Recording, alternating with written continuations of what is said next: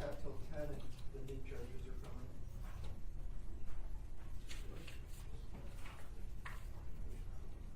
We're gonna take the other handcuff off, yeah.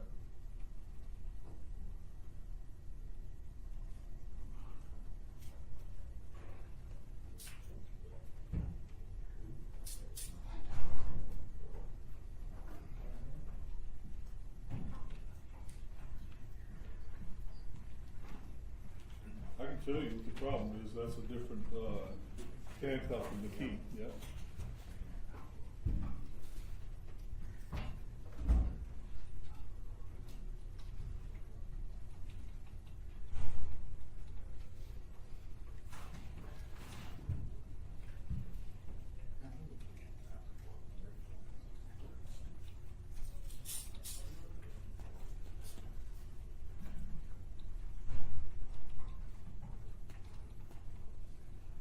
Different handcuff than the key.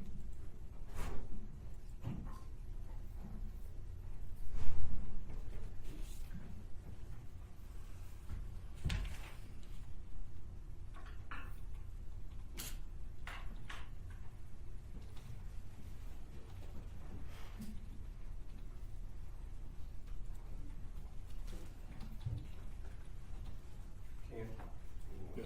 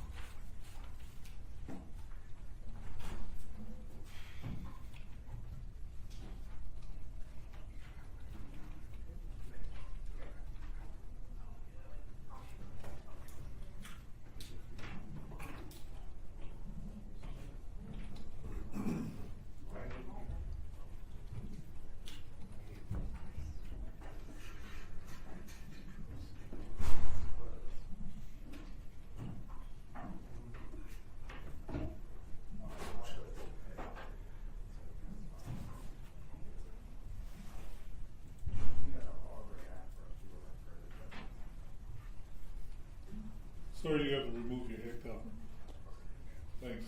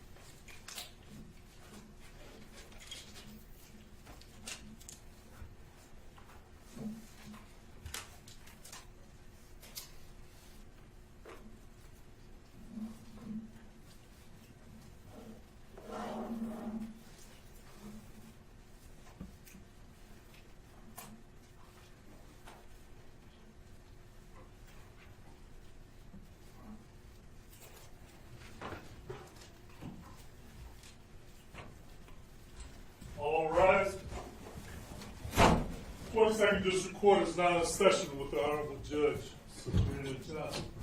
Good morning, everyone. Please be seated.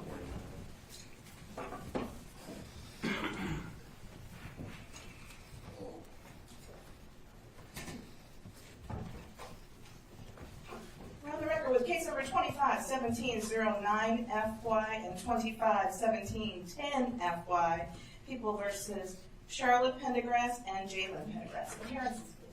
Good morning, Dominic DeGrazia, P69815 on behalf of the people. And good morning, Your Honor. For the record, Terry Johnson, P70773, on behalf of Ms. Charla Pendergrass, who is present and seated to my left. Good morning. Good morning. May it please the court, Judge. My name is Adam Clements. My P number is 77233. I'm from Perkins Law Group. I'm joined by attorney Kia Hickman from our firm as well. Kia Hickman, PA 67834. Oh, good morning to everyone. Good. Please, sir, please stand and state your name for the record. Jalen Pendergrass. Good morning, sir. Oh, this is the date and time set for preliminary examination. Do we have any preliminary matters we need to place on the record? A few things. Okay, go right ahead. First, Your Honor, I would ask for an order of mutual sequestration with an exception for the officer in charge. Okay. No objection on behalf of Ms. Charla Pendergrass, Your Honor. Any objection on behalf of Mr. Jalen Pendergrass? No. All right, very good. Court will order mutual sequestration. If there's anyone in the courtroom who's going to testify either today or in a later hearing, you need to step out until you are called, with the exception for an officer in charge. And for the record, your officer in charge is? Detective Sergeant Dennis Hartman from the Very Michigan State Police. All right. Next. I did want to let the court know, and I've let the defense attorneys know, maybe in November, but definitely in December, that based on some evidence that was discovered after the warrant was signed, that I may be seeking to change some of the charges at this hearing. So I wanted to let the court know. Again, this is depending on how the testimony goes, but depending on the testimony, I may be seeking to add charges of first-degree murder, felony murder, unlawful imprisonment, and also modify the current count 2, which is conspiracy to tamper with evidence. I would modify that to just tampering with evidence. So again, I don't want to make my motion now until I hear the testimony, but I do want to let the court know about that. I have subpoenaed a number of witnesses, more witnesses than I've ever subpoenaed for an exam before. One of those witnesses told me that he is sick and he's not here. My intention is to proceed without him, but again, depending on how things go, that is still an outstanding issue. I want to let the court know about that. All right, thank you. Other than that, Your Honor, at this point I am moving to admit as People's Exhibit 1 an autopsy report authored by Dr. Sean O'Brien, the Deputy Chief Medical Examiner of the Oakland County Medical Examiner's Office. I'm seeking to admit this at this time. Any objection on behalf of Ms. Charla Pendergrass? None, no objection for preliminary purposes only, Your Honor. Thank you. On behalf of Jalen, then? No objection. All right, we are admitting People's 1. And that report, in summary, just indicates that an autopsy was performed on the body of London Ryan Thomas on April 27, 2025. It was her determination that the cause of death was asphyxia and that the manner of death was homicide. And may I publish this to the court? Yes. Thank you, sir. So with that, Your Honor, the people would call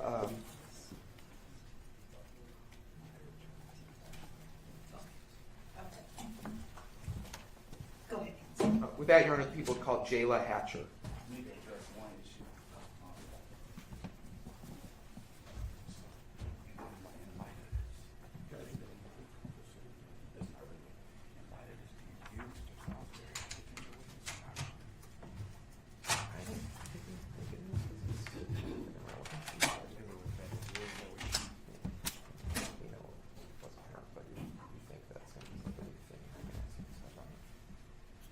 No, I think that he got a right to be here. It's his doctor. Sorry, Your Honor. Thank you. That's okay, that's okay. And the only other caution I have and consideration is my court reporter said everyone needs to be speaking from the podium when you come up. So, podium and then the witnesses have to all speak in the mic so everybody can be picked up. Was that the announcement? Yeah, okay. All right, just so everyone knows, we have to be at the podium. Thank you. Your first witness is on.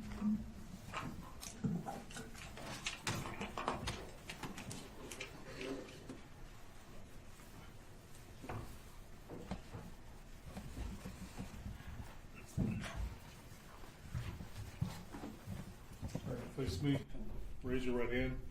Do you solemnly swear or affirm that the testimony that you're about to give will be the truth? Yes, I do. Have a seat.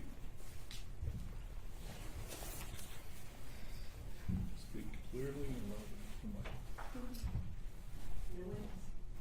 loudly. All right, ma'am. Could you please state your name? My name is Jalen Pendergrass. All right. Now, I'm going to ask you to really speak up loudly. I know that you probably think you're speaking in a normal voice, but everyone's got to be able to hear you. So if you can really concentrate on speaking loudly, even though there's a microphone in front of you, okay? Yes? I got you. Okay. So, did you know a person by the name of London Thomas? Yes, she was my sister. All right. And was she your biological sister? Yes, by the same mother. All right. And how old are you? Me, I'm 20 years old. Okay.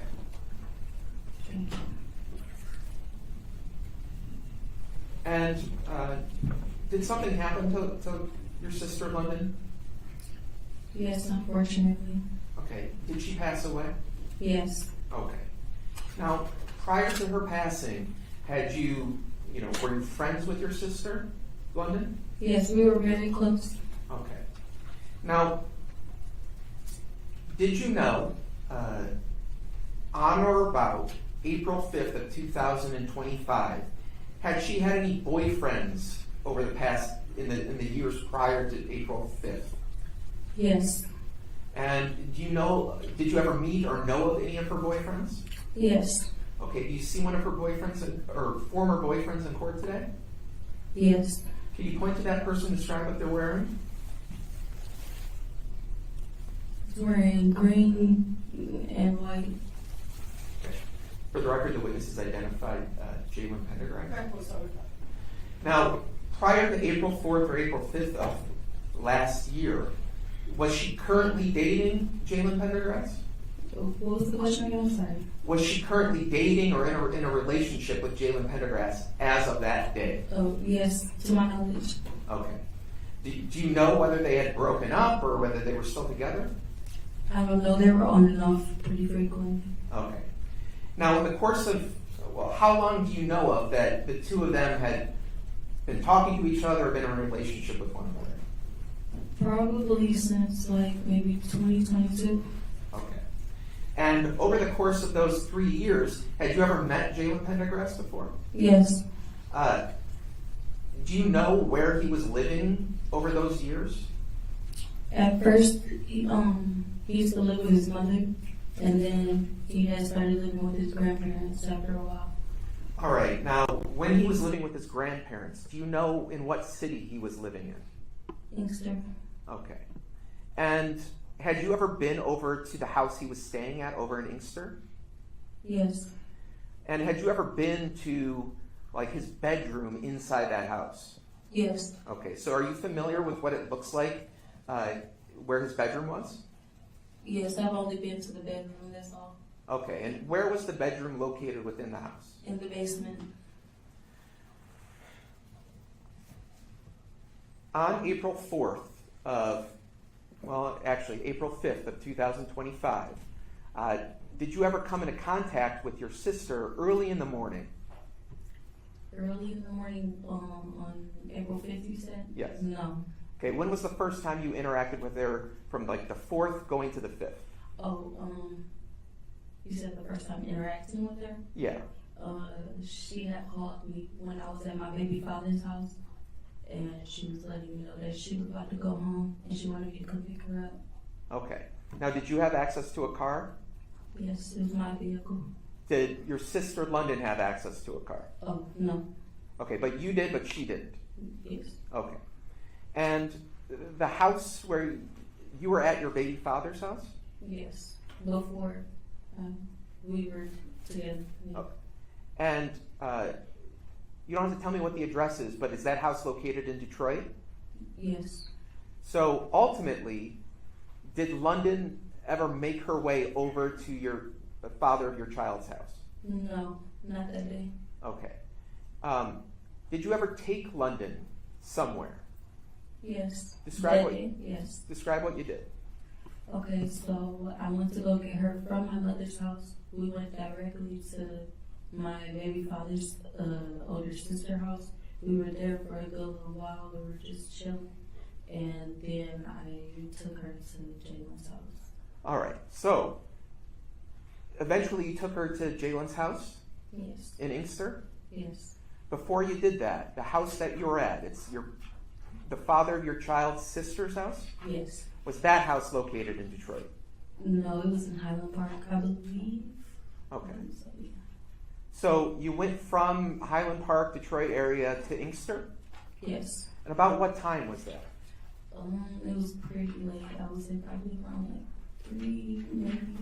Yeah, it was around that time. Like we were there until like 3, and it takes a minute to get to Inkster. Now, when we say 3, are we talking 3 in the afternoon or 3 in the morning? A.M. Yes. Okay, so would this be 3 a.m. on April 5th of 2025? Correct. Okay. And did your sister London say why she wanted to go to Jalen's house? Not really. I know she had his phone. Okay. She just wanted to go over there, but I didn't think nothing of it. It was pretty usual to me. How did you know that she had Jalen Pendergrass's phone? When she got to my mother's house, she called me and told me that she had it. Okay. So, when you went to Inkster, who was in the car with you when you went to Inkster? It was me, London, my baby father, and my daughter. All right, the father of your child, what's his name? Saquon McKinney. And your child that was with you, how old was that child at the time? She was about 4 months, probably. 4 months old? Yeah, probably. Okay. Going on 5, yeah. So the 5 of you, 4 of you, went to Inkster. Did you stop anywhere on the way? Not that I recall. All right. So what happened when you arrived in Inkster? When we got to the grandparents' house, we were sitting there. We had pulled up. It was on the other side of the street. London had got out of the car. She left all her things. She said she's gonna come get them when she gets in the house. But she was out there for like maybe 5 minutes. I told the father of my child, I'll be right back because I'm gonna go, make sure she gets in and stuff. So I had went back there to his backyard and we were knocking on the doors and. All right, let me stop you here for a second. I got you. The house that you were at, was that located at 27262 Carlisle Street in Inkster? I'm not certain of the address, but I know it was definitely on Carlisle Street, his grandparents' house. All right. Now, this house that you were at, is there a front door to the house? Yes. Is there like a door to either on the side of the house or in the rear of the house? On the rear of the house, it was the door at the back. Okay. So, when you first pulled up to the address, you said that London got out of the car? Yes. Did the rest of you stay in the car? Yes, but then shortly after I had got out and I left my baby with her dad. Okay. So when you got out of the car, did you go to the front door or a different door? No, we went straight to the back door. That's the door she usually enters through. All right. And did you see London try and get into the house? Meaning?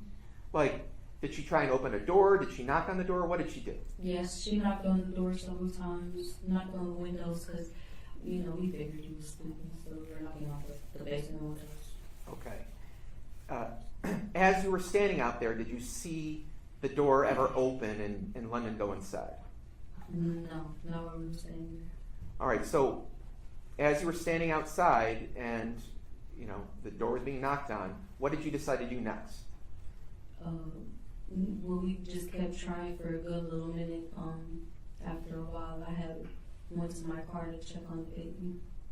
And when you say like a little minute, are you talking like literally 1 minute or more than 1 minute? More than a minute. I'm just, Okay. probably like a good maybe 15 minutes. We tried because we thought he was sleeping.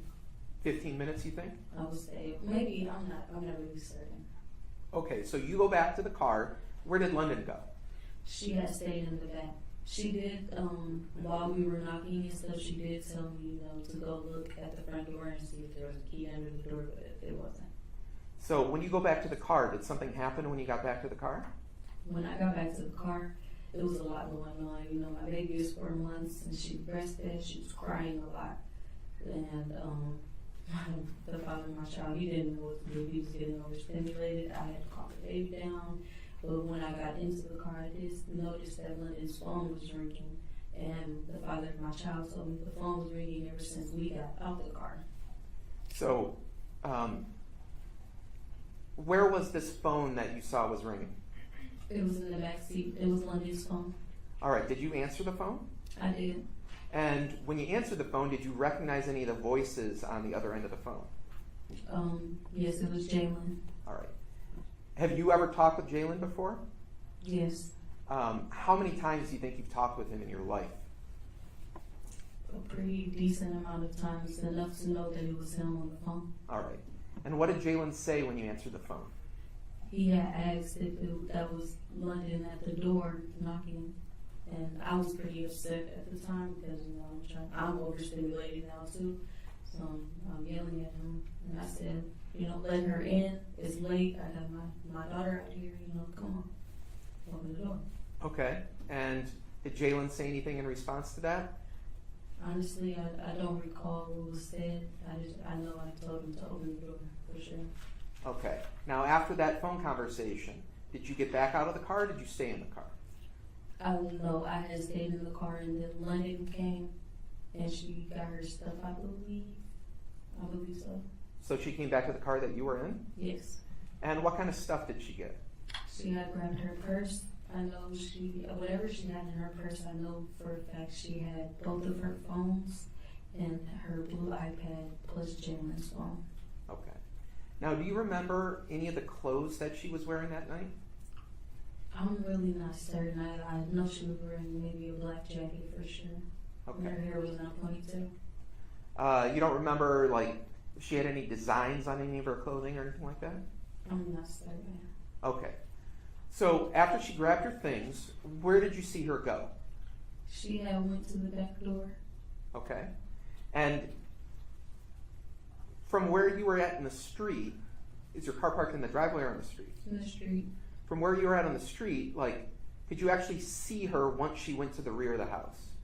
No, but she said her goodbyes, and when she said, "I love you," I said, "I'll call you later, sister." You can go. Basically, that's what she told me. So, All right. I didn't see her going though. But So after she went to the rear of the house, what did you do next? I had pulled off. And before you drove away, did you wait for some period of time before you left, or did you just basically leave as soon as she went out of your eyesight? I don't recall. I probably stayed there for maybe about 2 minutes. If I did, I'm not even certain. Okay. After you left, did you have any phone communication with London after that point? Yes, London called my phone. All right. Where were you when she called your phone? I was down the street. I don't think I was going up Inkster Road. And did London say anything when she was on the phone? Yes. What'd she say? She said, tell Jalen that y'all are gone. Okay. And after she said that, did you talk to Jalen? No, I don't believe so. He was at the door though. The door was open. She was getting in. I watched her. All right, so let's back up here a second. Okay.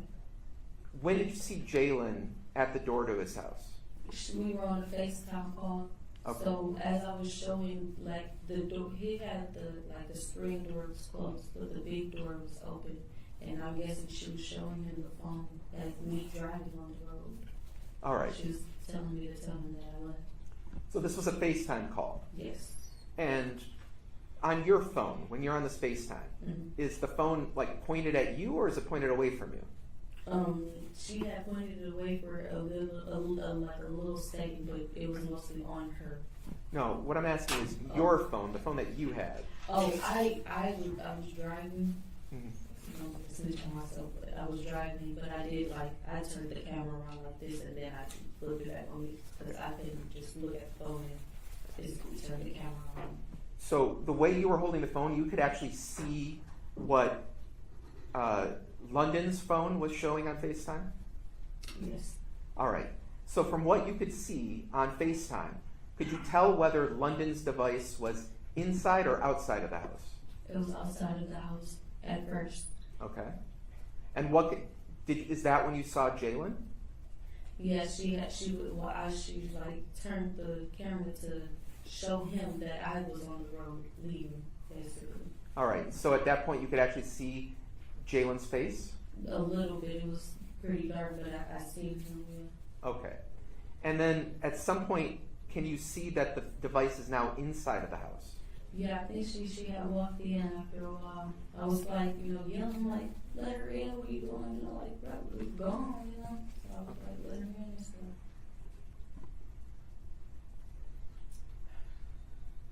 At some point, either on this FaceTime conversation or any other FaceTime conversations that were taking place in that early morning, could you ever tell that London's device was in the basement of the house? When by the time I had got back to my baby father's house, she did FaceTime me.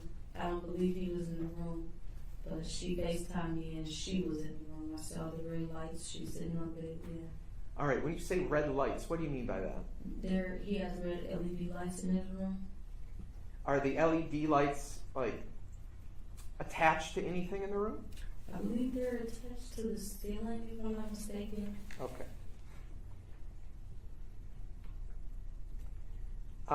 So this was another FaceTime call after the first one while you were driving? Yes. Okay. On the second FaceTime call, did London appear to be injured or hurt in some way? No. Okay. Throughout that night, okay, until you went to bed, did you ever receive any text messages from London? Yes. Okay, describe how that came about. Not too long. I think, I'm not even sure if it was before or after the FaceTime call, but she did text my baby father's phone with a message saying something about, Hold on. Your response. Well, I'm not offering for its truth. Then I would ask what is being offered for, then, Judge. Well, I think it goes to the occupants of the room at the time the message was sent. Not the content of the message. I'm not offering for its truth. Mr. Johnson, you're saying? I concur with Mr. Clements on this, Your Honor. This is hearsay, and he's getting into the details of the message. I don't think that's appropriate. I don't know of an exception to the hearsay rule that would allow that. She's on the phone. She got a text message from her child's father that you want to use to show the location of the defendant at the time. I want to use it to show who she was in contact with at the time the message was sent. Overruled. What did the text message say?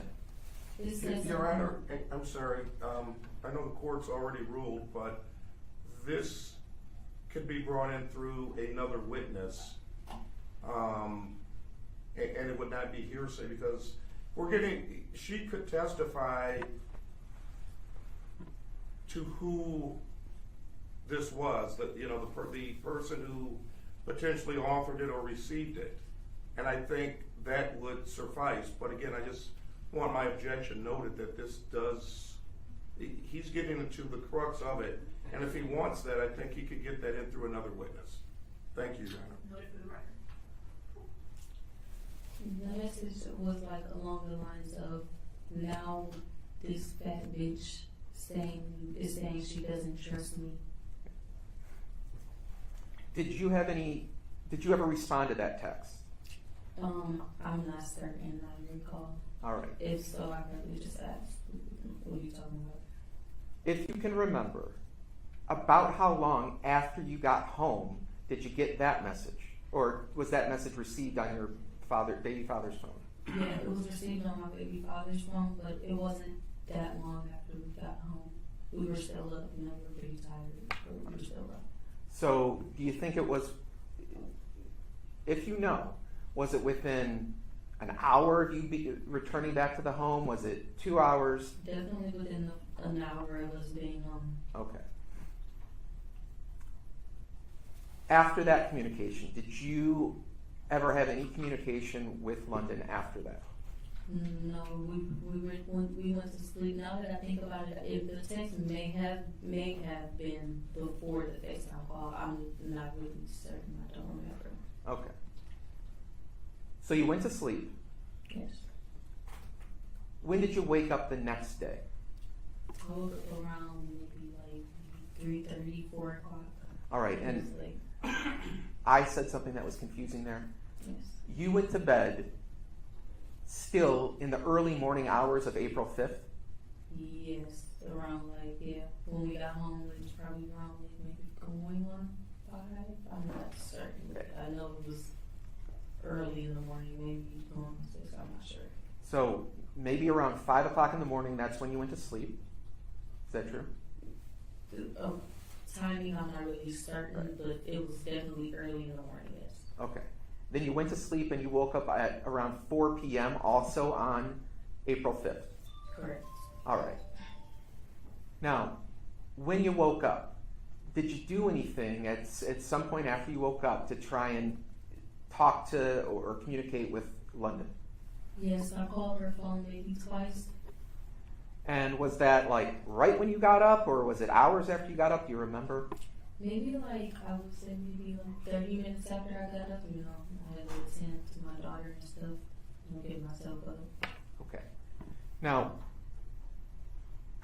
when you tried communicating with her, did she ever answer the phone? No, it went straight to voicemail. Did you ever try and send her like text messages or social media messages that weren't verbal? Yes. Did she ever respond to any of those messages? No. So, what did you do after you weren't able to get in touch with her? I started, wondering, it's late. This isn't like her. Why is she not taking or answering the phone? Her phone, she doesn't let her phone go dead. That's one thing about her. So then my baby father recommended, hey, why don't you look at her location? I looked at her location. All right, so let's break this down for a sec. Right. Did you or London have a setting on their phones which would allow you to see the location of your devices? Yes. Okay. And what program did you use in order to try and see the device locations? Meaning the app? Yeah. It was called Find My, I believe. Okay. Find My iPhone, stuff of that nature. So when you tried to find out where the location of London's device was, what did you find or see? It said that she was at some elementary school or near some trailer parks in Westland, Michigan. Now, did you think that was unusual? Yes, Why is that? because I dropped her off in Inkster. Her orientation was in Radford. All right, you've made reference to an orientation right now. What does that mean? Orientation meaning she had an orientation for the job the next morning. Jalen said that he would take her to it. It was at Little Caesar's Pizza in Radford, Michigan. Okay, so she had she had an appointment with her job. Had she just started working at this job? She didn't even start working there yet. Orientation is, getting your shirts and stuff, Okay. stuff like that. And the location of this business was in Redford. Yes. So, did you have any reason why why that device would be at a field in Westland? I wasn't certain. That's why I was so eager to figure out. All right, so what did you do after you saw that? I called my mom. I let her know what was going on, Linda was answering her phone. And I dropped my baby off to my mother to then go to the location in Westland. All right, and so did you go to the location where it indicated the device was? Yes. Did you see London there when you got there? No. Did you find her device when you got there? No. All right, so what did you do after you didn't see London or the phone there? We went to his house, When you say his, or grandparents, his grandfather's house. you mean Jalen Pendergrass's? Correct. So that's in Inkster? Yes. So when you did you go to the same house that you'd gone to earlier that day? Yes. And when you went there, did you see London there? No. Did you see her phone there? No. So what did you do when you got there? When I got there, instantly I seen his mother coming from or she was in the backyard, but as I was getting out the car, she was walking down the driveway. All right, now when you say his mother, whose mother are you talking about? Jalen Pendergrass. All right, this person that you referred to, do you see them in court today? The mother? Yes. Yes. Can you point to that person and describe what they're wearing? Okay, and what is the person wearing? Green and white. Now, there are multiple people here wearing green and white. Is she the person closest to me or farthest away from me? Closest. For the record, the witnesses identified Charla Pendergrass. Right, well, sorry. Now, before that day, had you ever met Charla Pendergrass before? I've met her maybe like once. Okay, where was that at? It was at the house he used to stay at with his mother. Okay. So, when you first saw her, was she outside or was she inside the house? When I first saw her at the grandparents' house, Yes. she was outside in the backyard on the phone. Did you talk to her? When she came down the driveway as I was walking up, yes. Okay, and what did you ask her anything or what did you say to her? I was basically saying, "Where's London? Have you seen her?" She's not answering the phone. And what was Charla's response to that? She said, "No, I haven't seen her." Okay. Did she say anything about London besides "I haven't seen her"? Well, I really don't recall. I know I was getting pretty rowdy because it's my younger sister, and I dropped her off here last night, and you're here. You don't live here. And I'm asking where my younger sister is. And you as a mother, I'm, expecting you to know. Did you ever ask her if you could talk to Jalen? Yes, I did. What was her response to that? She said, "No, he has work. I'm not waking him up." Okay. How did this conversation between you and Charla Pendergrass end? She walked away, and at the end, she had walked away, ended up going to go get him, I believe. Okay. She was standing outside. Now, from you having this conversation with her, did it seem as if she was trying to help you, or how would you describe her behavior? I object. I object. That would be speculation in terms of didn't see. Now, I think the second part of the question is okay if he's asking about what her observation was, but whether or not it seemed like she was doing something would be speculation. Well, I don't think it's speculation. She can testify about her impressions of her behavior and her demeanor. You can ask that, but not that it seems those are two different things. You want to rephrase that question? What's his name? What did you observe about her behavior and demeanor when you talked to her? At first, when I was talking to her, I don't know, it seemed like her voice was pretty shaky when she was on the phone. I don't know what that was about, but it did seem like she was lying. She said something along the lines of, Objection, move to strike, and so that would be speculation, and I would move to strike that. It seemed like she was lying. It's total speculation. Well, I mean, Same difference. yeah. Then the objection will be relevance, Judge. Overruled. What about what she said made you think she was lying to you? she said London walked off. All right, so this is what I want to ask you about now.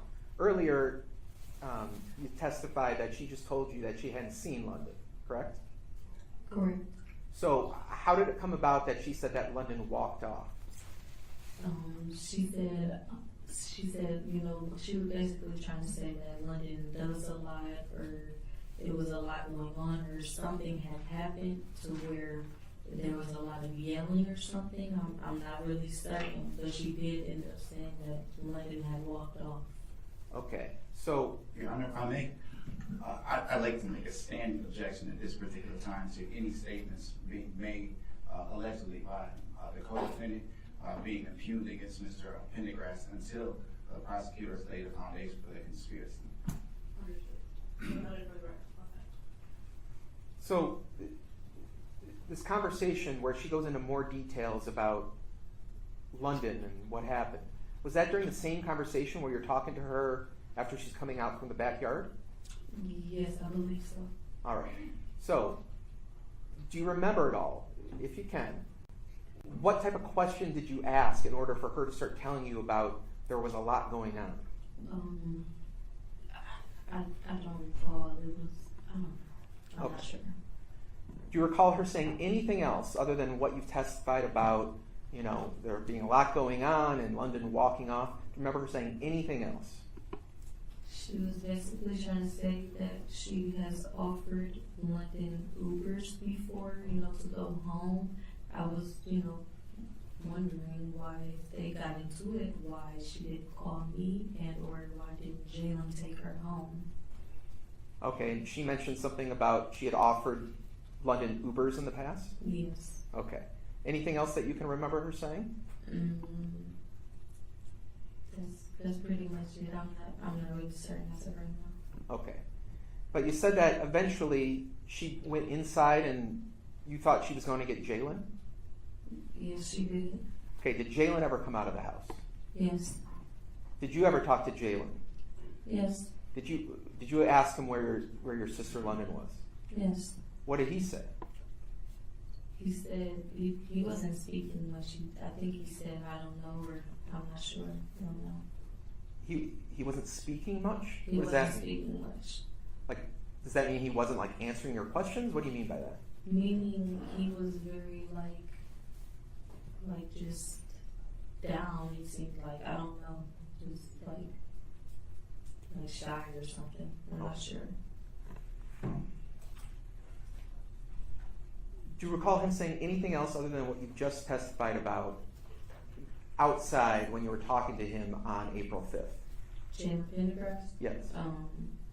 He said, I really don't remember what he was saying because, like I said, he wasn't saying much. He didn't say much, but all I know is that I did ask him, if your mother wasn't here, would you have taken London home? Because she did say that she didn't let him take her home.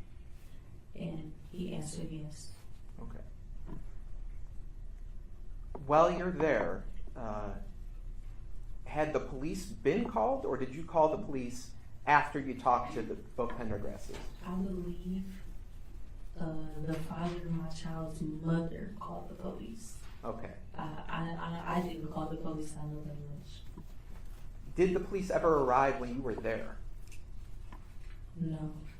Okay. Did you ever leave the area on Carlisle? Yes. And did you communicate with any police officers after you left Carlisle? Yes, we had came back. Back to where? Back to the house in Carlisle. All right, so let's break this down real quickly. Right. You were at Carlisle, you had this conversation, and then you left. Yes, I only left because she was trying to leave. Okay. When you say she, who are you talking about? Charla Pendergrass. Okay. You said she was trying to leave. What makes you say she was trying to leave? She kept saying she had to go pick up medicine for one of the grandparents, I'm not sure. But my baby father, he didn't think that was Objection to what her baby father thought. That's fine, Your Honor. I'll allow it. So without telling me what he was saying or thinking, did Charla Pendergrass ever leave? Yes. Okay. Why did that make you leave? My sister is missing. I don't know what she's trying to do. I'm not sure of the word, but just. So she's trying to make sure. Where did you go? I believe we had pulled up to a Dollar General. I think it was a Dollar General. Okay. Was that in Inkster or some other place? It was in Easter. It was not that far from the house on Carlisle Street. All right. So you go there. Yeah. After you're there, do you go back to Carlisle Street? Yes. All right. when you returned back to Carlisle Street, had the police, were they already there, or did they come when you came back the second time? They were there when we came back. Okay. And did you talk to the police then? Yes. Okay.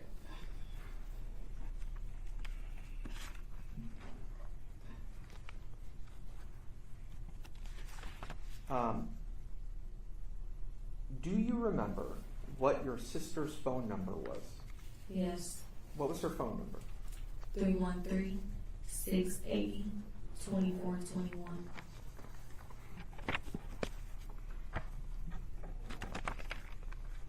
After you dropped her off in the early morning of April 5th, did you ever see your sister alive again after that day?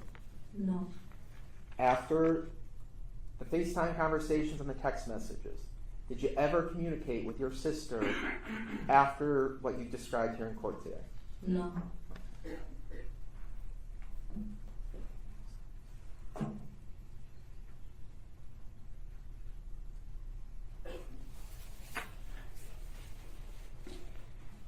In your experience,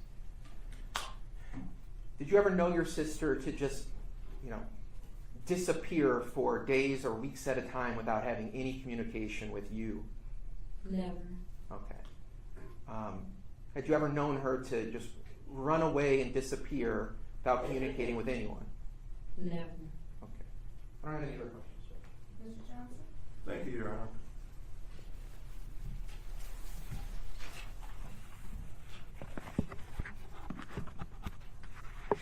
Good morning, Ms. Hatcher. Good morning. Ms. Hatcher, my name's Terry Johnson. I represent Ms. Charla Pendergrass. I'm going to ask you some questions about the 5th and some other questions that Mr. DeCrazia asked you as well. At any time you don't understand, just say I don't understand or stop me, okay? Mm. That a yes? Yes. Okay, you have to say yes or no so we can take all this down, okay? Gotcha. Okay. I want to go back to the morning of April 5th. You testified that you picked up London from your mother's house, correct? Correct. And then you went to your baby daddy's house in Highland Park, correct? No, his sister's house. His sister's house, thank you. And you chilled for a while, correct? Yes. Okay. What does chill mean? We were just chilling, just talking. Really, I think they smoked, That was about it.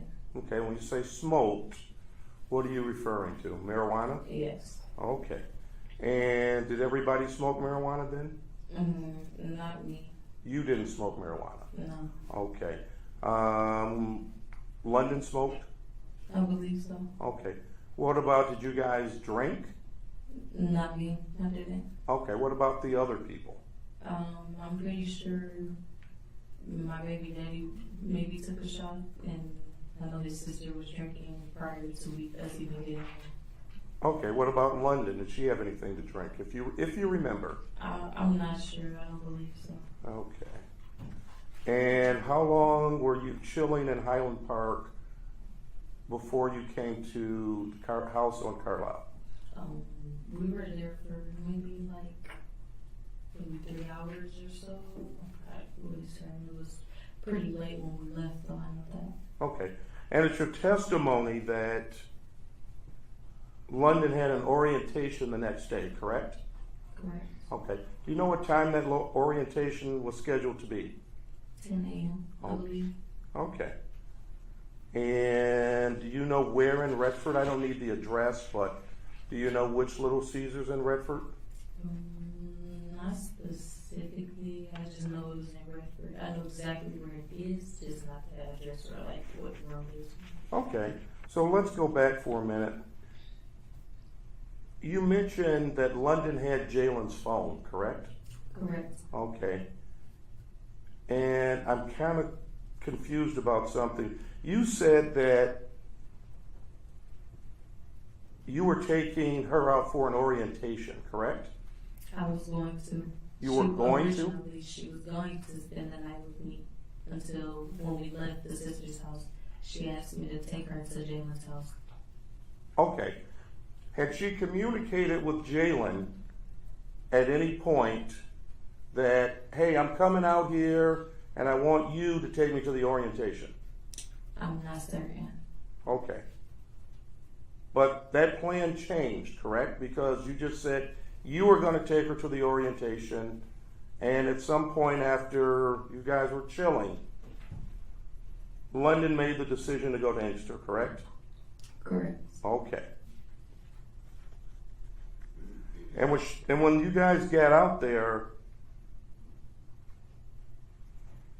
fair to say, well, that would be speculation. Let me ask a different way. When you got to the house, London got out, you stated London got out of the car first, correct? Correct. London didn't take her things, correct? Correct. Okay. Do you know why London didn't take her things? No, I'm pretty sure she was just trying to make sure she was able to get in the house first. Okay. So, she wasn't able to get in the house for a while, correct? Yes. Okay. And I just want to make sure I understand your testimony. You stated you went around the front to look for a key? Yeah. Had you done that before? No. Why would you look for a key? I'm just curious. She asked me to. Okay. And Mr. DeGrazzi asked you also about this house. This house has a back door which you were at, correct? Yes. And has a front door, correct? Yes. Did anybody knock on the front door? No. Why didn't you knock on the front door? I'm assuming because his room is in the basement. Okay, but I'm not asking what someone else did. I'm asking why you didn't knock on the front door. I don't usually knock on the front door. How many times have you been to that house in Inkster on Carlisle? I'm not sure how many times. I know I was there for sure once before, but I don't think it was many times after that. Okay, when you say once before, when was this once before? It was like maybe the year before on his birthday. No, yeah, I think so, yeah. So you hadn't been, just so I'm clear, you hadn't been to that house in a year, correct? Other than dropping her off now. Okay. And in the past, when you dropped her off, had she, to your knowledge, communicated with someone, hey, I'm on my way over here, I'll be there in a few. Had she done that before? Not to my knowledge. As of that night, no.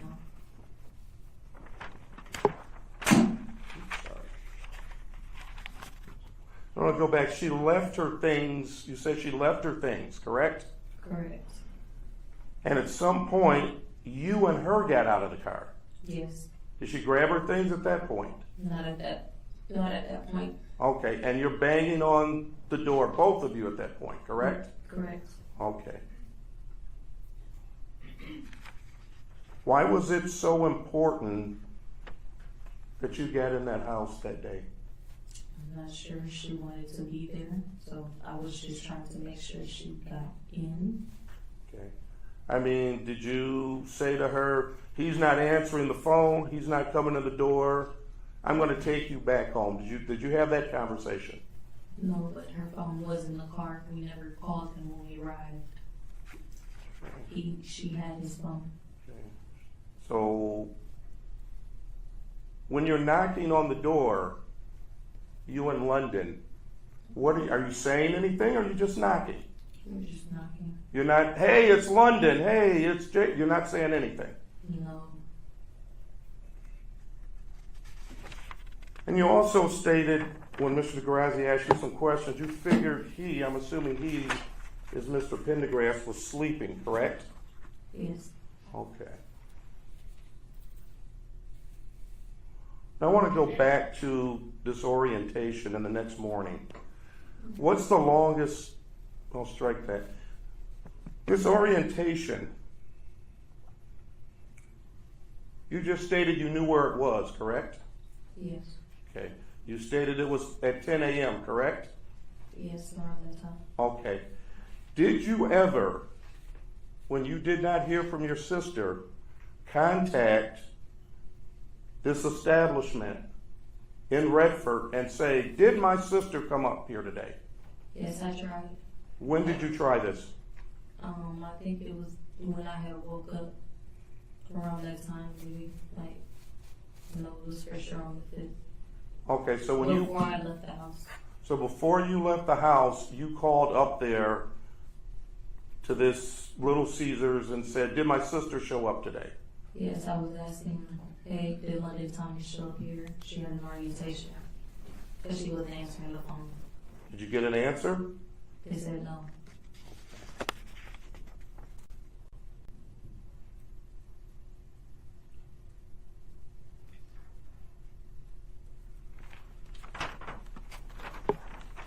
And how many times in the past have you met my client, Ms. Pendergrass? Maybe like once before. When was that? That was at, I believe it was her residence. I'm not sure where it was specifically. It was not the residence in Inkster, correct? No, And when you met her, how much time did you spend with her? not that much time. It was just an introduction. So it was a hi, how are you? Yeah, she offered us, I think it was ice cream or something. We were getting ice cream out the fridge or something. Okay. Would you say that interaction that you had with Ms. Pendergrass lasted 3 minutes or less? Not really, but she was talking to Jalen, I believe, when we were just there. Okay, but I'm talking about your interaction with Ms. Pendergrass, not anybody else's. No, Okay, how long would you say prior to April 5th, how much time had you interacted with Ms. Charla Pendergrass? not that much time. Okay. Very little. Very little. Yeah. Okay. So when you make statements about she was nervous and other things, you really don't know her well enough to know whether she's nervous or not, correct? I don't know her enough, but Thank the you. look is familiar. You say the look is familiar, but you You don't. can tell when someone is anxious and or nervous. It's not that hard. Do you know what else was going on in her life that day? I'm sorry? Do you know what else was going on in her life that day? No. Okay. And you mentioned it was getting rowdy. I'm sorry, I was getting rowdy, Correct. meaning you. Yes. Okay. So when you were getting rowdy, did she appear nervous at that point? I'm not sure. My judgment was clouded because I was just trying to figure out what my younger sister is.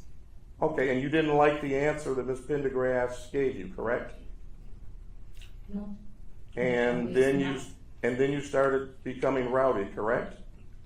Not really rowdy, but I was sort of kind of like trying to just understand what she was saying.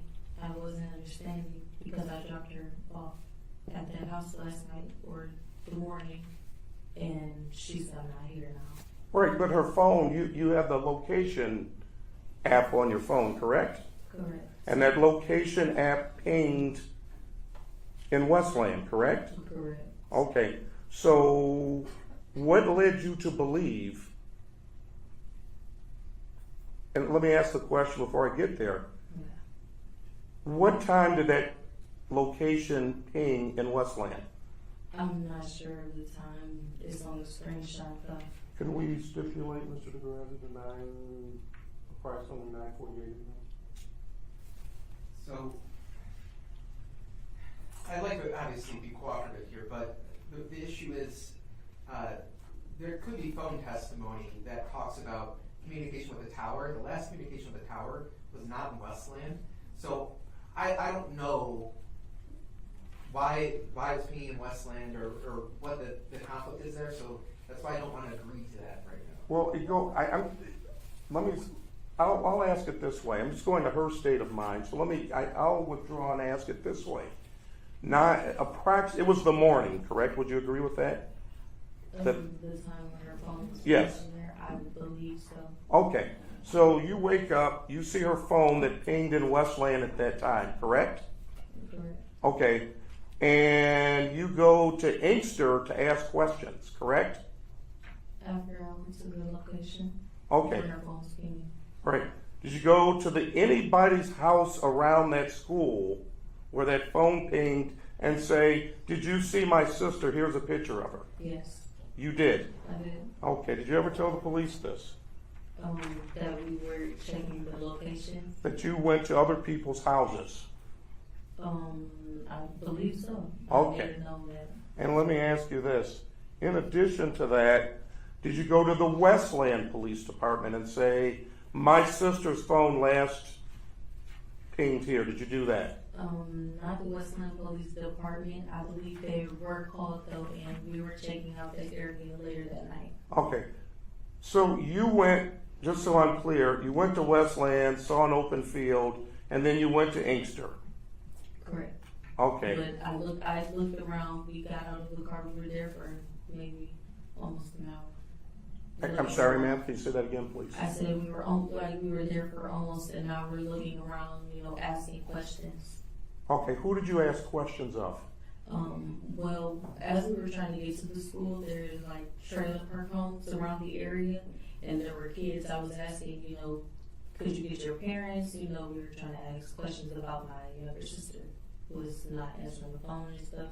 And they said that she's pinging here. So, yeah. And you also mentioned one other thing that my client was trying to leave, correct? Correct. Okay. And are you aware that there were elderly grandparents in the house? Yes. Okay. Were you aware that Ms. Pendergrass left and came back in a short amount of time? Yes, I followed her. Oh, you followed her. Correct. Why did you follow her? I wasn't know where she was going. I didn't know she was lying. I don't know. I followed her. Is this before or after you called Inkster Police? I didn't call, but they were there. I'm sorry? I never called Inkster Police. Okay.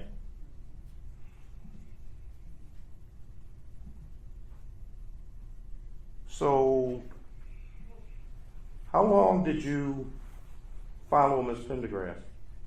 Until she got to the location. What location? I believe it was a Dollar General. Okay. And did you confront her at the Dollar General? No, she came up and asked if we had $10. Ms. Pendergrass asked you if you had $10? Yes. She was laughing, saying she forgot her purse. What other conversations did you have with her there? Nothing really. We told her we didn't have it. Did you follow her back to her house? Yes. Well, the grandparents' house. Did you talk to the grandparents? No. Why not? They never came outside. Did you ask for them? No.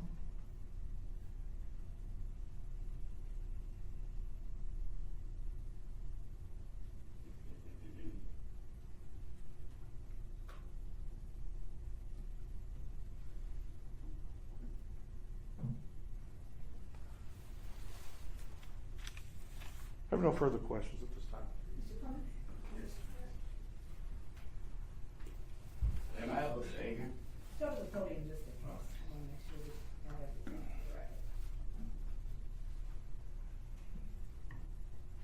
Ma'am, good morning to you. Good morning. I'm going to ask you some questions. I promise you I will not ask the same things that you've already answered, okay? Okay. Now, if I do ask you a question that you don't understand, let me know. I'll try to ask you a better question, okay? Okay. Now, one of the things that you indicated to Mr. Johnson is that you don't believe that London was drinking the night that you were chilling. Is that correct? I don't believe so. Okay.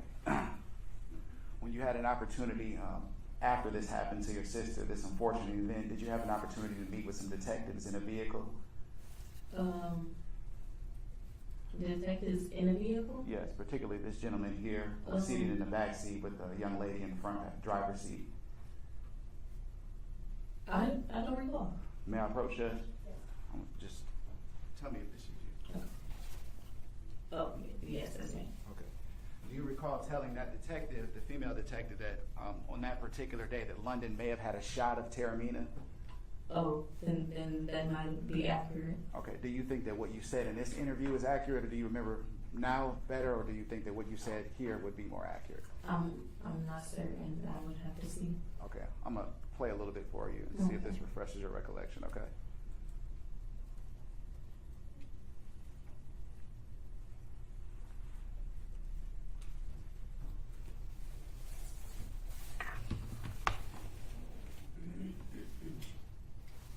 The night before? Before you dropped her off? I know she probably took one shot, but she was not drunk. Okay. You know? Were you talking about the evening that you dropped her off, or the early morning hours?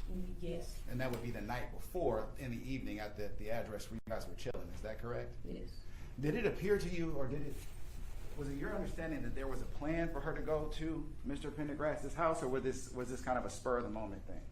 Yeah, like when we got into the car and we were leaving, it was just brought up, hey, can you take me to Jalen's house? Okay. You'd agree you're older than London, correct? Correct. What's the gap in age between the two of you? Well, she would be 18 as of right now, and I'm 20 years old, so I would say maybe 2 years? I'm not sure. Okay. At the particular time? I'm sorry. So a couple of years, is that fair to say? Maybe a year and a half or 2, I'm not sure. Really. At the particular time that you were traveling to the house on Carlisle Street or in Inkster, it's about 4 o'clock in the morning, fair to say? Around that time, yes. Okay. Did you ever get the impression that perhaps your sister was not welcomed at the location? Not really. Okay. I mean, the fact that they weren't answering, well, he wasn't answering the door, I just assumed he was asleep, not that she wasn't welcome.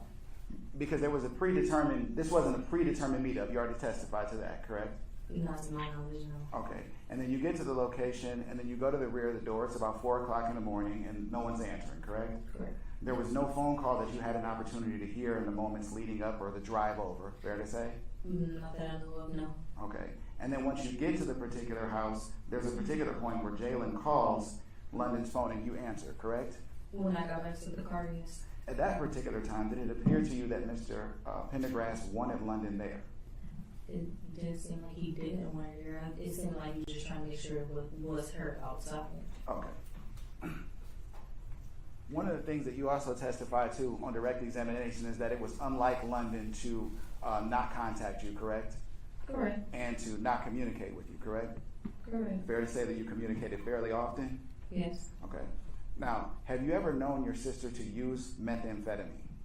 No. And you told the detectives that, correct? They never asked.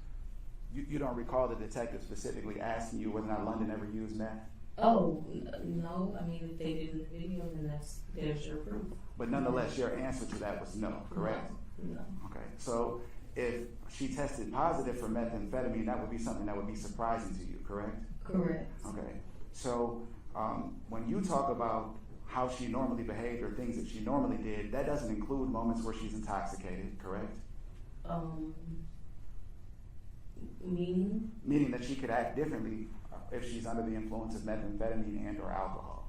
Not really. Okay. London is pretty blunt and straightforward person. What I'm getting at is, ma'am, is you're making conclusions based upon when you've observed her and how she functions with you, correct? Yes. Okay. On the particular date and time is your testimony that she had, well now it's your testimony that she had some alcohol but was not drunk, correct? Sure. Okay. And so you're making assessments based upon how she presented while you were with her, fair to say? Obviously, yes. Okay. Did you ever get the impression when you communicated with her later on after you dropped her off that she was either inebriated or under the influence of any type of substance? Not really. Okay. Did she ever seem to be upset, hysterical, afraid at all? No. Now the text message And that day? Yes. No. Okay. Now the text message communication that you testified to about direct examination with Mr. DeGrazia, that text was sent to Saquon's phone, correct? I believe so, yes. Okay. Did you see the text? Yes. Okay. Did he bring you the phone afterwards and that's when you saw the text? Or did you just have his phone? No, we were next to each other. I seen the text message. He was like, hey, Money, texted me. Okay. That's what I'm saying. So Yeah, basically. Yes. okay. So you essentially, right when he gets it, he shows it to you, correct? Yes. Was there any concern that you had at that particular time based upon that text message? Not really. No, not really. Do you recall whether or not this was whether or not this was a weekend or whether or not this was a weekday? I'm not certain what day it fell on. Was London in school at this particular point in time? No, really. I'm not sure. I know she was doing some online classes. I'm really not certain though. I believe so. I'm not sure. Did the two of you live together at the time of this incident? I was really most like I'm staying with the father of my child, and she was living with my mother. Okay, so you weren't in the home, fair to say. No, when I picked her up, no, I was at a different residence. How would you describe the nature of the relationship between London and Jalen? On and off, Okay. I really don't know how to describe it. Maybe unhealthy. Okay. Did it ever come to your attention that Mr. Pendergrass had another girlfriend? I think I'm not sure about another girlfriend. I know there were other girls. Okay. When you responded back to the location after having gone to the area in Westland where the phone was pinging, there was a particular point in time where the police responded to the location, correct? I'm sorry, question was? When you got back to the home in Inkster, after you had gone to the field in Westland, Yes. the police responded to the location, correct? Not. The police were there after we followed Charla back to the house. And then when you arrived, the police were there. Correct. Okay, did you see them go inside the home Not immediately. at any point in time? I believe they went in maybe later on that night. I'm not certain. It may have been sometime after that. I'm certain. When you say later on that night, this is not in the morning hours when you... Yeah, honestly, I don't. I'm not sure if they went in that day. I'm not sure. Okay, let me ask a more centered question. After going to the field in Westland, what time was it approximately when you went back to the home on Carlisle and Inkster? You said after going to Westland?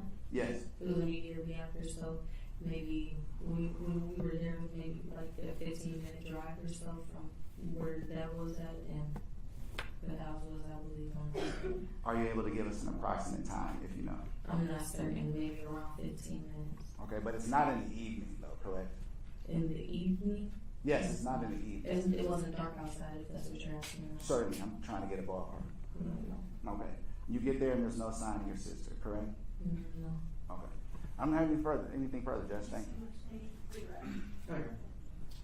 Excuse, thank you so much, Ms. Hatcher. People call the Nigel Wilkins.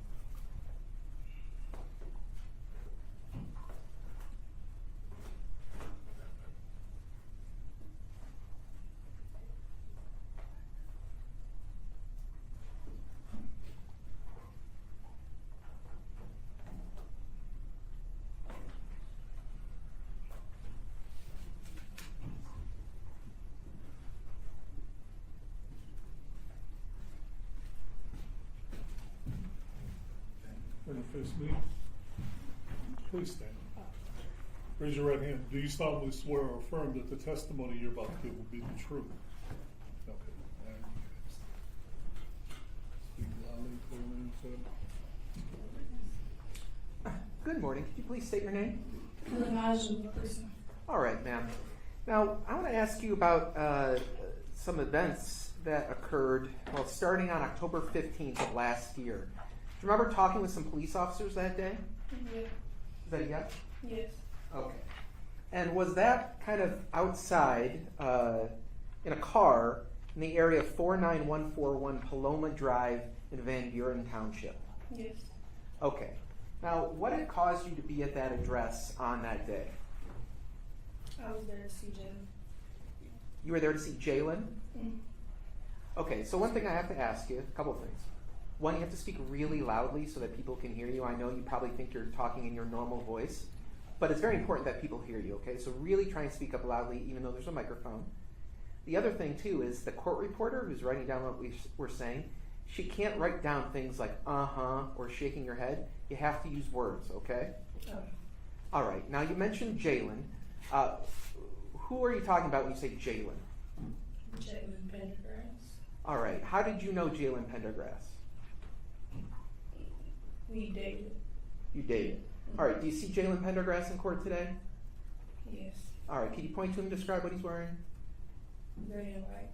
All right. Is he, now there are people wearing green and white in the courtroom. Is he closest to me or farthest away from me? Farthest. Okay, for the record, the witnesses identified the defendant. Now, you said that the two of you had dated each other? Yes. All right. When did you first start dating or talking with Jalen Pendergrass? Sometime in 2024. 2024? Yes. And how did you first meet him or talk to him? At work. All right. And eventually, after you first started talking to each other, did you start a romantic relationship with him? Yes. Now, were the two of you like ever exclusive, like you're only seeing each other, or were you dating other people at the time? We was on and off, but as far as I know, when we was exclusive, it was nobody else. All right.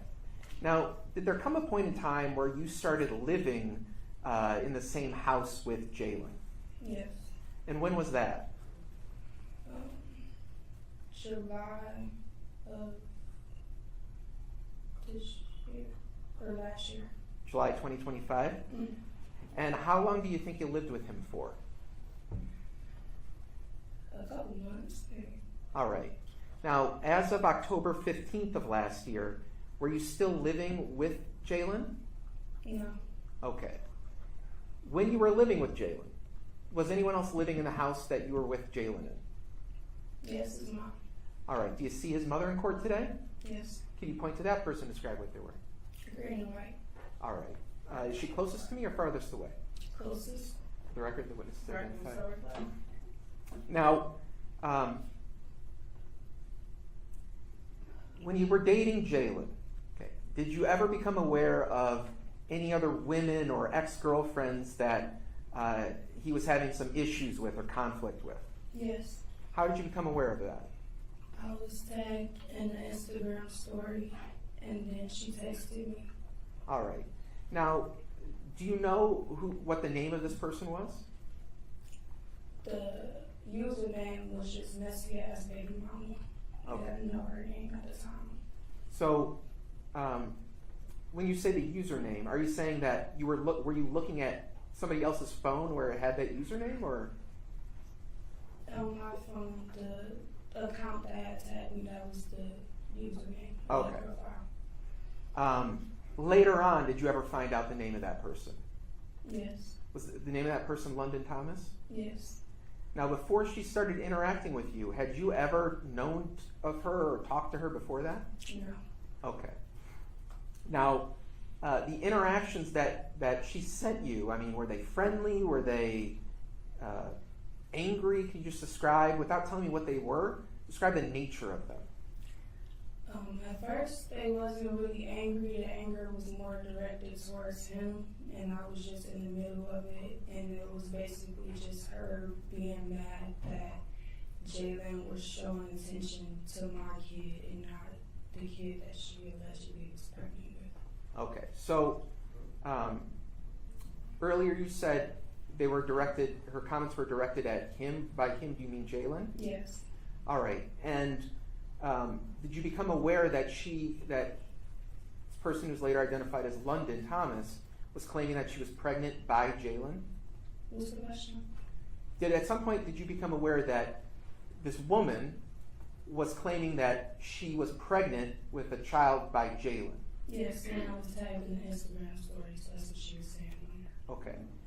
What did Jalen ever say about this girl when you were tagged in these conversations? Before I even saw it, he just, he called me and he said, "Don't pay no attention to it, she lying." Okay.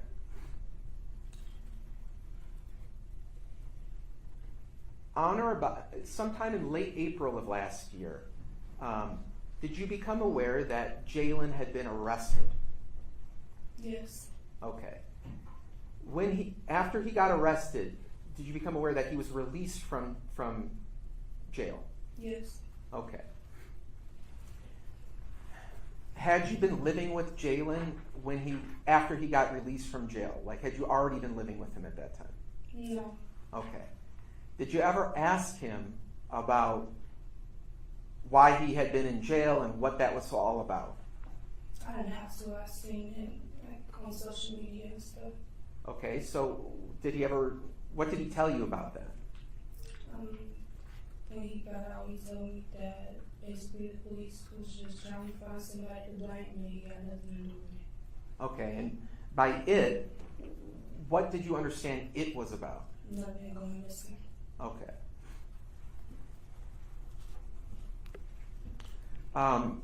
Did you ever have any FaceTime conversations with Jalen after he was released from custody in April, where he talked about why he had been in jail and about London?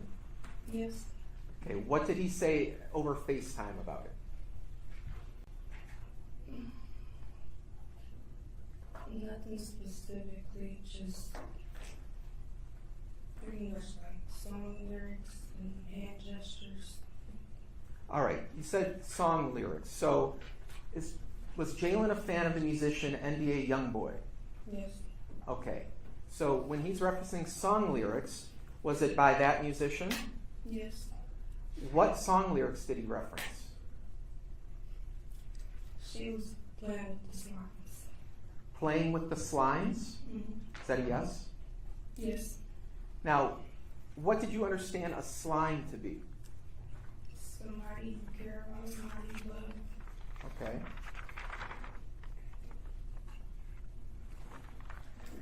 You said he was making some gestures? Yes. What gesture did he make? This, like this. Okay, you just made a gesture with your hand across your throat? Yes. So like a throat slashing gesture? Yes. And that was part of the same conversation where he referenced these song lyrics? Yes. Did he ever encourage you to listen to a particular lyric in one of NBA Youngboy's songs? Yes. What was the lyric he wanted you to listen to? Put the bitch up in the trunk, her family never see her again. Okay. After that conversation, did you talk with him again, maybe about a week later, about what happened? Yes. Okay, describe how that conversation came about. We couldn't really talk about it on the phone, so we agreed to talk in person, or just like see each other in person. And I went to his house and I asked him like, what exactly happened.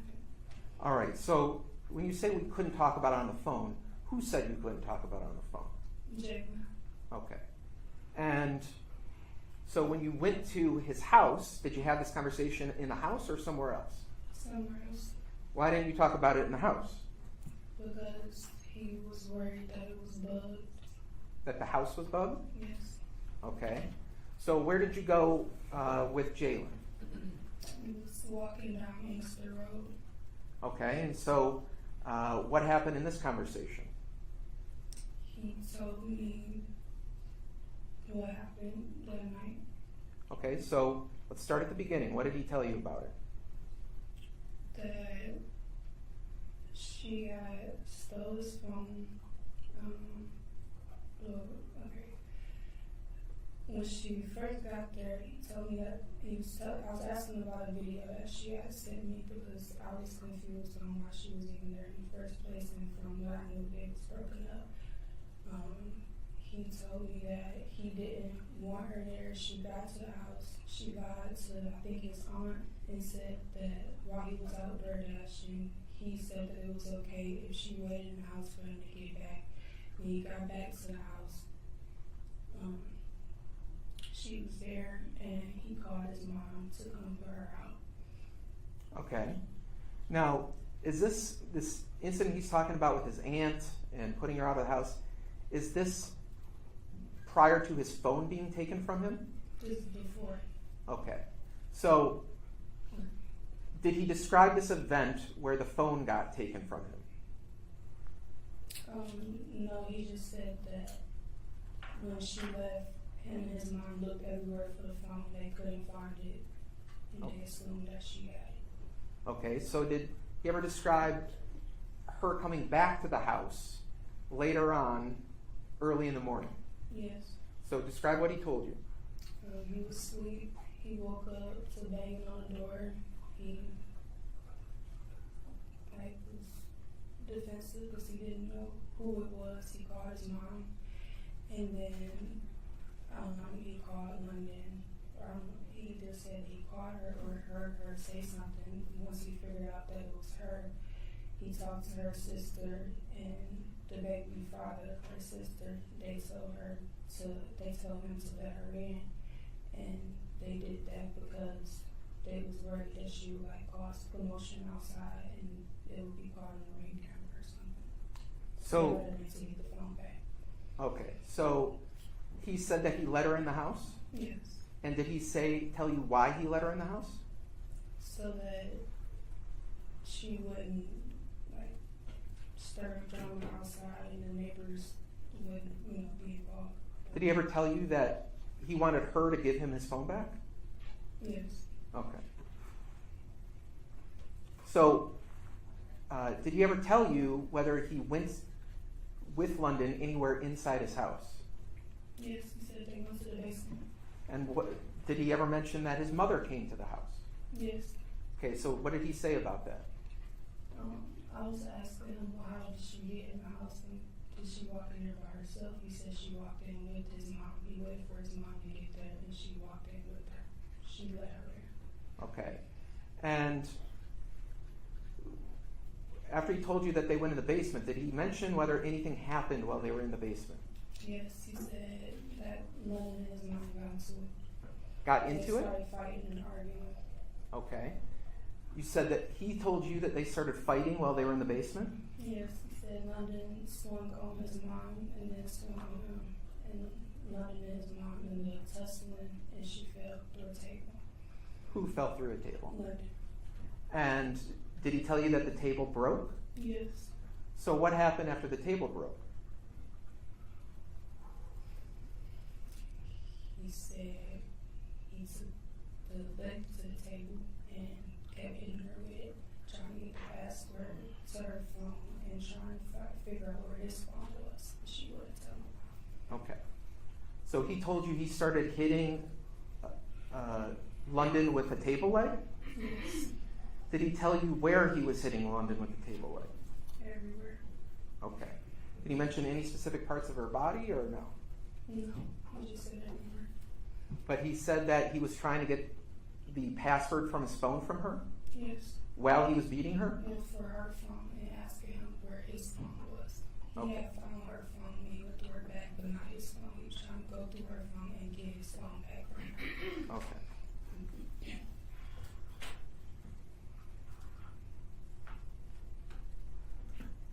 What happened after he was hitting her with the table leg? Did he tell you? He said that she asked to lay down. Okay. She asked Jalen, She asked Jalen, can I lay down now?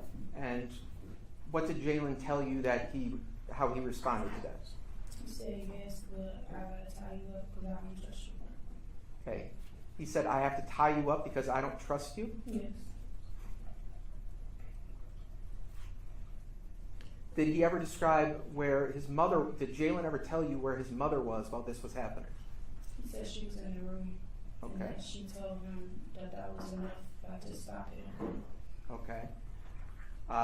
Did he ever tell you about any other conversations he had with his mother? Yes. What did he tell you? When she was on the bed, he said he stepped out of the room and went to talk to her to ask her what he should do now. And what was the response? I need you to get back. And his mother told Jalen that? Yes. Did he tell you that she told him anything else? Together. Okay. So what did he tell you that he did in response? He told me that he pulled her off the bed, he stood her up, he grabbed the belt, and he strangled her until she fell. Okay. Did he tell you where this happened? Yes, like in front of the bed. Okay.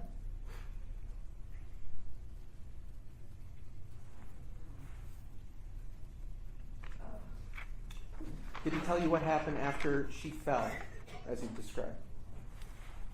Yeah, he said that his mom and him grabbed her and put her in a plastic bin and taped it up. Okay. Did he ever say what they did with the bin? Yes, he said his mom called out with her friends and had him, well, first he said that they took it to the Paloma address until the friend came and moved it to the car that was in. Okay. Did he say anything more about that night other than what you've described? Yeah, that he thought his sister and baby dad was trying to set him up and that there was no orientation. That was a story that they had came up with. He said when he went through the phone, he seen that. I'm sorry, can we ever speak up a little? I'm having a hard Can you time. just keep your voice up a little bit? He said that there was no orientation and he thought that the sister and the baby dad was trying to set him up or something because when he went through the phone, he seen that London had texted either his sister or baby dad, y'all messed up the plan. Okay. Now, did he ever talk to you in this conversation that you're describing here when you're outside? Did he ever mention anything about London lying about the pregnancy? Yes, he said also when he went through the phone, he seen that she was texting another dude saying that she was also pregnant by him, also asking him for abortion money. Okay. Did he say anything else about that? How that made him feel? That he was mad about it. So, this conversation took place outside. Was it at the Paloma address or some other address? The Inkster address was walking away from the Inkster house, down Okay. Inkster. But if we think of when he was released from jail, how soon after he was released from jail do you think this conversation took place? Well, it wasn't the first time. I think it was the second time that he was released, and maybe a week after that. Okay. After this conversation, did you ever have another conversation with him where you asked him for details about what happened with London? I don't think I pretty much asked after that. It was just him. He was telling me stuff. All right. So, in like July of 2025, did he give you another version of what happened? Yes. Right. How did this conversation come about? What was the context of this? I seen him crying, and I asked him why he was crying, and he told me that he was worried about his mom. I asked him why, and he told me that because the first version of the story that he told me, nothing was true about it, and he told me a whole different version. All right. What was the second version he told you? That everything was pretty much the same up until like London getting in the house, but once she had hit him and stuff started getting physical, he just went upstairs and put his headphones on. He didn't want to deal with it, and then he came back down and she was just laying on the floor, and he asked his mom what happened. All right. So, when he's talking about her lying on the floor, did he tell you that she was already dead when that happened?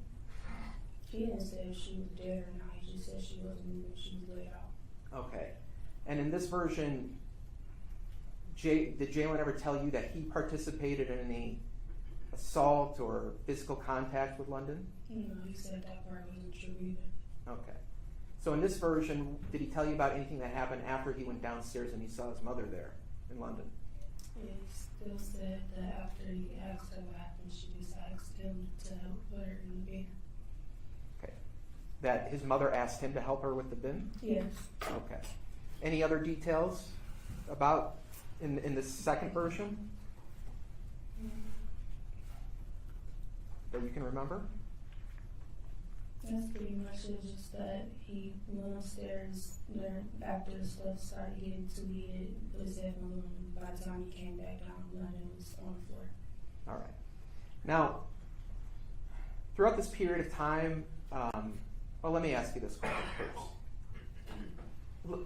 Jalen has told you about these circumstances, and at that time, did you know that the police had investigated the case? Yes.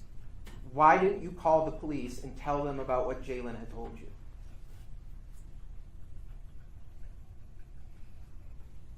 It was the young I had at the time.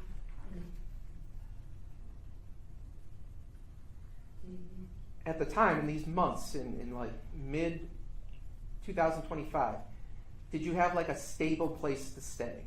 No. Did you have any friends or family members who were offering to let you stay with them? No, just my baby father, but we was on and off. Okay, so was Jalen the person who was helping you? Yes. Okay. At the time, or were you in love with Jalen, or were you just like, was this just like a friend that was doing favors for you? What was your relationship with him? I loved him. I cared about him a lot. Okay. Now, in this period of time, did you ever ask Charla about Jalen's mother about what happened that night? No. Did she ever say anything about London or about the case or anything like that? No, she did. She didn't say nothing about London directly, just everything that they was going through with the police. When you observed Jalen and Charla's relationship, was there anything odd about that? Yeah. Objection vague. Overruled. I just think that she babied him a lot. Did you ever hear Charla ever say anything about committing suicide? I didn't hear it myself, but Jalen called me on the phone and said that she had asked him if I killed myself, if I jumped in the lake, would you jump with me? Okay. That's something Jalen told you? Yes. Okay.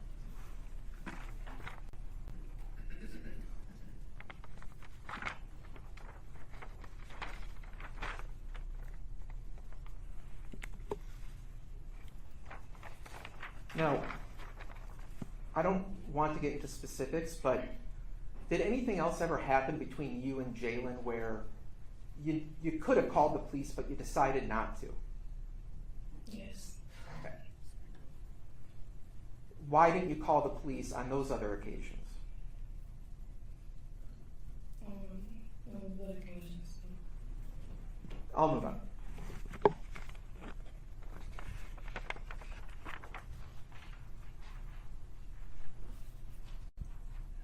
I don't have any other questions. All right, Mr. Johnson, your call? Okay. You have right? Please. Ms. Wilkerson, we're gonna have you step down, we'll just take a short break. Thank you. We need 10 minutes? 10 minutes? All right, we'll reach. All rise.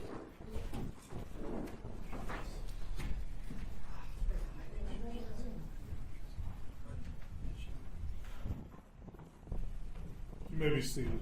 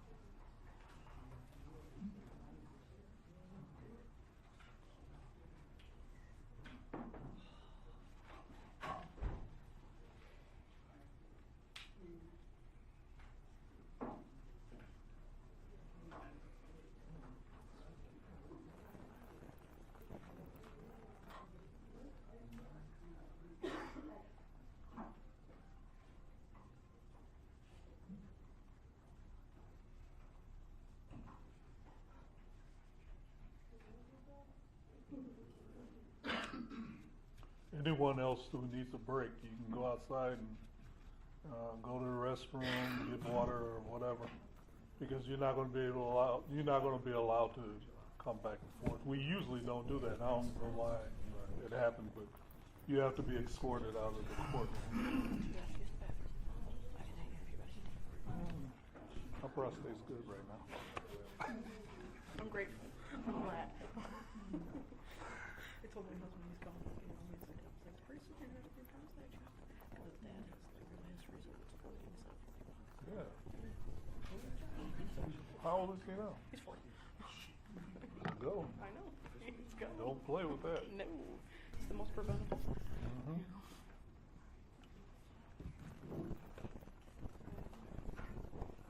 Also, let everyone know. Well, I'll talk. First,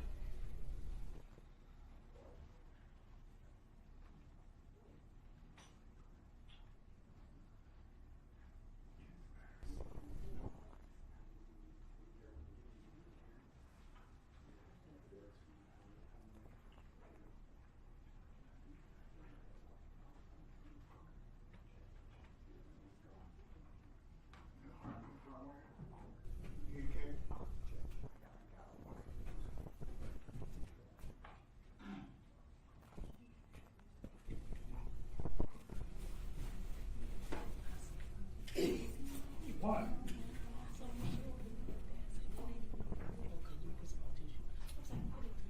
Yeah.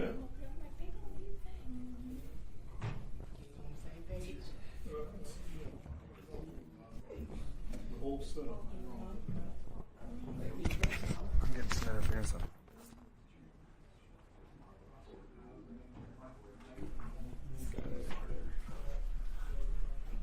What's the frequency? 42,500.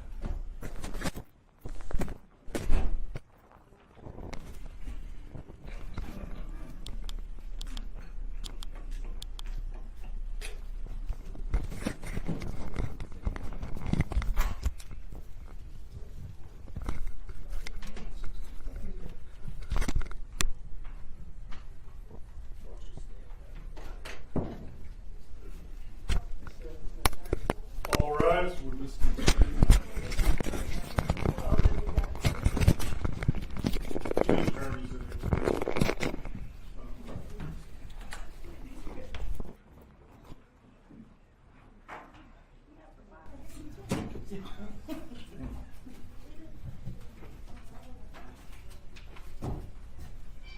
You can be seated. She said be seated. I'm sorry. I said be seated. I'm so sorry.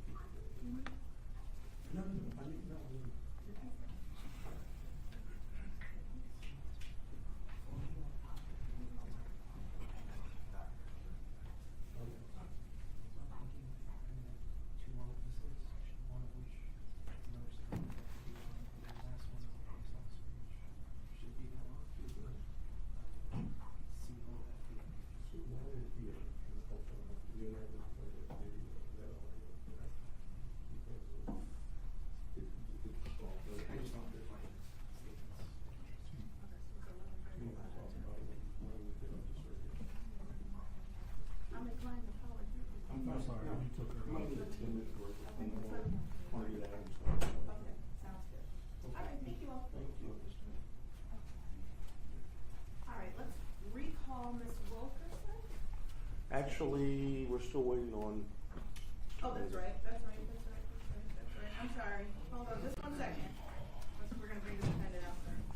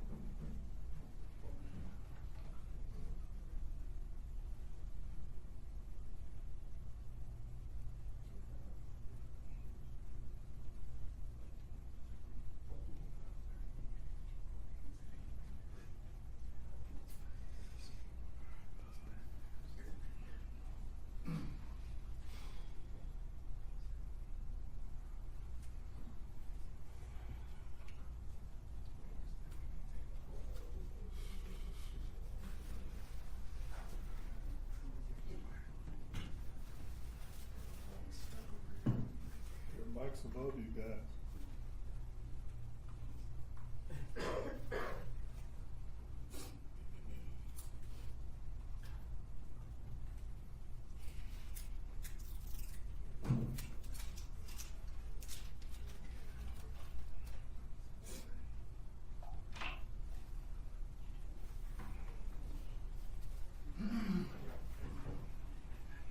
Back on the record, with your back on the stand.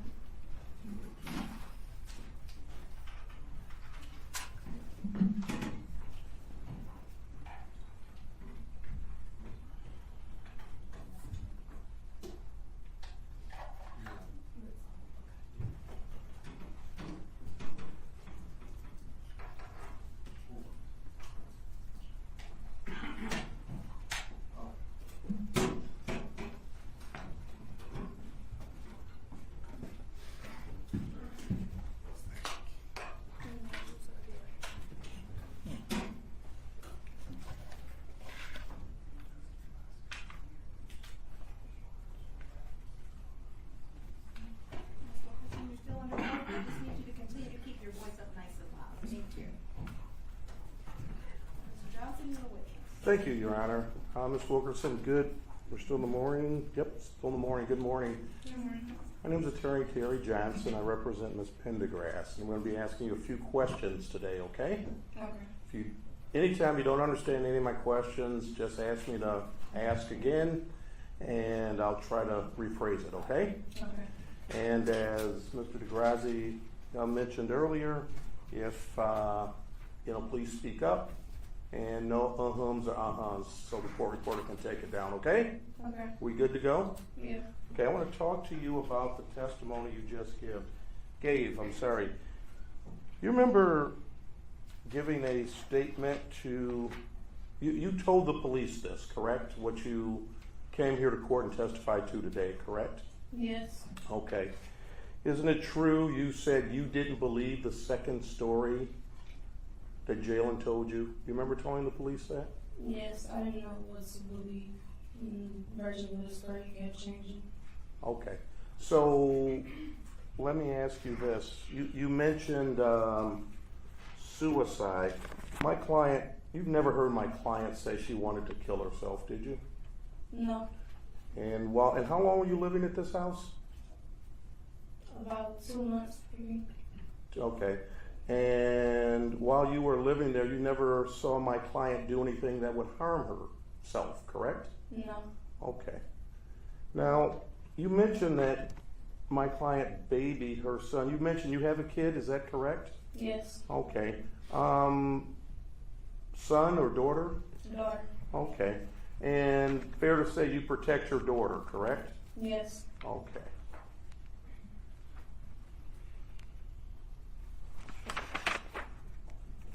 Do you do drugs, ma'am? Objection, relevance. Let me rephrase it. You've come here today. Are you under any influence of any type of drug? No. Okay.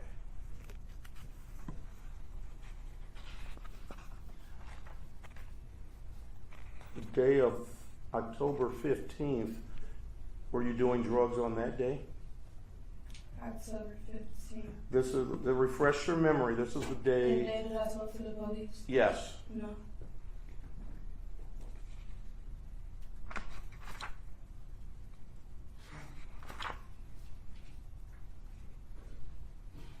Have you ever been to the house in Inkster? Yes. When was the last time you were at the house in Inkster? I don't remember. Sometime I don't remember. Was it,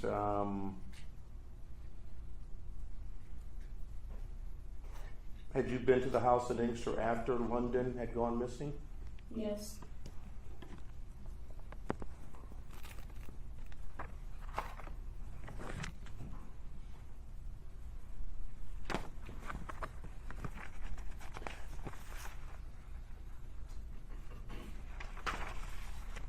And you stated, I'm sorry, just so I'm clear in your testimony,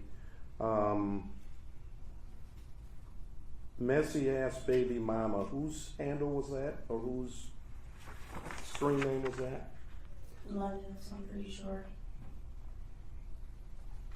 Did you and London ever get into any? Did you ever have a conversation with London? Yes. When was the last conversation you had with London? When she had his phone, she was texting me from his Instagram. We was exchanging text messages and voice messages. Okay, so this would be somewhere around April 4th, April 5th? Yes. Okay. Were these nice messages? No. Were you upset with London? No. Well, yes and no. So in the messages that she sent you, those weren't nice messages, correct? No. Okay. And these messages that she sent you, basically, did they get under your skin? Yes. Okay. Did you respond to her and try to get under her skin? I wouldn't say I was trying to get under her skin, no. But you two, had you had any interactions with her prior to this date? Yes. When? When I was first tagged in the Instagram stories, I told her when I didn't believe that she was pregnant, that I was another myself, and that I was just going to leave Jalen alone because I didn't want to add to nothing that she was going through.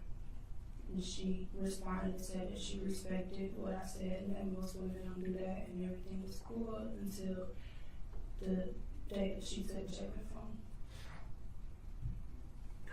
During this time, had you been interacting with Jalen once you sent this text message or what you just described, whatever communication method you used? Had you and London had any other conversations? You understand my question? No. Okay. You testified that London sent you a text message about being pregnant, correct? Yes. And you said, and I'm paraphrasing here. She sent me a text message. That's what she tagged me in the Instagram stories talking to Jalen. Okay. And I'm just paraphrasing here, but you said you kind of stepped back, correct? Yes. After you stepped back, did you talk to London anymore? No. What about prior to that? Prior to that, you being tagged in that Instagram post, did you talk to London at all? No, the next time I talked to her was when she was at Jalen's house on April 4th. I hadn't talked to her since I was tagged in the Instagram stories. So you talked to her while she was at Jalen's house? I believe it was after she left Jalen's house. Well, yeah. When she was at Jalen's house, she sent me a video of Jalen while she was there. And that's when the text messages started. Okay. And just so I'm clear, you did not deal with Jalen anymore during that time, right? Between those two time periods, the time you said you wouldn't and the time prior to that text message coming in, correct? I did. I was still going over his house. That's why she was upset.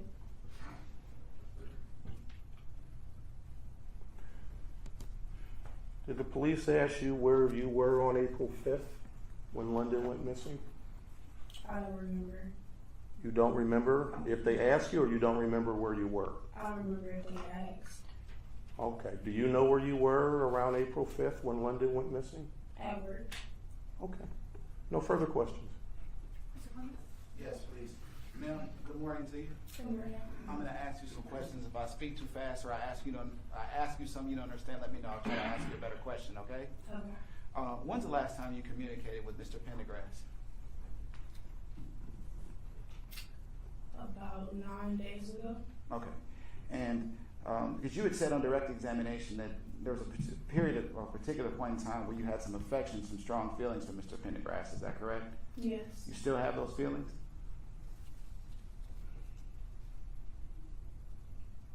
No. Okay, so they changed? Yes. Didn't you tell my client recently that you loved him? Yes. Did you tell my client recently that you were hoping that he would get out so the two of you could get married? I don't remember that. You didn't send him a message to that effect? We did exchange messages when he first got locked up and sent stuff along those lines, yeah. I'm talking about since then he's been in the Wayne County jail. Yes. On direct examination, you indicated that you were reluctant to come forward with this information because you were depending on my client and his mother, correct? Yes, You- and I was just scared in general. So by being afraid of them, well, you'd agree that if the police had information that you provided, it's possible they could have been arrested. You understood that, correct? Yes, You understood that the police were investigating what happened to her, right? yes, And you understood that Ms. Thomas's family members had been very vested in finding out the truth about what happened to her, correct? yes. You believe that you had information for them, correct? I didn't know what to believe at the time. He kept telling me different things. Okay. Nonetheless, you believe that you had gotten some information that could have been helpful to law enforcement, right? I didn't have any evidence. I couldn't prove it. I just had words. You recognize the question that I asked you is whether or not you had information, not evidence. Did you understand my question? Mm. I'm asking you, during the month of April and May of 2025, you believe that you had information that could have been helpful to the police, yes or no? No, You didn't? no. I You- mean, they had already executed search warrants and did everything they could, and they still didn't have enough information. So I know that my words will change. During April of 2025, did you know that the police were looking to speak with you? No, During May of 2025, do you know if the police were looking to speak with you? no, Okay. You don't recall them going to your child's father? Are you aware that they went to your child's father to try to communicate with you? I'm aware now that they went to an address that I was no longer living at. Okay.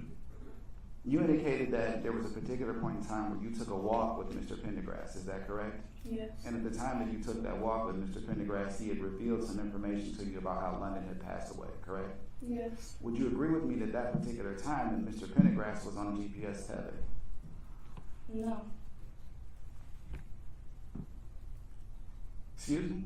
He wasn't on the tether yet. So, In Inkster? no, That's when we took the walk. He was still living in Inkster. you recognize that my client was arrested in April of 2025, correct? Yes. You recognize He that was after, arrested three excuse me, times. Three You're- different times. are you aware that he was arraigned on a felony charge in Novi before he was released from jail? Are you aware of that? Yes. Are you aware that a condition of his release was that he be on a GPS tether, house arrest? Are you aware of that? The first time he was arrested, no. I'm talking about during the time period that you said that you walked with him down Inkster Road. Are you aware that he was on house arrest at that particular time? Yes or no? I wasn't aware that he was on house arrest until I seen him wearing the tether. I don't think he was wearing the tether. So at the time that you had these communications with him, at that particular time, you didn't see a tether on his leg. Is that your testimony? No, he didn't have one. Okay. You'd agree that specifically, ma'am, in relationship to the information that Mr. Pendergrass provided to you, you told the police specifically that he conveyed that information to you in song. Is that correct? Yes. What does that mean? He conveyed it to you in song. He sung song lyrics. Did you tell the detective that he sent the song to your phone specifically? Yes. Okay. So did he send you a song or did he sing a song to you? Both. It was two different songs. Okay. And at the particular point in time, there was a particular reference to a set of lyrics where he talks about Miss Thomas, where he talks about an individual being found in the trunk. Is that correct? Yes. You knew at this particular point in time that a young Miss Thomas's body was found in the trunk of an SUV, correct? No. You weren't aware of the media reports to that effect about where her body was discovered? This is when she was still missing. Okay. What I'm saying to you is, did you learn at a particular point in time the conditions of her discovery by law enforcement? Yes. When did you learn that? Whenever the day that her body was found and got to the jail again. Okay, so you learned that day? Yes. Okay. You saw the media reports? Yes. Okay. So again, at that particular time, had you had the conversation with Mr. Pendergrass about what had happened via song at that point? Yes. Okay. So now they gave you some confirmation, correct? Confirmation of what? You were originally, when I began my questioning of you, you said you didn't have any evidence to support what you were saying, correct? Did you say that? Yes or no? Yes. Okay. I don't see how him sending me a song. Would you let me ask you a question and you answer it, please? Thank you. So, after that message is conveyed to you in a song, and then you learn that that her body is found in the trunk of an SUV. Is that evidence to you? No. Okay. During the course of your testimony and direct examination, you said that Mr. Pendergrass admitted to you that he struck Miss Thomas with a table leg. Is that correct? Yes. Did he say where on her body that she was struck? No. Did he say how many times she was struck? No. Did he indicate if she was knocked unconscious during that time period? No, he just said he hurt. Did he indicate that she was bleeding, injured in any way? I didn't ask. Okay, but you were trying to figure out what happened to London Thomas, though, correct? Yes. In fact, you told the police specifically that that you purposely were looking to drink with Jalen so that he would tell you what happened, right? I knew that if we were drinking, that he would be more likely to tell me the truth. I appreciate that, but my question to you is, didn't you tell the police specifically that you were looking to get Mr. Pendergrass to drink so that he would tell you what happened to London? I didn't say I was trying to get him to drink. No, it's not word for word. I said What was the purpose of you getting him to drink then? I wanted him to tell me what happened. Okay, how much had he had to drink at the time that the two of you had this discussion about what happened? A lot. A lot? Yeah. Is your testimony that he was drunk? Yes. Okay. What led you to believe that he was drunk when he had this conversation with you? I just know how he is. I know how he talks and how he acts when he's drunk. You were drunk too, weren't you? Yes. Okay. So, how long had you been drinking during the particular time when he made this admission to you? A couple hours. Okay. When you had an opportunity to meet with the detective, did you tell him that Jalen was drunk when he said these things to you? You didn't tell him that, did you? I'm pretty sure I mentioned that he was drinking, and I told him that the drinking was what let him tell him what I thought would lead him to tell him the truth. Thank you for that. My question to you is, did you tell the detective that he was drunk when he said these things, yes or no? I don't remember specifically if he asked. Okay. One of the things that you also had indicated is that you are an individual, when you drink, you hallucinate. Is that correct? Hallucinate? You didn't tell. Am I making this up, or you didn't? You never said that. Hallucinate what? Do you know what an hallucination is? Yes, but I'm asking you when I said that. And I'm asking you, did you tell law enforcement at any point in time that when you drink, you hallucinate? Yes or no? I don't think so. Okay. During the particular point in time that you had this discussion with Mr. Pendergrass, were you also taking mushrooms on that particular day? I can't remember. Okay. Can you not remember because you don't know if it happened or because of your level of intoxication? Probably both. We did drugs a lot. That was a regular part of your routine, is that correct? Yes. We're talking about mushrooms, right? Yes. Alcohol, correct? Yes. Methamphetamine at times, correct? Ecstasy, yes. Okay. And so during the course of your discussions with Mr. Pendergrass about what happened to London Thomas, all of those things were in play, is that correct? Yes. Okay. So you never had a conversation with Mr. Pendergrass when he was not under the influence about what happened to London Thomas. Is that fair to say? Yes. Okay. Court's indulgence, Your Honor.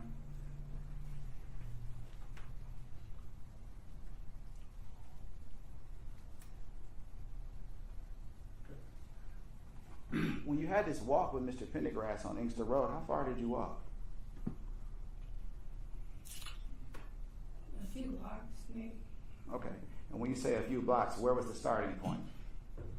His house. Which house? Which residence, The house on Carlisle. please? In Inkster? Yes. Would that be on April the 28th or is it into the month of May? I can't say an exact date. I just know it was after the second time he got released from jail. Okay. Court's indulgence, Your Honor.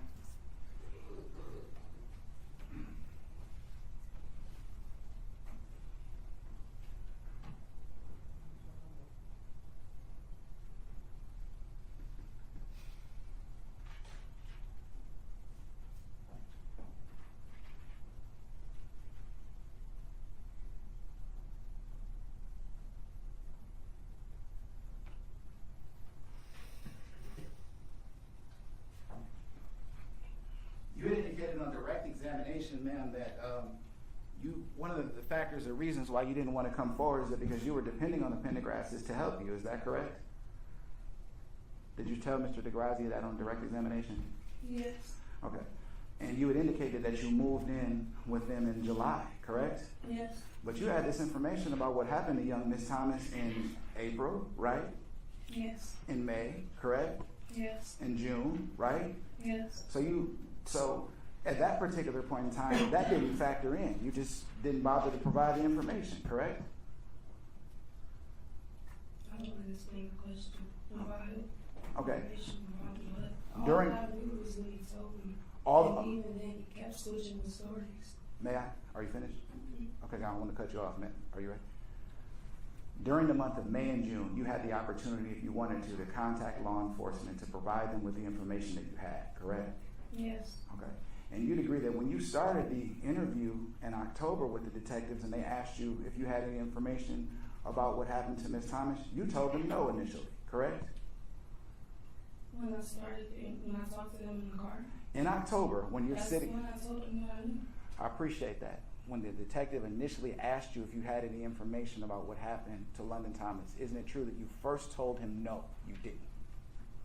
I told him everything that Jalen had told me at first. So you don't recall on that particular day telling them that you don't have any information for them initially. It's your testimony that right away you began telling them what happened when he asked. No, not right away. Okay, right. So initially, I didn't tell him until he told me that they were actually charged with it and you wouldn't just be getting out again. Okay. And you'd agree that was roughly 30 minutes into his discussion with you, correct? Mm-hmm. What was? Where he revealed to you that they had been charged with homicide. Yes. Okay. Prior to that time period, he had asked you whether or not you had any information about what happened to London Thomas. Yes or no? Yes. And you said no, right? Yes, I didn't feel comfortable Excuse me. talking to him at that time. I'm just asking you, was your answer no? Your answer was no, correct? So you lied to him, correct? I wouldn't say I lied. So if the law enforcement officer asked you if you have information about what may have happened or whether or not Jalen said anything to you about London, and you say no, but I didn't straight up say no. I told him, I still told him things. I didn't just say no, I don't know anything. We still talked. I still gave him information. Okay. Nothing further, Judge. Thank you. So, I think in those last questions, you were saying that it wasn't until the officer told you that they were being charged and were going to jail that changed your mindset about what you were going to tell the police? Yes. What about that fact made you change your mind about what you were going to tell the police? Because if I told them everything, knowing how Jalen would react, and he was just going to get out again in 72 hours, then where would that leave me? Okay. Was there anything about your relationship with Jalen that made you afraid of what Jalen might do? Yes. Okay. Now, you were asked some questions about using drugs, correct? Yes. Would you use these drugs and drink alcohol with Jalen when the two of you were together? Yes. And did that happen frequently when the two of you were together? Yes. So, drinking alcohol, for example, like would Jalen Pendergrass drink alcohol frequently when you were with him? Yes. So are you familiar with how he behaves and when he's under the influence of alcohol? Yes. And similarly with drugs, are you familiar how he behaves when he's under the influence of drugs? Yes. So the way he was behaving when he was talking to you, was that like somewhat normal behavior when you're around him? Yes. I don't have any other questions. Cross, Mr. Johnson. None on behalf of Ms. Pendergrass. Mr. Clemens, any recross?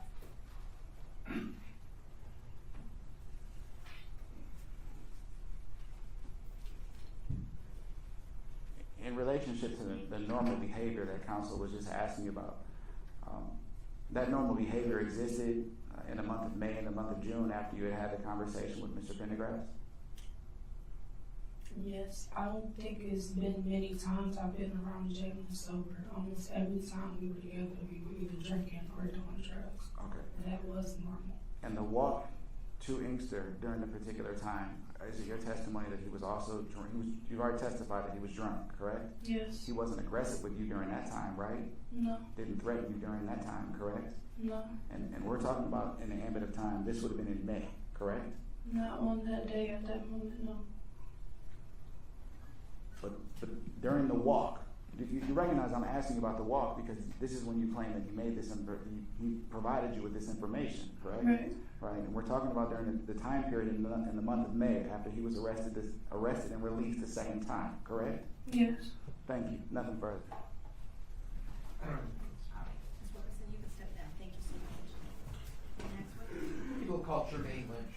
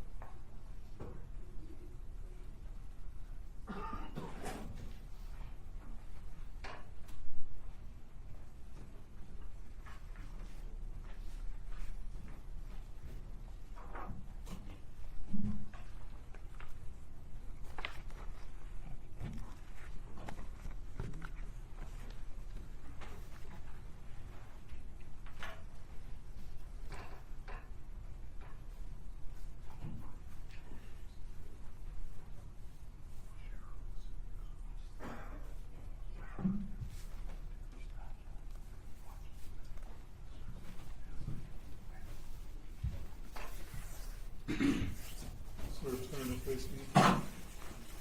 Relax. Raise your right hand.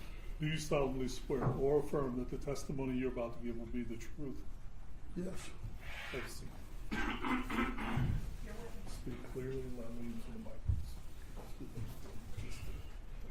All right, sir, could you please state your name? Jermaine Lynch.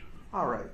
Now, I want to ask you some questions about a person named Charla Pendergrass. Do you know her? Yes. How long have you known her for? Over 20 years. And do you see her in court today? Yes. Can you point to her and describe what she's wearing? A green jumpsuit. All right. Now, there are people here wearing green suits. Is she the person closest to me or farthest away from me? She's closest to me. For the record, the witness is identified. Ms. Pendergrass? Regular civil. You said you've known her for 20 years? Yes. Just describe what your relationship with, were you just acquaintances? Were you friends? What was your relationship with her? Acquaintances, friends, relationship, kind of. Okay. The two of you, at any point in the time that you've known her, had you ever seen her romantically? Yes. All right. Now, if we go to April of last year, were the two of you together in a romantic relationship? Friendship. Just a friendship? Yes. Okay. So on April 5th of last year, did you get any phone communications from Charla? Yes. All right. And how did you get those communications? Is it on your phone? Yes. All right. And did Charla ask you to do something? She asked me to come over to her grandparents' house. And is that house located in Inkster? Yes. All right. So when she called you and she asked you to come to Inkster, did you go? Yes. And can you just describe what you saw when you got there? Police cars out there and then a group of people standing on the other side of the street. Okay. Now, did you get out of your car? No. So you just stayed in the car? Yes. Did Charla ever come over to you, or did you ever talk with Charla when you came over there on the 5th? Later while I was over there, she was inside of the police and her grandparents. Okay. So later on, after you first arrived, that the two of you talked? Yes, later on, yes. Okay. Did she ever tell you, what was going on, why the police were there? Did she ever say anything about that? She said that Jalen's girlfriend was over there and they got into it and she left. And they were thinking that she was still at the house. All right, so you said Jalen's girlfriend was over there and they got into it. When you were talking with her, was she talking about Jalen and the girlfriend got into it, or she and the girlfriend got into it? Jalen and the girlfriend had got into it. She told the young lady to leave, and she offered the young lady an Uber ride home. She said no, she wanted Jalen to take her home, and the young lady left. All right, so again, got to break these pronouns down a little bit. So when you say she, was that Charla told you that she talked to the Jalen's girlfriend? The young lady, yes. Okay, and offered her a ride? Told her she'd get her an Uber ride home, but Jalen couldn't take her home. Okay. And Ms. Pendergrass told you that the girl said no, she didn't want an Uber ride? She wanted Jalen to take her home. Okay. So did Charla Pendergrass ever tell you if the girl left or how the girl left? She just said she left walking. Okay, she left walking? Yes. Okay. So, did you ever talk to the police when you went there that night? No. Okay. Did Ms. Pendergrass ever ask you to hold anything when you went to Inkster on April 5th? No. Okay. So now, going on the next day, I'm talking now April 6th, at night that night, were you at your house? Yes. Okay. Without telling me what the address is, what city was your house in at the time? Novi. Novi. Did you recall the night of April 6th going into the morning of April 7th? Do you know whether Charla had tried to communicate with you with calls or texts or anything like that? She had called me and texted me. Did you answer the phone when she was trying to get in touch with you? I answered the phone one time when she called. Okay, and what did she say when you answered the phone? She asked me what was I doing, and I told her I was getting ready to go play cards in my brother's house. Okay. And was that all that you told her? Yes. Okay, do you know whether if she tried to contact you after that point? Probably through text messages or whatever, but I didn't receive them until the next morning. When you say you didn't receive them, does that mean, like, you didn't look I didn't at have my phone present on me at the time. Okay, so let me just ask you, because only one person can talk at a time, were you not looking at your phone into the night of April 6th? No, it wasn't. Okay. So now, we're talking now in the morning of April 7th. Did you get in touch with Ms. Pendergrass again? Yes. Describe how that happened. I was leaving out for work, and I gave her a phone call. Okay, and what did Ms. Pendergrass say or ask you to do? She asked me, was I still at home? I told her no, I was on my way to work. Okay, did she ask you to do anything after that? She said she wanted me to call her before I left for work, and I didn't. And then I went to work. All right. When you got to work, did you have more communications with Ms. Pendergrass? Yes. And what did she say in those conversations? She was just talking like she wanted to leave something in my garage, or whether she wanted to pull into my garage and take something out of the car and leave it in my garage. Now, this talk about the garage, was this over the phone or in person that you mentioned this? Over the phone when we were talking. Okay. In this conversation where you're talking over the phone, did she ever say anything about that she had gone to your house the night before? Yes, she said she was outside of my home, my residence. Okay. Now, she told you that she had gone to your house and was outside your house? She mentioned she was outside of my house and she wanted me to call her before I left for work. Okay. Did she ever ring the doorbell or knock on the door while you were in the house? No. And did you have any idea that, had there been any plan that she was going to have come over to your house on the 6th? No. So, after this phone conversation, you decide to leave work. I decided to meet her while I was at work, to meet up with her, yes. Okay. So did you meet up with her like at your work, or did you leave your work to go meet up? I left my job and I met up with her. All right. Where did you decide to meet up with her at? We met at Myers parking lot on Jefferson. Did she ask you to meet with her, or how did it come about that you agreed to meet with her? She wanted to talk. Okay. So I agreed to meet. I said, well, we can meet at the Jefferson, on the Myers on Jefferson. Because the warehouse where I'm working at, it probably would have been a little difficult for her to find it, so I told her we'll meet there. Now, in these conversations that you've been having with her now on April 7th, how did she seem to you, like, emotionally? Did she seem normal, unusual? How did she seem? Normal. Okay. And did you meet with her in a Myers parking lot? Yes.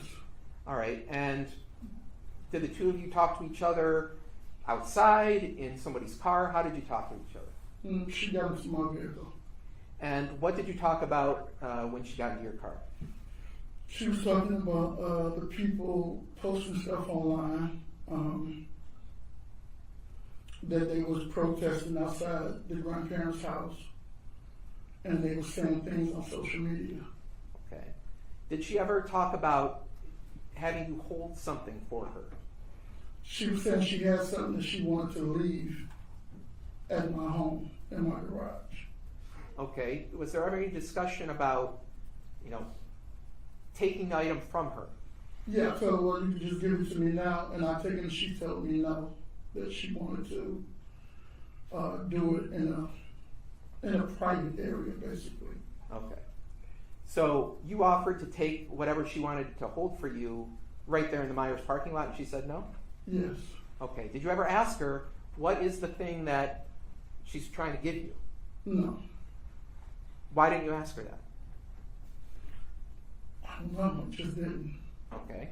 So after you're in the Myers parking lot, do you decide to go somewhere else? Yes. Where did you go? To a car wash.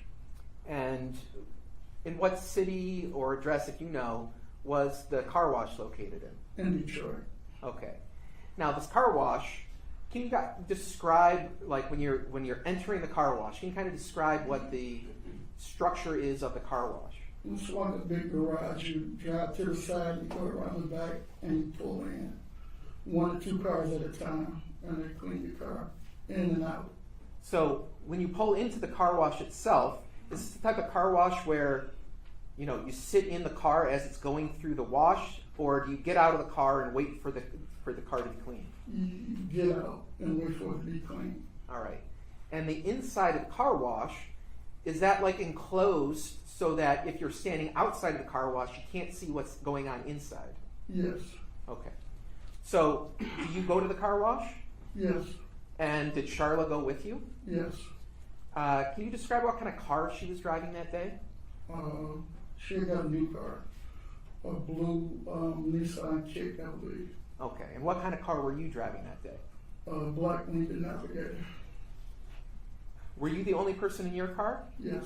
Was she the only person in her car? Yes.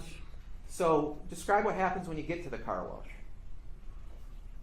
We were just at the car wash and we were just talking regular and talking about her grandparents and their health condition and everything, and just a normal conversation. Okay, and so at some point when you're in the car wash or at the car wash, do you transfer any objects from her car into your car? Yes. Describe what happened. She opened the trunk of her car and there was a tub in there. I grabbed it and set it in the back of my vehicle. All right, now this tub, can you kind of describe it? It's just a tub with like taped up or whatever, but I just grabbed the tote and set it in the car. Okay, so in terms of like the size of the tote, was this something like the size of like a piece of paper that I'm holding, or something bigger? It was a big tote. It was like a tote, like it took 2 arms to carry it and lift it, so it was a nice sized tote. Okay, and you mentioned that the tote was taped up? Yes. What kind of tape did you see on the tote? Just like a plastic bag and something taped around it or whatever. And do you remember what color the tote was? Not really. Okay. In terms of, you picked up the tote yourself. Yes. Was it light or heavy? Can you describe it? I mean, it was heavy, but it wasn't too heavy where I couldn't lift it. Okay. But did you grab it out of her trunk, or did she take it out for you? No, I grabbed it out of her trunk. Okay, and then you put it in your trunk? Yes. Besides the tote itself, were there any other like objects, boxes, bags, anything like else that was put on the in your car? Whatever was on the tote was on the tote in the car, and I grabbed it all together. Okay. I mean, like, really, I don't really remember what was on it, but everything that was in the tote or on the tote was all one movement, like from there to there. That was it. And did you put it in the trunk of your car? Yes. What happened after you put the tote container into the trunk of your car? Finished my car wash, and we both left. She went, I don't know where she went. I went back to work. All right. And what did you do with the tote after you were at work and then you went back to your house? What did you do? It was just in my trunk. Okay. Did you notice that there were any weird odors or anything like that when you were in your car? No. Okay. Did there come a point in time after, well, strike that. Did she ever say anything to you about what was in the tote? No. Did she ever say anything to you about how long she wanted you to hold it? When we talked, she said she wanted to leave something in my garage for a couple of days. A couple of days? It was just a couple of days. And I thought I didn't have any room in the garage because I have another job where I have a lot of wheels that are in there. Wheels? Is that Wheels, yes. Okay. Was there ever a plan about how she was going to come take the tote from you? No. Okay. So you've got the tote in your car. Do you ever open the tote to see what's inside? No. Did there come a point in time where you decided to move the tote from your car? Yes. Describe how that happened. My original plan was to take the tote and get a storage unit to put the tote in there because it was only supposed to be for a couple of days. So in the process of that, I had purchased a vehicle from my old company that was inside the garage. So I moved the tote from my car to that car. All right. And was somebody there with you to kind of help you on this? My uncle. Your uncle? When you moved the tote, did you move it or did your uncle move it? My uncle moved it. Okay. At the time the tote was moved, had you opened the tote or done anything with it other than put it in your car? No. Did you notice any odd smells or anything like that in your car? No. So, where was the tote moved from? Your car to where? To a Ford Edge vehicle. All right.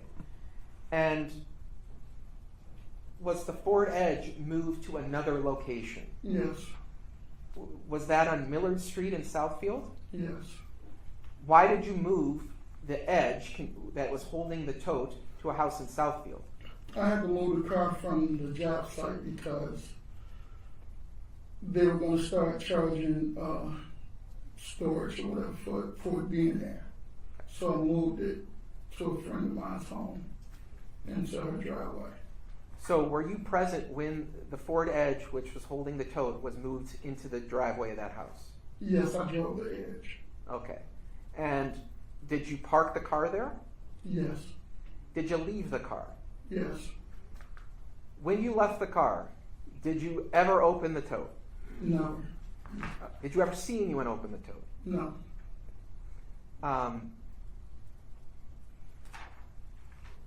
After you left the tote in Southfield, did you become aware that the police were investigating this missing girl that had a connection to Charla? Yes. How did you become aware of it? It was on television, and then my cousin had called me about it. All right, so after you became aware that this whole thing was on the news, Did you ever call Charla to ask her what was in the tote? Charlotte and I spoke a couple of days, and then she didn't have a phone anymore, so we wasn't able to communicate with each other for several weeks. Okay. Did you ever call the police to let them know that Charla had asked for you to hold that tote? No, Why didn't you do that? because I didn't think that she did anything wrong, and I wasn't assuming that she committed a crime or anything. Okay. So, on or about April 24th, did you find a way to communicate with Charla, and did you meet with her? Yes. Okay, how did you get back in touch with Charla? I went to her grandparents' house and sat out there and waited for her to arrive. All right. And did you have contact with her? Well, prior to that, the first day I went, I left. But yes, on that Thursday, I sat there about 2.5 hours. And then she came, and her and I drove off, and we had communication. So what made you sit out there and wait for her for like 2 hours? Because I hadn't heard from her. And it was supposed to be a couple of days, and then all this stuff was like in the news and all this stuff. So now it was like, what's going on? Okay. Like, what's going on with this? And did you go to a restaurant with Charla? Yes. Was it just the two of you?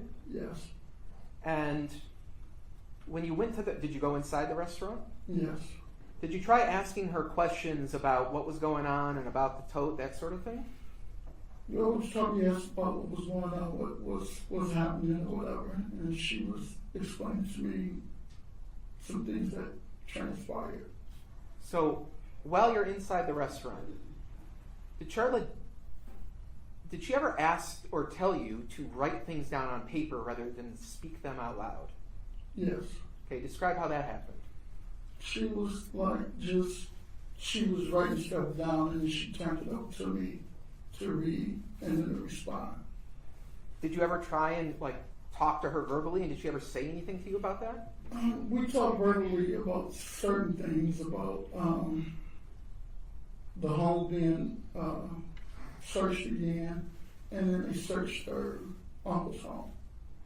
But I mean, were there certain things that you tried to talk with her, verbally talk to her about, where she said, no, don't say that out loud, something like that? I don't recall any of that. We didn't really talk at the restaurant that long because she wanted to go somewhere else and talk.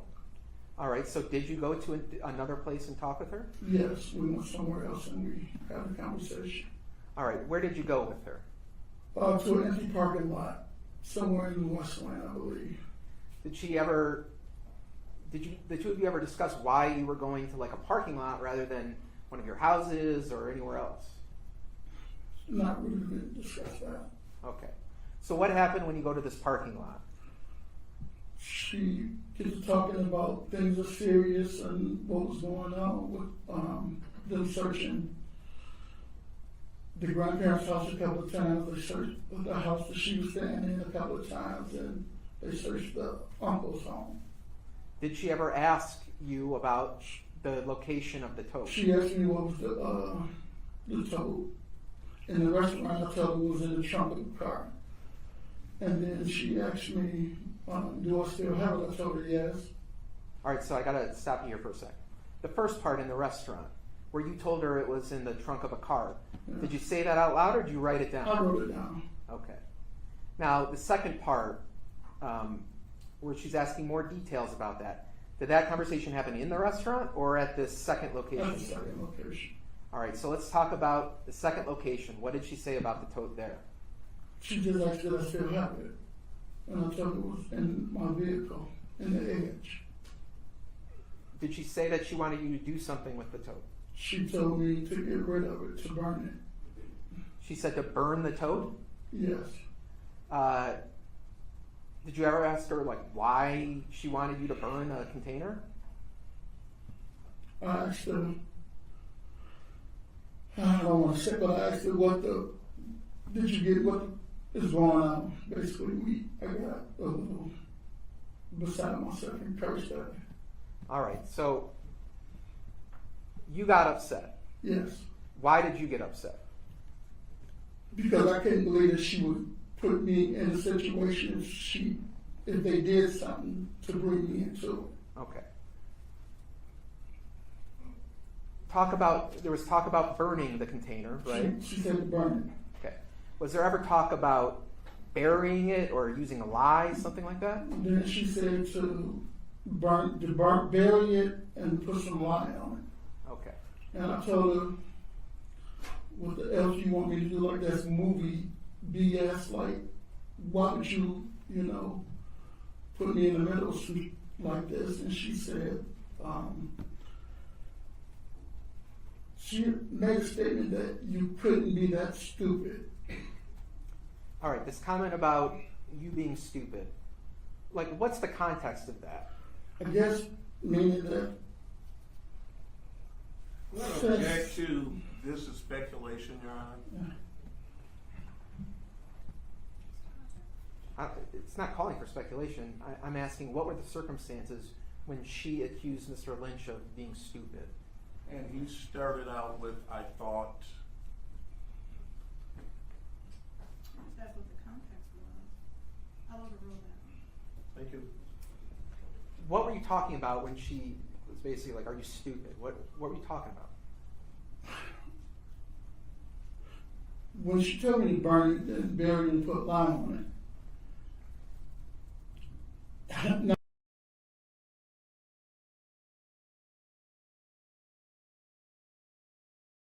Did you ever ask her in this conversation, is there a body in the container? never. Okay. So, did you ever ask her what's in the container? No. Okay. This comment about, are you stupid? What was she responding to when she said that? When I was telling her, like, I'm not burning anything, I'm not burying anything, I'm not going to get any light and do anything like that. Okay. So after these comments, did you talk anything else about what she wanted you to do with the container? No, because she was talking and I walked away. And I got in my car and left. Okay. I was just irate. It wasn't anything else for us to talk about. So you just decided that you just wanted to leave the conversation? There was nothing else to talk. I was upset. And if I stayed any longer, I might have been getting myself in some trouble, so I left. How did she react when you just decided to leave? She called my name a couple of times and was trying to, get my attention and talk, but I was shaken up that I couldn't, communicate with her. So after this conversation, did you contact anyone for help or advice? I called a lawyer. Okay. After you talked to a lawyer, what did you decide to do next? Take him a retainer and have him call to that we had some evidence probably pertaining to the case. All right, when you say he was going to call them, who do you mean by them? He called a friend of his in the Easter Police Department and left a message. And Judge Matt asked that we clarify who he is for the record. Who are we talking about? And I would also object if he doesn't have firsthand knowledge about this situation, what someone else did. That would be hearsay. All right. I can ask some more questions. All right, that's the thing.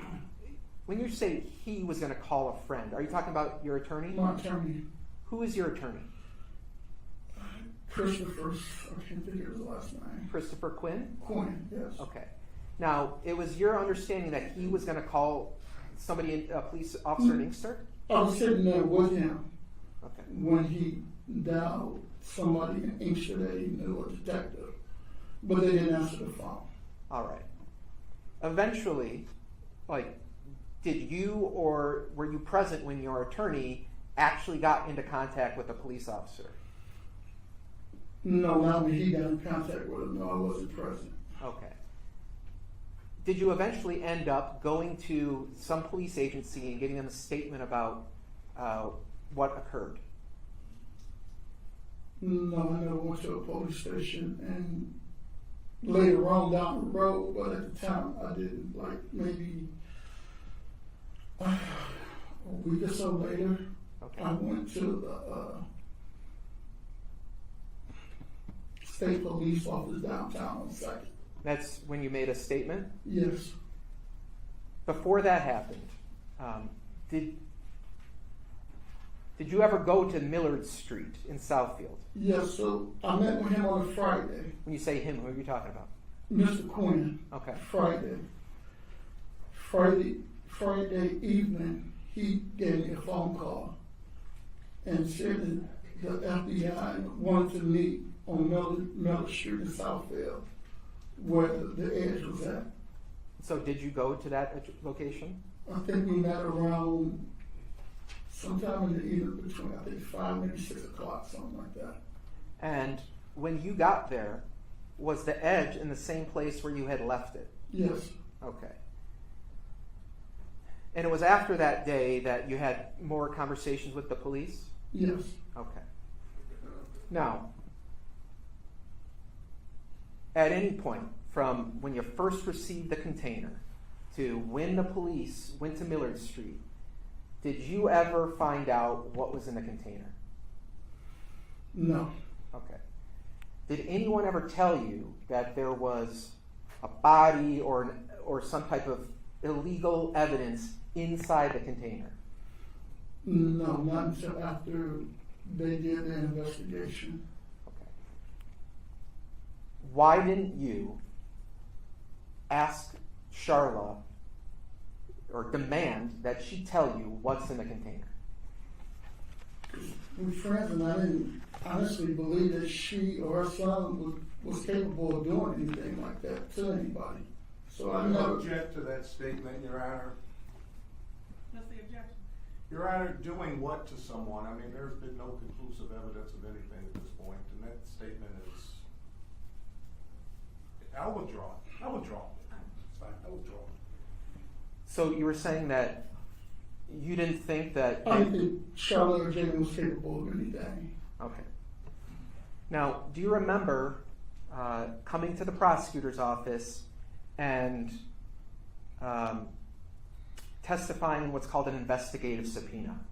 Yes, Do you remember that I was present when that happened? yes, Okay. Was your attorney present? yes, And do you remember that in that first initial testimony, you were given what's called an immunity agreement so that your testimony at the investigative subpoena couldn't be used against you? yes, Okay. Your testimony, generally speaking, is that consistent with how you've testified today? yes. Is there anything... Strike that.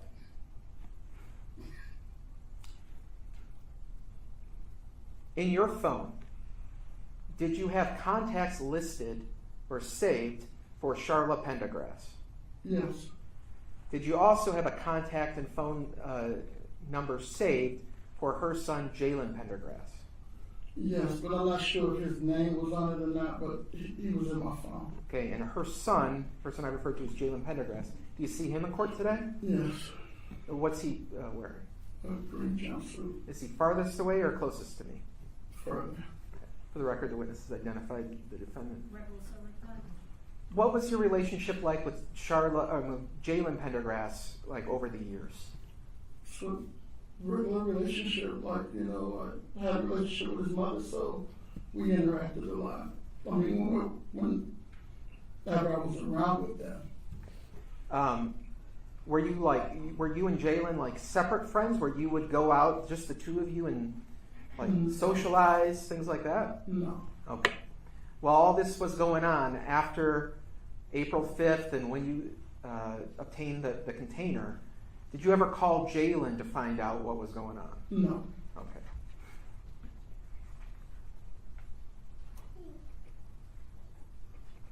I don't have any other questions.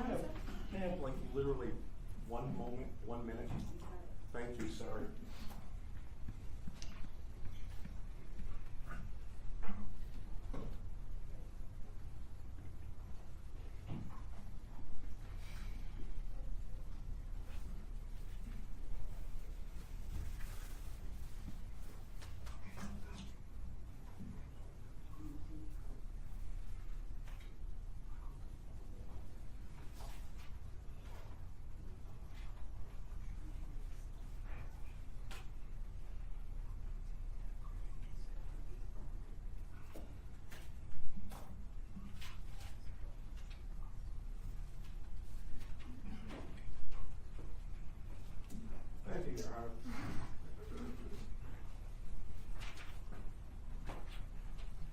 proceed? Yes.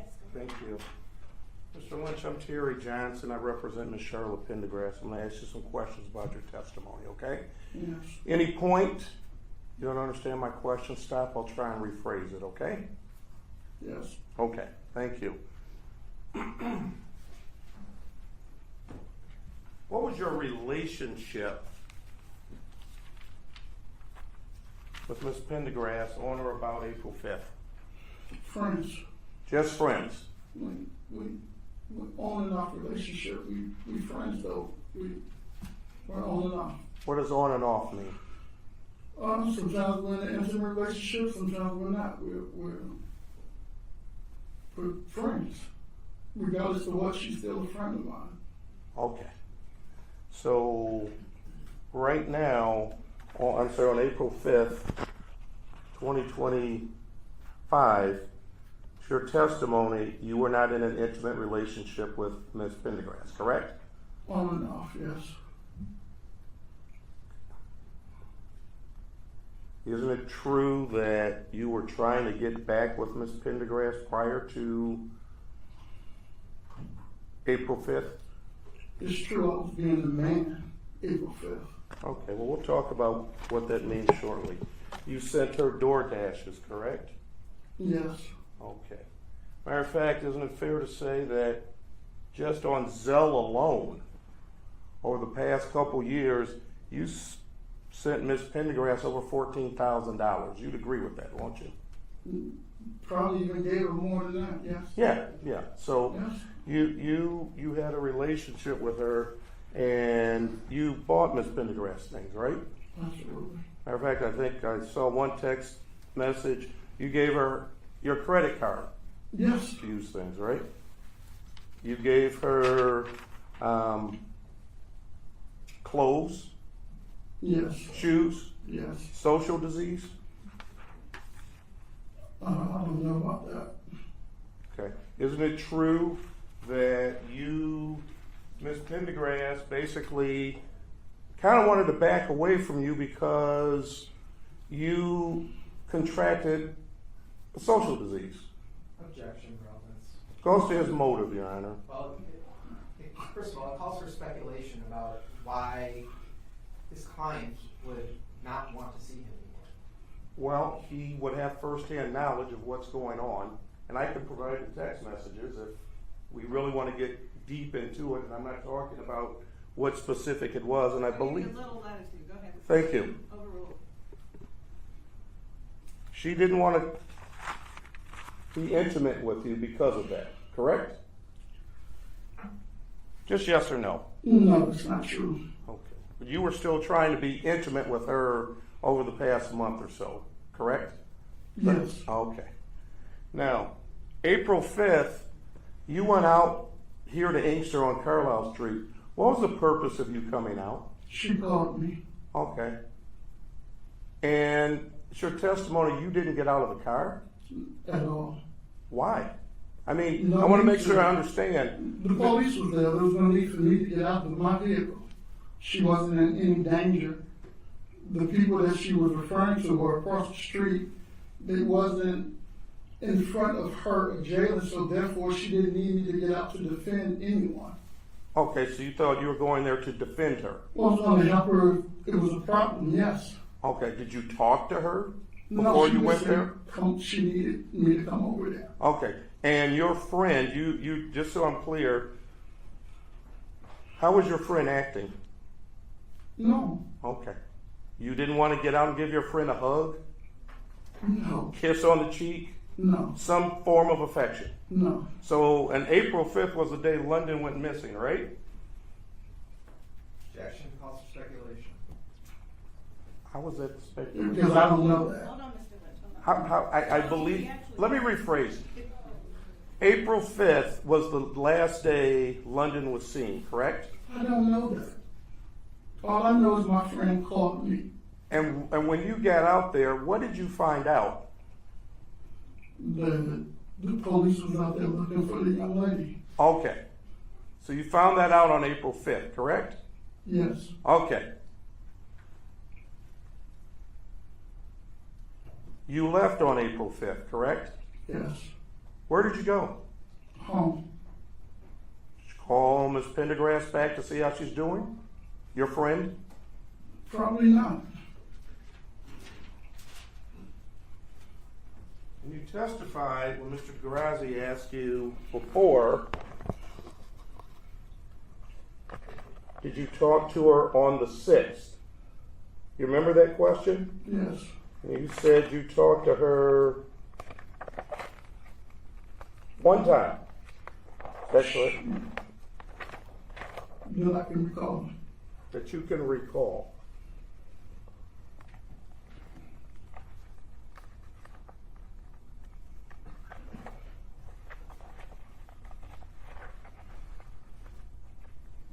One moment, Charla. Would it surprise you to find out through your own phone records that you talked to her 4 times? It wouldn't surprise me. Okay. It's possible. Okay. But you asked me when I remember talking to her, and it was the once. Okay. So fair to say, based on your own phone records, you talked to her more than once the day after, correct? I don't know. I remember talking to her one time. Okay. But my question is, well, let me ask this. You let anybody else use your phone? No. Okay. So if there are phone records that show you talked to her more than once, you wouldn't dispute that, correct? The phone records show that the phone call was made. That mean that we talked to each other. Okay. It could have been a voicemail that was left. I don't know that. So, did she leave a voicemail for 3 minutes or 12 minutes or 10 minutes on that day? I don't know. I don't check the voicemail. Okay.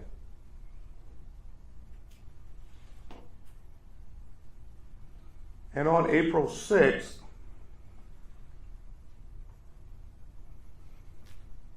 what were you doing that day? I was at home. All day? For the most part, I don't remember exactly what I was doing. Did you go play cards with a friend that day? No, I didn't. Okay. So, did you have any guests on April 6th at your house? Who was the guest? A friend. Does your friend have a name? Male, female? Female friend. What's her name? I'm not sure which friend it was.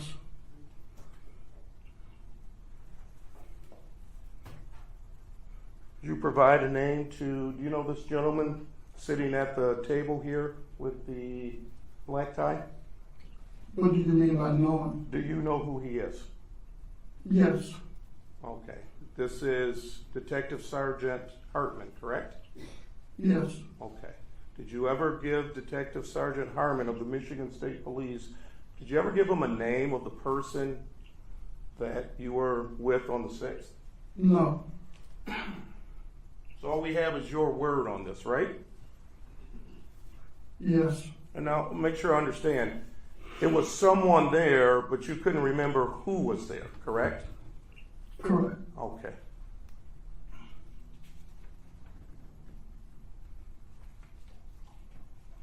At your testimony on the 7th, you met up with my client, correct? Correct. 7th of April, so the record is clear.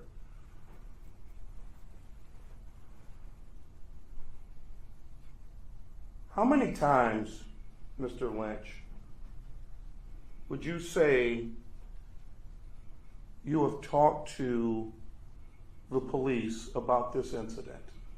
I'm not sure. Okay, well, let's see if we can remember. You just I'm not testified. sure. Well, I'm going to go through and just tell me if I'm wrong, okay?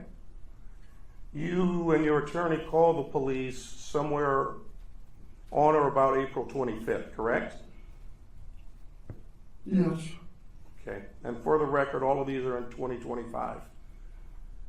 You'd agree that a few days later, on or about April 29th, you went to the Michigan State Police and had a conversation with Detective Sergeant Hartman, correct? Correct. Okay, so that would be 2 times, correct? You'd agree with me that you were called back a 3rd time. I don't think that would be 2 times, but the first time I didn't talk to anyone. Okay, that's fine. We'll go with that. Your attorney did the talking for you the first time. He didn't talk to anyone. He made a phone call to someone. So let me make sure I understand, just so I'm clear. Your attorney made a phone call, but you were asked to come out to the house on, is it Milford? Millard, thank you. The house on Millard Street? Yes. Did you go there? Yes. Did you talk to anyone in law enforcement while you were there? Yes or no? Yes. Okay, so you talked to the police on that day, correct? Yes. You talked to the police on the 29th, correct? Yes. Okay. That will be 2 times thus far, correct? Yes. Okay. I want to go back to the 7th. You met my client at a Meyer parking lot, correct? Yes. Did you tell Sergeant Hartman on the 29th when you sat down with him that it was your idea to go to this car wash? I'm not sure, but I told him yes, that I told him I was going to get my car washed. Okay. So it was my idea for the car wash. Okay. So it was your idea to go to the car wash? Yes. Okay. So it wasn't my client's attempt to conceal something or not do something in public, correct? She didn't say that. You said, just so I'm clear, it was your idea to go to this car wash, correct? So to be being clear, she didn't want to give me the object in the open. She wanted to give it to me somewhere secluded. Okay. So if you're going to be clear about all of it. Well, I'm very clear because you remember on the 29th, and we could play the video back. You remember on the 29th, you were asked this question. Was there any conversation about the tote or a package or anything? And you said, no. It happened at the car wash. Do you remember making that statement? I don't remember the statement, but Okay. I could have said it. I'm not sure. Okay. Okay.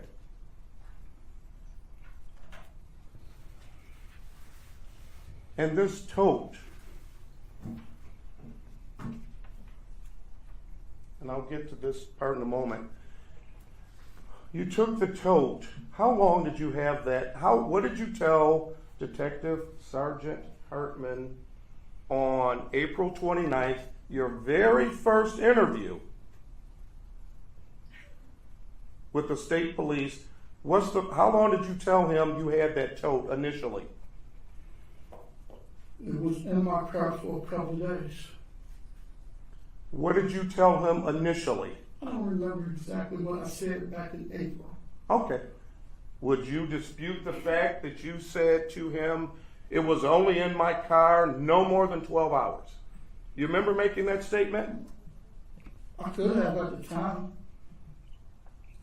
Well, wasn't it fair to say that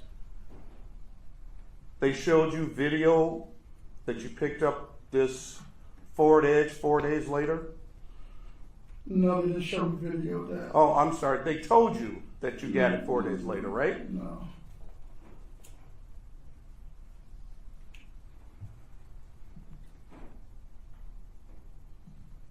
Let's talk about this Ford Edge.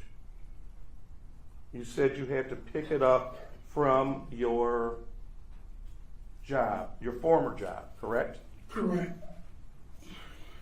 How long had that Ford Edge been sitting at that former job? For over a year. Over a year. Over a year. Closer to 18 months? Could be 2 years. I'm not sure, but it's been sitting there a while. Okay. And just so I'm clear, all of a sudden, it's an urgency to go get this Ford Edge. So I received a phone call from the HR person of the company stating that I need to move the edge. And it just so happened to coincide with what was going on. So I was able to move it. Okay. And that text message, I believe it was, is that correct? Would you It was agree? a phone call and a text message. And a text message, okay. So that came on March 28th, correct? Correct. Okay. And in that text message, you said, I'll get it next week. Correct? Correct. Okay. You'd agree with me that between March 28th and April 11th is more than a week. Correct? Black. So I may say a week, it may be a month, but I said a week just to give me more time with it. So when she say something, I'll say I'll get it next week, maybe. I mean, what do you want me to do? Yes, I told her a week. It took me longer than a week. Okay. But I knew she would give me leeway to pick it up. So just so I'm clear, well, no, I'm not going to ask that.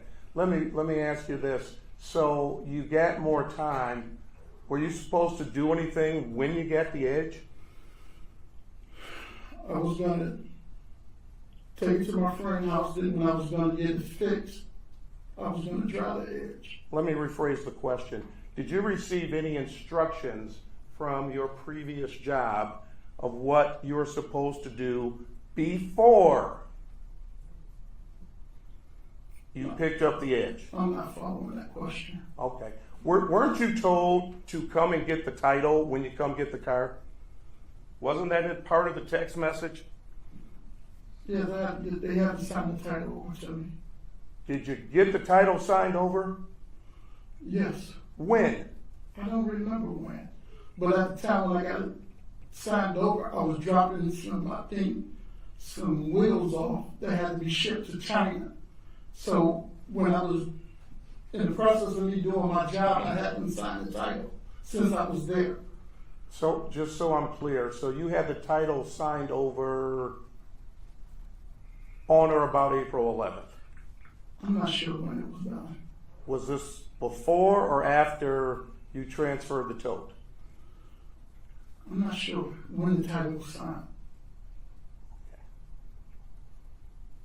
Would it surprise you if you do a search on lien that it's not even titled to you? Would that surprise you? Because I haven't registered the car. I don't even have a car.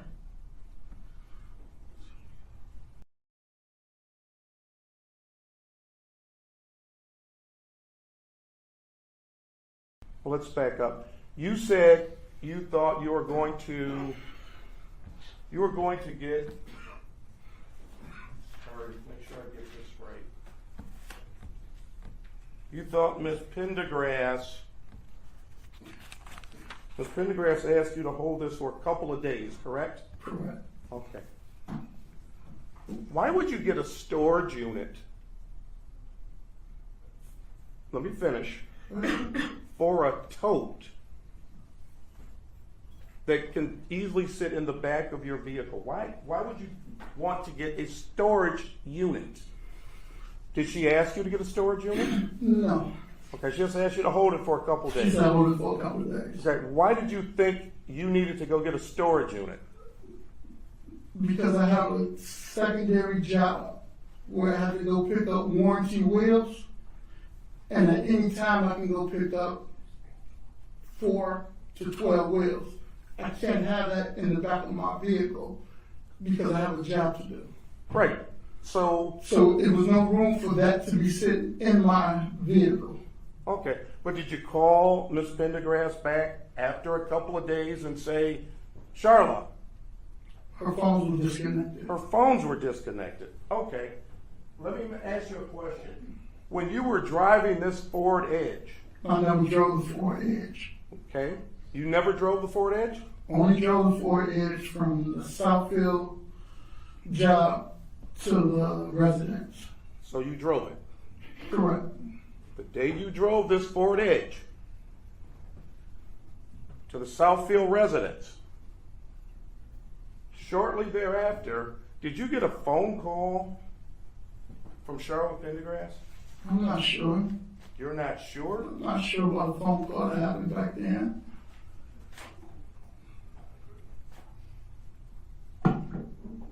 So if your phone records indicate you were on the phone with Miss Pendergrass, then I was on the phone with her. For 19 minutes? Yes. Okay. That's what it says. So you won't dispute that? If that's what the phone record said, yes. Did you say to her at that point, Charla, I got this tote. I got to get this out of here. You told me a couple days. Did you say? No. Why not? Because we didn't talk about that. We talked about everything that was going on in her life with the grandparents. It was a normal conversation. So now you remember the conversation. I don't know. I just know that we never talked about the total anything anymore. Okay. So you talked to her, according to the records, 2 times on that day. And you never, in your recollection, you never talked about the tote, correct? Correct. Okay. How do you know this lady, your friend, Shantae Williams? And just so the record's clear, this is the Millard address. Correct. Okay. Did you call her and say, Shantae, I'm bringing this to your house? Probably 2, yes. Are you guessing or you're sure? She knew I was bringing the car to her residence. I don't know when. How did she know you were bringing a car to her residence? We talked and we spoke about it.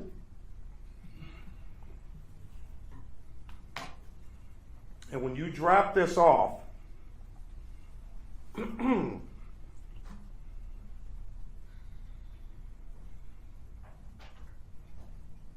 you didn't go back at any point until the police were called, correct? Probably I dropped her daughter off at home, then I picked her up from daycare. At that house? At that house, So yes. so you had gone back to that residence where that Edge was parked, yes or no? Yes. Okay. Did you tell the Michigan State Police, specifically Detective Sergeant Hartman, that you've been back to that address before? I'm not sure.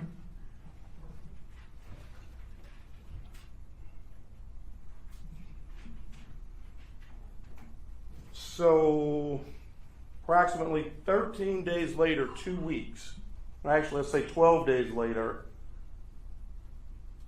you still hadn't called Charla, correct? I haven't spoke to her now. Because before you said you had no way of getting a hold of her. I tried to call the number that she had called me from, but no one answered. No one answered, okay. You identified Jalen Pendergrass, correct? Yes. And you said you had his phone number, correct? Yes. Did you call Jalen and say, hey, I'm trying to get a hold of your mother? No. I never called Jalen when I was looking for his mother. So I wouldn't do it now.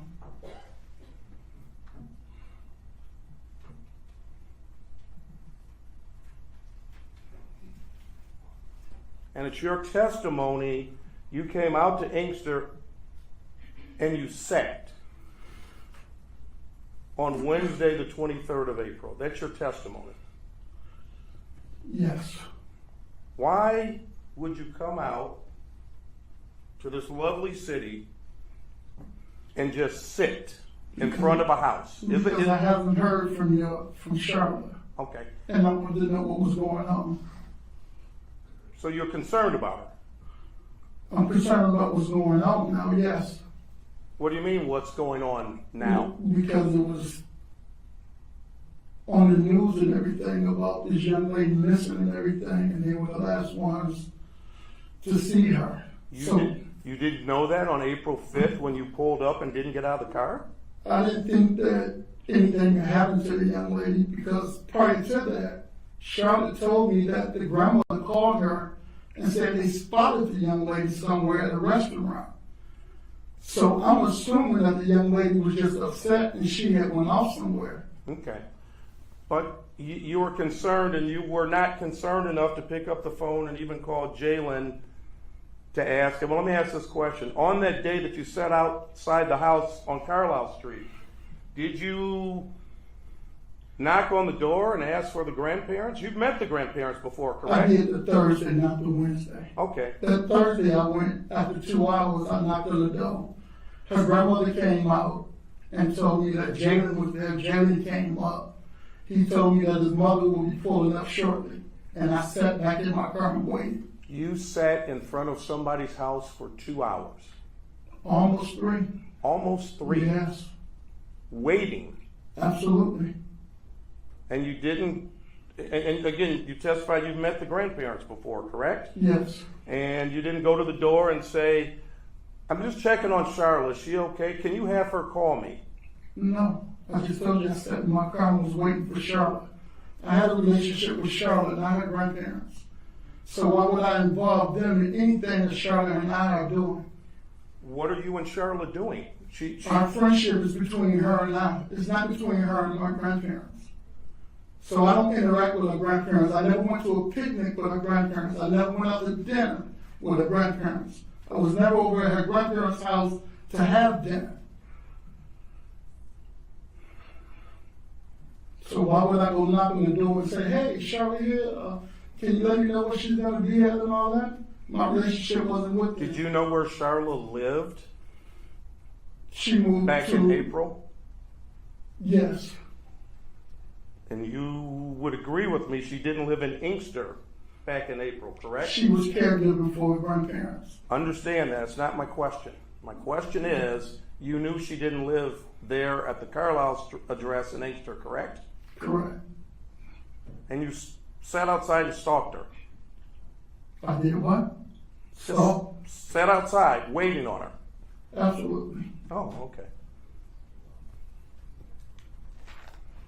And the next day, I want to make sure I understand, the next day being Thursday the 24th,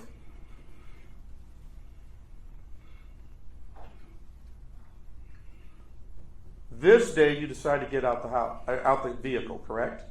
So Wednesday, I only stayed about 30 minutes and I left. That Thursday, I sat there for over 2 hours waiting. So, just to help you along. Oh, so it's not that I did it Wednesday and Thursday. I sat there for 2 hours each. No. Wednesday, I pulled up about 30 minutes or so and I left to go pick Shantae's daughter up from daycare. So I couldn't stay. So that Thursday, I didn't have anything to do. That's the day that I stayed there and waited for Charlotte to arrive. On that Thursday, when Charla pulled up, this wasn't planned, correct? It was planned for me. It wasn't planned for her. All right, so your plan was to sit outside our house and wait till I saw her to speak with her. Okay. And you saw her? Absolutely. Did you get out of the car and talk to her? When we went to the restaurant. It's not my question. When you first saw her on Carlisle, after waiting there, as you said, could have been 3 hours, did you get out of the car and talk to her? No, she pulled up, she waved at me while she was in the car to follow her, so there was no need for me to get out the car. She waved at you to follow her? And said, follow me, she did this. One moment, Your Honor. Sorry.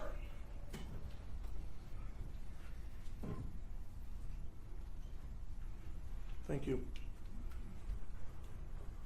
So you get to a restaurant, correct? Correct. And when you get to this restaurant, just so I'm clear,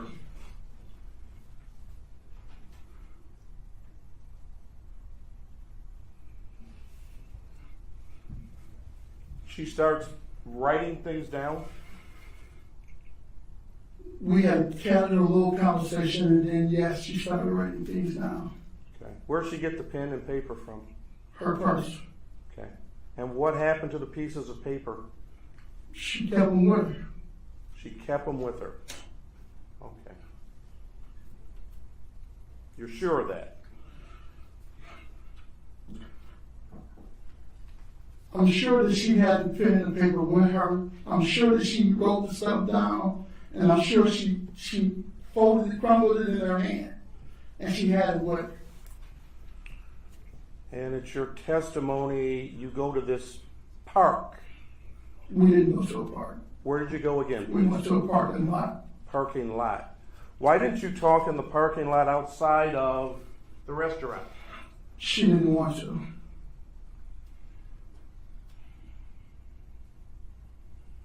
And it's your testimony, this is when you get to this parking lot, she tells you to get rid of this tote.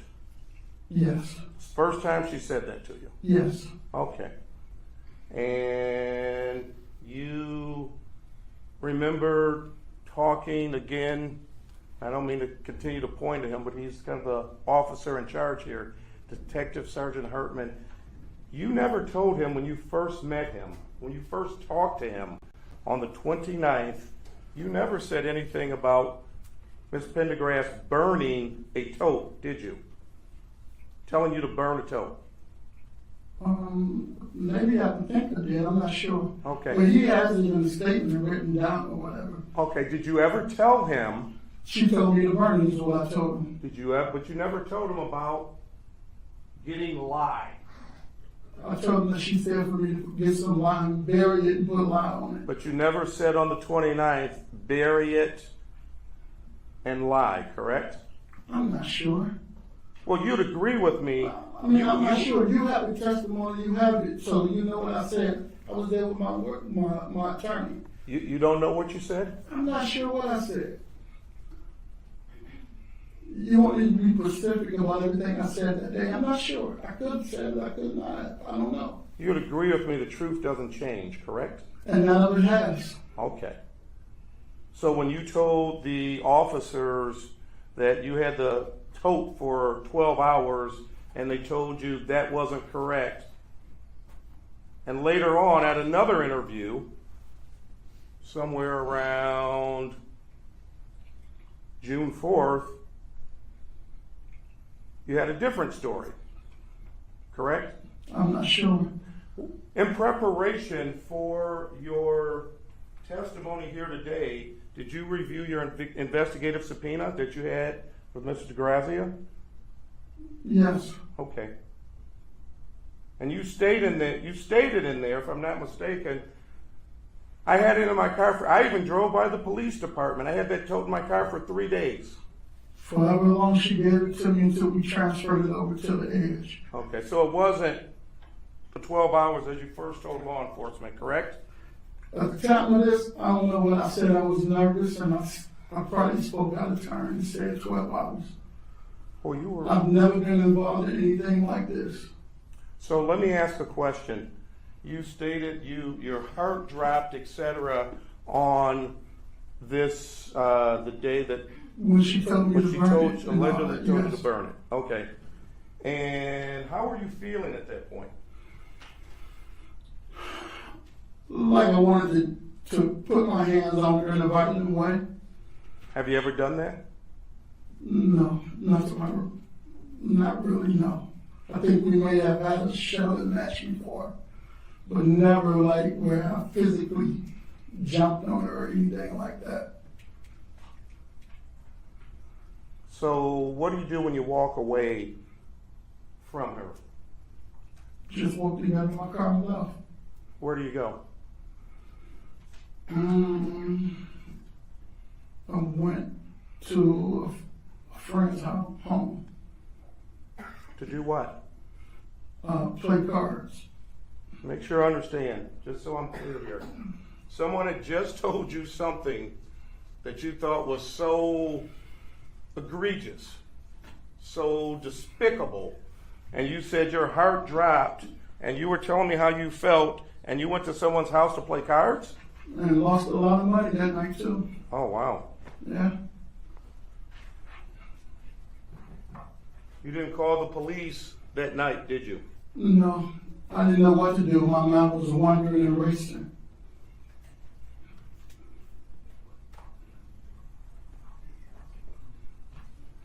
Next day, what day did you go out to the Millard Street address?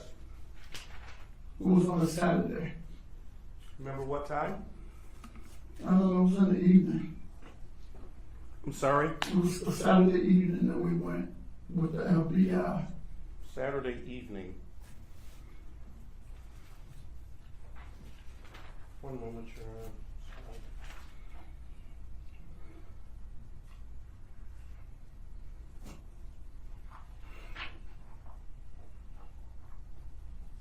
Other than your attorney on that Saturday, who else did you talk to? about what was going on Millard Street? My son was with me It's with you where? on in the Southfield in Miller Street.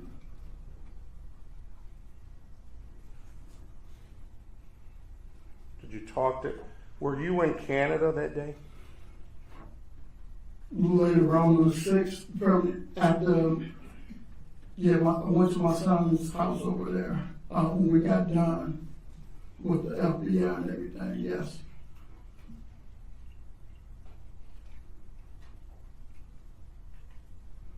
So you finished with the FBI, just so I'm clear, in the morning. It wasn't in the morning, It wasn't in the morning. no. Do you have a good memory, sir? I don't know, I have sleep apnea and I don't use my PPAP, so it comes and goes. Isn't it true that, one moment, Your Honor.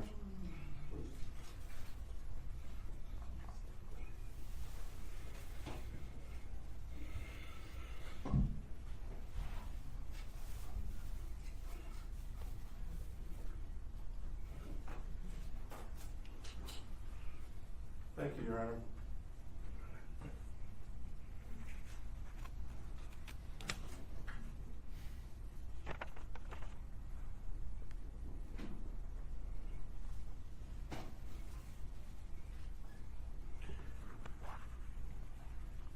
Is there a reason, if you were so concerned about this tote, you didn't take it back to Charla and Inkster when you were sitting outside of her house? I'm not sure what you're saying. Okay.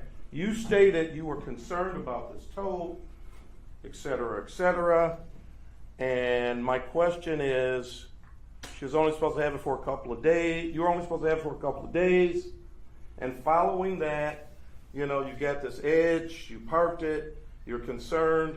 Is there a reason you didn't grab that tote? Because you said you could pick it up by yourself, right? Correct. Okay. Is there a reason you didn't pick that tote up, put it in the back of your vehicle? Were you still in the black Navigator at that time? Yes. Is there a reason you didn't put it in the back of that black Navigator where it was for days and take it back out to Ms. Pendergrass? Is there a reason you didn't do that? Just waiting on her to come pick it up. Like I told you before, I had no reason to believe that anything was in that tote that was what was in there. I didn't believe that they would do anything like that. So I was never under the assumption that I was holding on to something that heinous in my possession. Did you ever say, I'm going to bring you this tote back? I don't We never spoke again. I just told you that. We didn't have any more communication until I met up with her that Thursday. And you didn't say to her, when are you coming to get this tote? No. No further questions. No, thank you. No, Your Honor. Thank you, Mr. Lawson. People call Special Agent Chris C. Sir, please watch your stuff.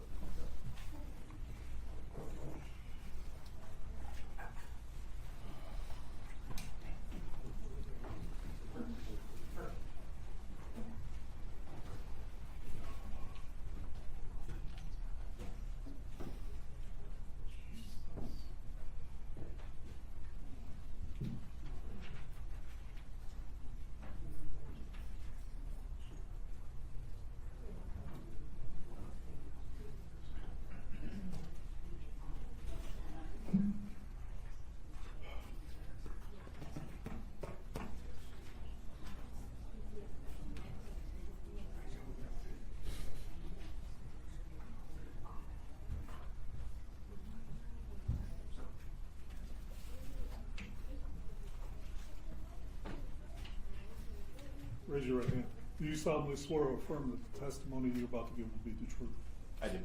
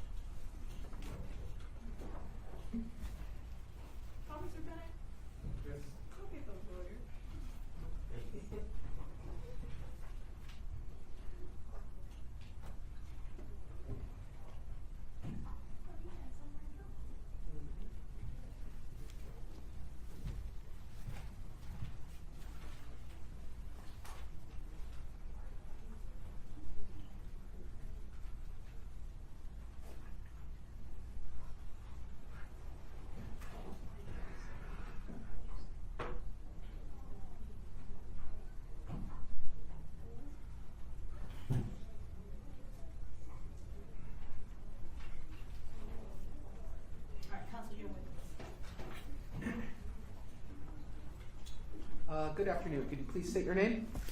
Yes. My name is Special Agent Christopher Siegel. And where do you work? I work for the FBI. And how long have you been an FBI special agent for? Just shy of 18 years. Did you work as a police officer for any other agencies prior to that, or just for the FBI? Just the FBI. All right.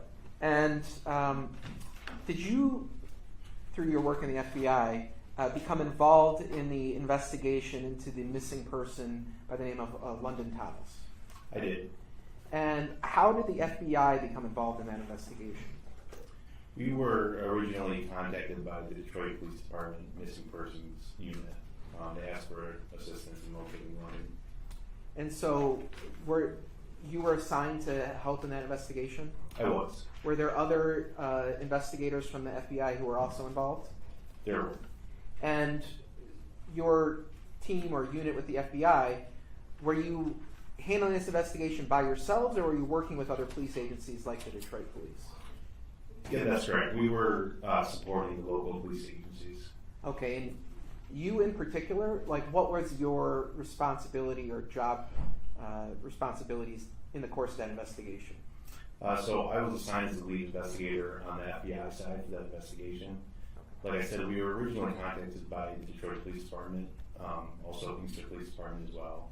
And so we were assisting with them with locating London and providing resources. Okay. And on February 8th of 2025, were you present during the execution of a search warrant at 27262 Carlisle Street in the city of Inkster? I was. And at that time, on February 8th, had London Thomas been found? She had not, no. Okay. And so, when that home was searched, were you present for that? I was. At that time, did you observe any cellular phones in the house that were later collected and placed on evidence? I did. Were any of those phones located in the basement of the house? They were. Describe what you saw, if you can remember, about where the phones were in the basement. From what I can recall, they were located there was a corner in the basement that appeared to be a makeshift bedroom, if you will. There was a bed and a dresser, and the phones were in that general area. Okay. Now, while you were there on the 8th, did you have an opportunity to speak with somebody by the name of Jalen Pendergrass? I did. And do you see that person in court today? I do. Can you point to that person and describe what he's wearing? He's over to my right and wearing a green jumpsuit. For the record, the witness has identified the defendant. Now, this interview, where was it conducted at? This was conducted right outside his home in my vehicle. All right. Now, at the time you spoke with him, had the defendant been placed under arrest? He had not. Okay. Was he in handcuffs in the back of your car? He was not. Despite that, did you still go over what are known as his Miranda rights with him? I did. How did you do that? I verbally read the rights to him verbatim. Okay, and when you spoke with him, did he appear to know and understand English? He did. Okay, did he appear to know and understand his constitutional rights? He did. Did he appear to be under the influence of any drugs or alcohol that were affecting his communication? No. Okay. And did you ask him, after you'd given him Miranda warnings, when he had last seen London Thomas? I did. What did he tell you? He told me he had last seen her on the day she went missing, which was the 5th. Okay. And did he say where he had last seen her at? Yes, at his residence. And where is that residence located? This is the residence on Carlisle Street in Inkster. Okay. Now, did you ever ask him if, at the time, on April 5th, whether he was currently dating London Thomas or whether he had any other girlfriends? I did. What was his response to that? His response was that he was actually dating a different female named Nija.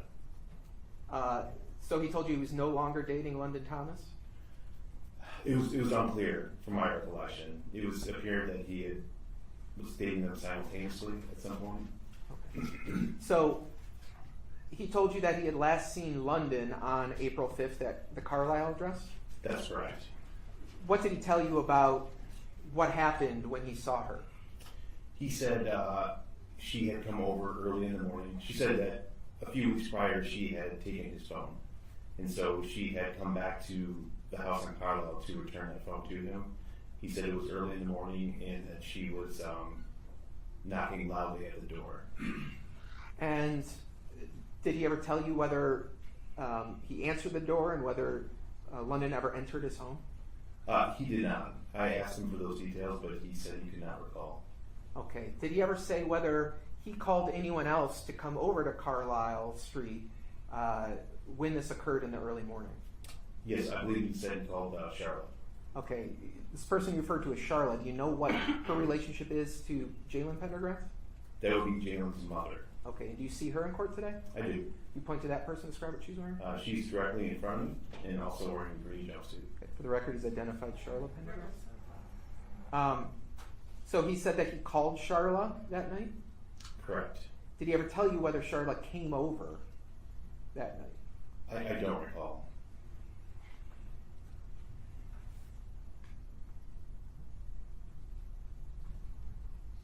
If you were to look at something, could that refresh your memory? That would.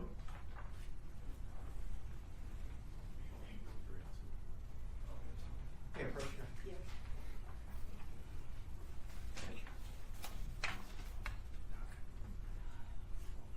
Do you want anything?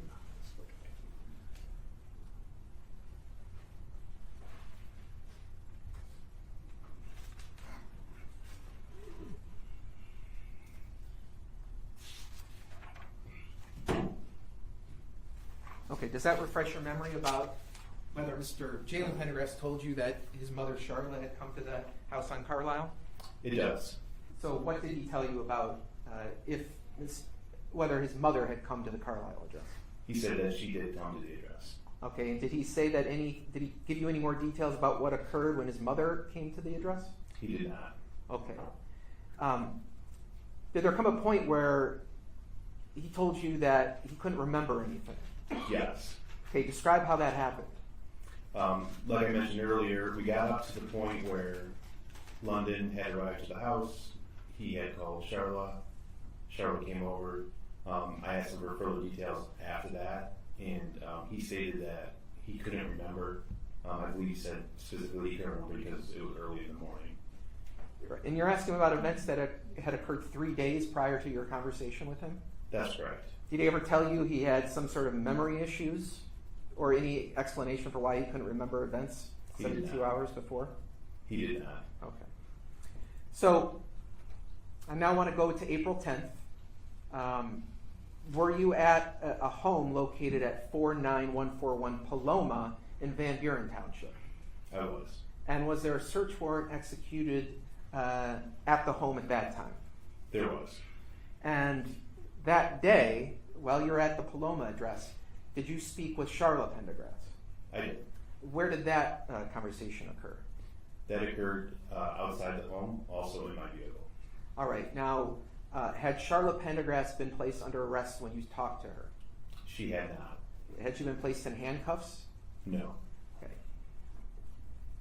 Regardless of whether she was detained or arrested, did you go over her Miranda rights with her? I did. How did you do that?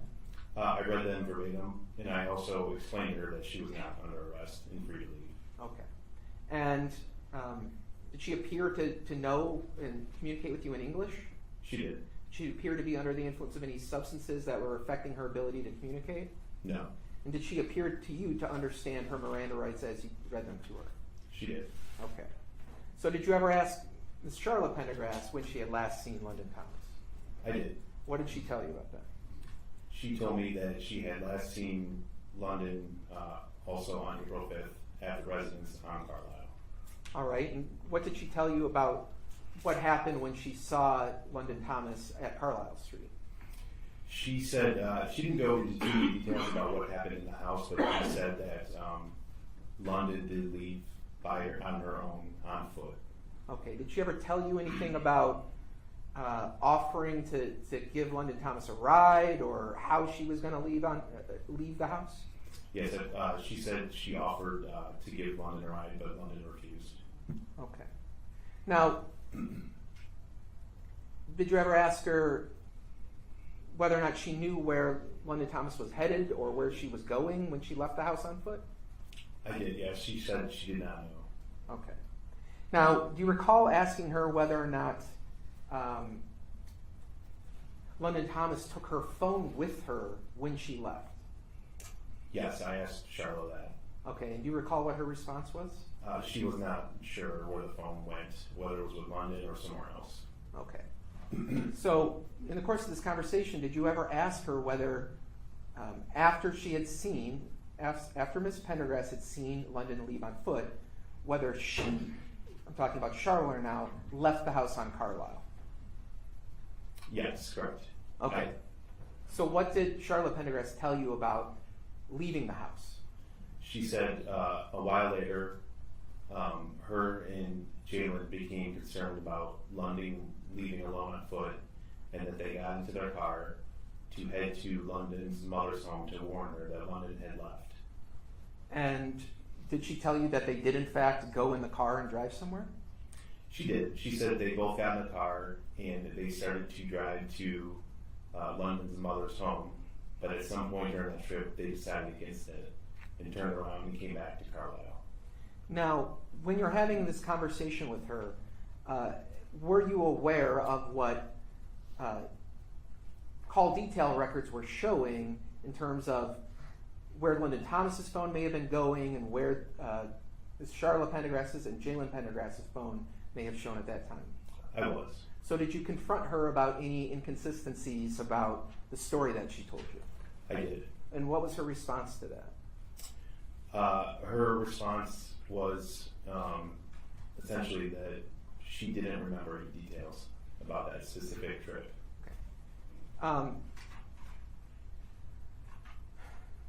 Did you ever ask her how it is that London Thomas's phone could be traveling in sync with her vehicle as it traveled away from Carlisle Street?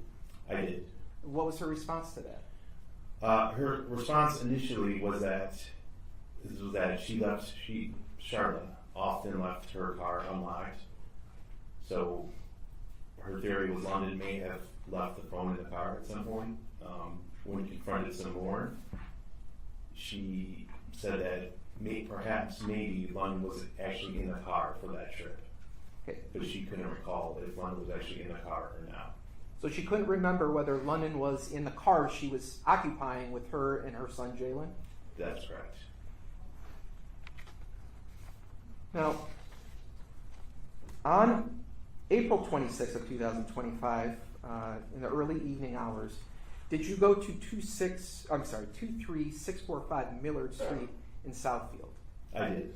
And why did you go to that address?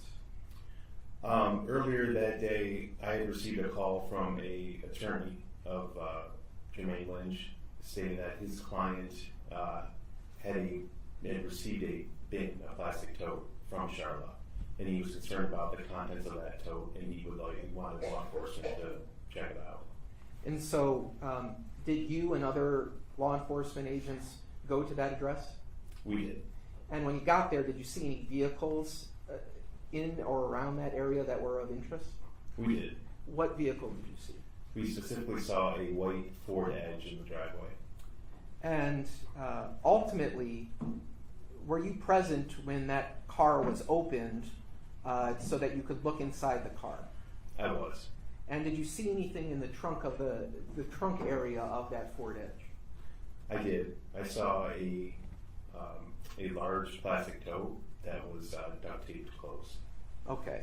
And were you present when that tote was opened? I was.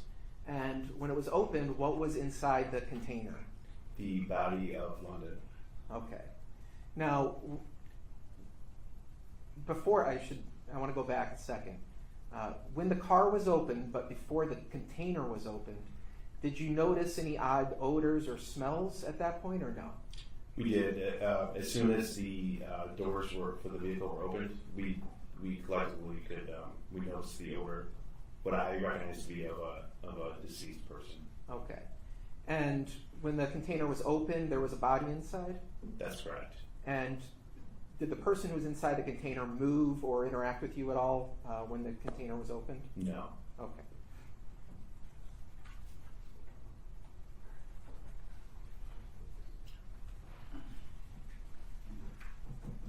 May I approach now? Yes. I'm going to show you what's been marked as People's Exhibit number 2. It contains 4 pictures. You could just look at these and let me know whether you recognize what's depicted in those photographs.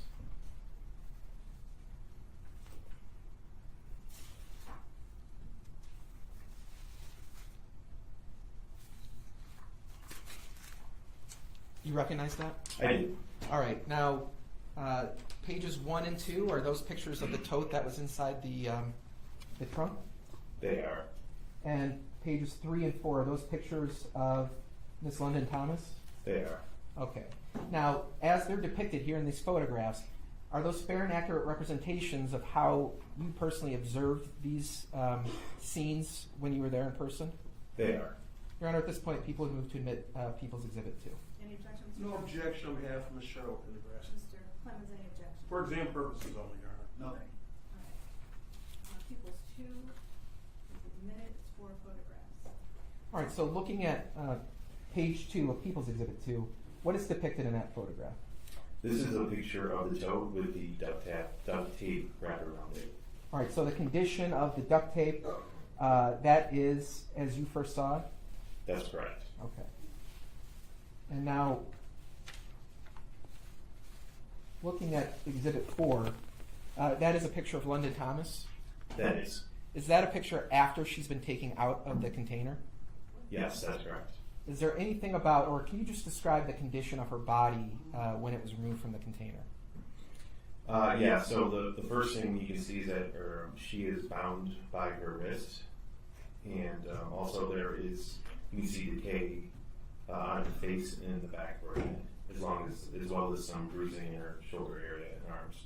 Is she, in the condition where she was found, was she wearing clothing when she was found? I believe she was wearing bottoms, but nothing on top. Okay, so a pair of underwear and that's it? That's correct. And the tape that's around her wrist, or sorry, you said she was bound by her wrist? Correct. What was she bound by? It appeared to be some sort of tape. Okay. May Your Honor, may I approach this to the court?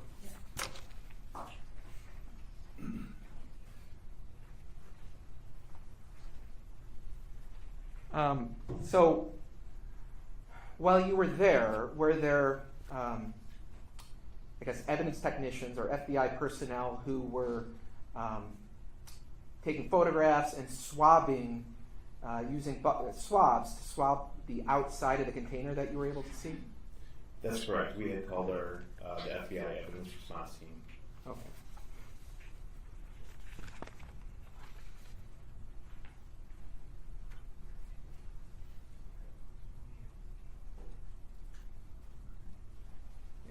And just to be clear, I may have misspoken and said February in terms of the time frame we're talking about. All my questions in terms of these events, the statements from the defendants and the recovery of the body, that all occurred in April of 2025, correct? That's correct. Okay. I don't have any other questions. Mr. Johnson? I'll be very brief. Good afternoon. Good afternoon. Agent, question for you. What time, when you were, you executed a search warrant on this location in Southfield, correct? Correct. What time was that search warrant executed, approximately? I don't need the exact moment. But I'm going to say probably around 5 in the evening. 5 in the evening? Yeah. Okay. Was Mr. Jermaine Lynch there when you executed the search warrant? Initially, yes. Okay. No further questions. Thank you. Thank you. Mr. Clemens? No. All right. You may drive. No. Thank you so much, Mr. Additional witnesses? No, I do have a couple of stipulations Very good. placed on the record. First stipulation is that if Trooper Arthur Williams were to testify, he would testify that he took buccal swabs from both Charla Pendergrass and Jalen Pendergrass. And that was in April 30th of 2025. No objection for exam purposes, Your Honor. Any objection, Mr. Clemens? No, thank you. All right, court will receive that stipulation.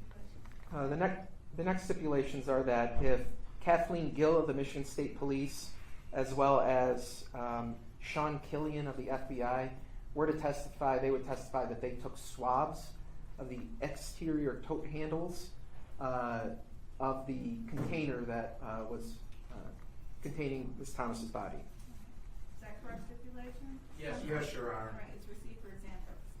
Your Honor, at this point I am moving to admit as People's Exhibit 3 a laboratory report, biological analysis conducted by Sarah Barr from the Michigan State Police Laboratory. Moving to admit that in evidence. Any objection? No objection for exam purposes only. Any objection, Mr. Clemens? No, thank you. I have it, Judge. All right, That's very what it good. said. Court will receive the lab report. And with that, Your Honor, I'm not planning on calling any more witnesses. I am seeking, I'll wait to argue, but I am seeking to add some additional charges. First degree murder, 750-316A. Felony murder, 750-316B. Unlawful imprisonment, 750-349B. And I would move to modify count 2 and 3, which are conspiracy to commit tampering with evidence. I would ask that those be modified to just tampering with evidence involving a felony of more than 10 years. That's 750-483-86B. And with that, Your Honor, I would rest, and if there are no witnesses, I would make my argument. All right, so just so the record is clear, Mr. Johnson, any witnesses that you plan to call on behalf of Ms. Pendergrass? None on behalf of Mr. Pendergrass, thank you, Your Honor. Mr. Clemens, any witnesses you intend to call on behalf of Ms. Pendergrass? I would just ask for a stipulation, Your Honor. If I could just have 1 minute just to show counsel something. Let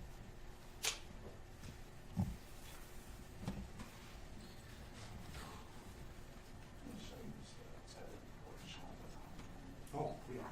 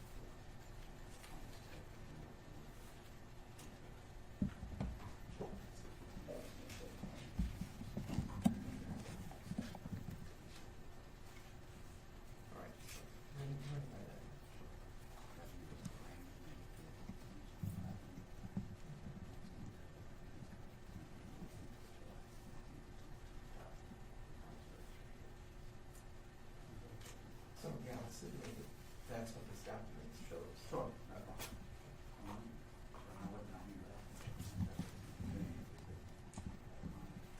Yeah, I don't know whether it's functioning or not, but yeah, I'll stipulate that to the document.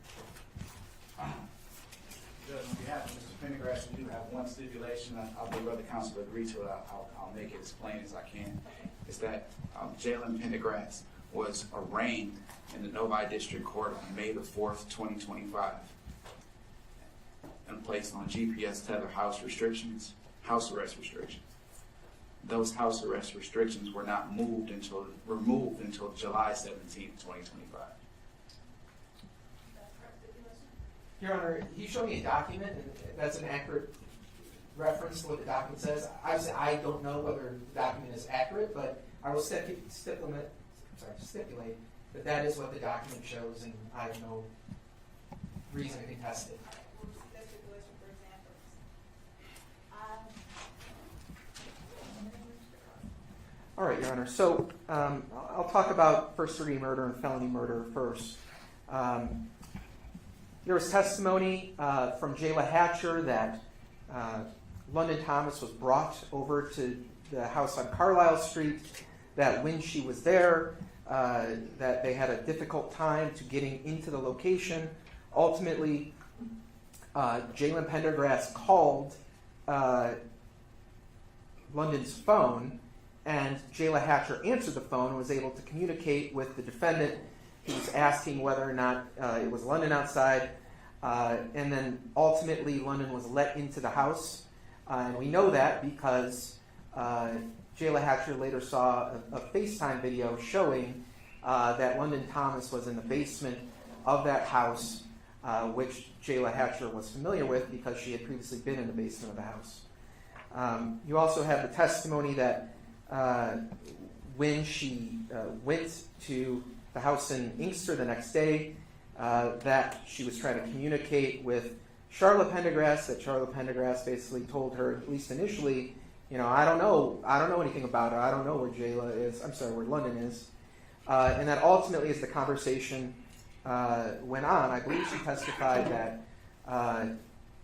that Charla told her that Jayla left. Okay, so there's an acknowledgement from both defendants that London Thomas was in the house at some point that morning.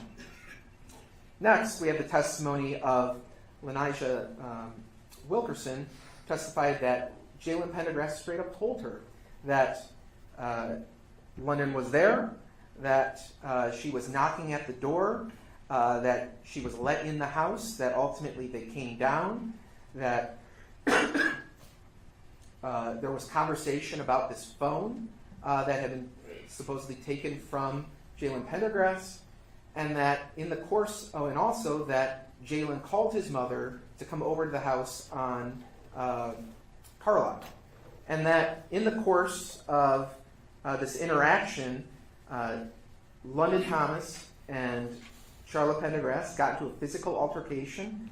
That violent altercation ultimately led to a table being broken, and that the defendant, Jalen Pendergrass, admitted to her that he picked up a table leg and beat London Thomas with it. And that after this, and that while he was beating her, he was essentially asking her, what's your phone password? What's the password so I can look at your iPad? What's the password so I can look at your phone? I think clearly, just based on this testimony alone, one can draw a reasonable inference that Jalen Pendergrass was angry at London Thomas, that he was mad about this phone being taken, that he may have been upset about these, this lying about a pregnancy, and that he was upset and angry at London Thomas. Then you also have the testimony that that Jalen told his mother, Lenijah, that his mother was part of this this altercation, this violent struggle. Then Ms. Wilkerson testified that afterwards, when Ms. Thomas asked to be let down, or asked to lie down, that Jalen essentially said, I'm going to tie you up because I don't trust you. Afterwards, now that you've got a person who's, been beaten, she's now tied up inside the basement, Jalen supposedly asked his mother, what should I do? And the testimony was that Charla told Jalen, you got to get angry, you got to get mad. And that ultimately she told Jalen to kill her. And that, according to Ms. Wilkerson's testimony, that's what Jalen admitted to doing, by putting a belt around her neck and choking her to death. Afterwards, Ms. Jalen told Lenijah Wilkerson that the two of them put Ms. Thomas inside a box, taped it up, and that Ms. Charla Pendergrass called a friend to take the container. Now, obviously, I'm sure defense counsels are going to say, well, you can't believe anything Ms. Wilkerson says, that this is just so far-fetched and unbelievable.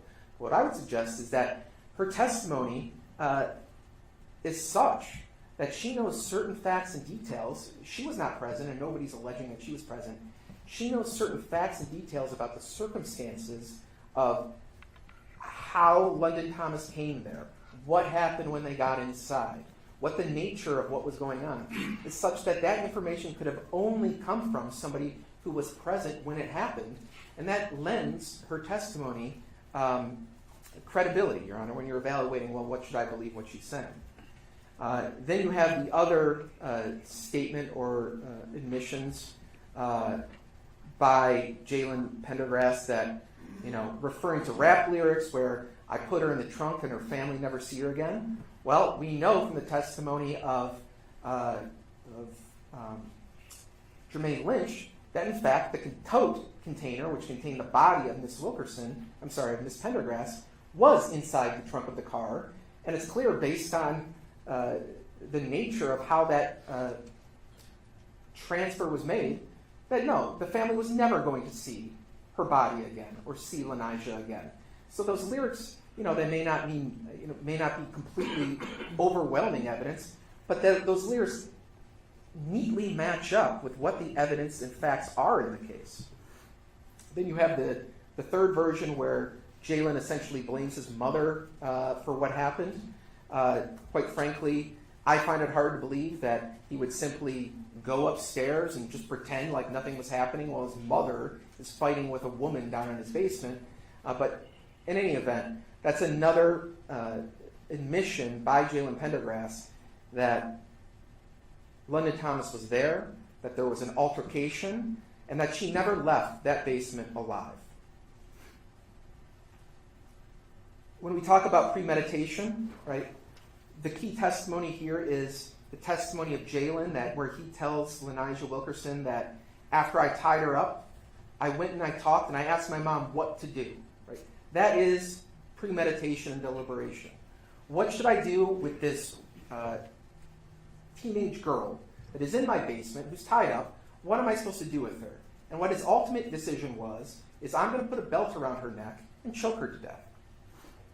So clearly, there's evidence of premeditation here. And also, if you look at their actions after the fact, right, the lengths they went to hide the body, to lie to investigators, to come up with some story about what happened to London Thomas, that is evidence of premeditation. Prior relationship of the parties, the defendant's actions before the killing, the circumstances of the killing itself, and the defendant's conduct after the homicide. People v. Anderson at 209 Mish Ave, 1995 case. That's all evidence that the court can use when you're deciding about whether or not there's sufficient evidence of premeditation and deliberation.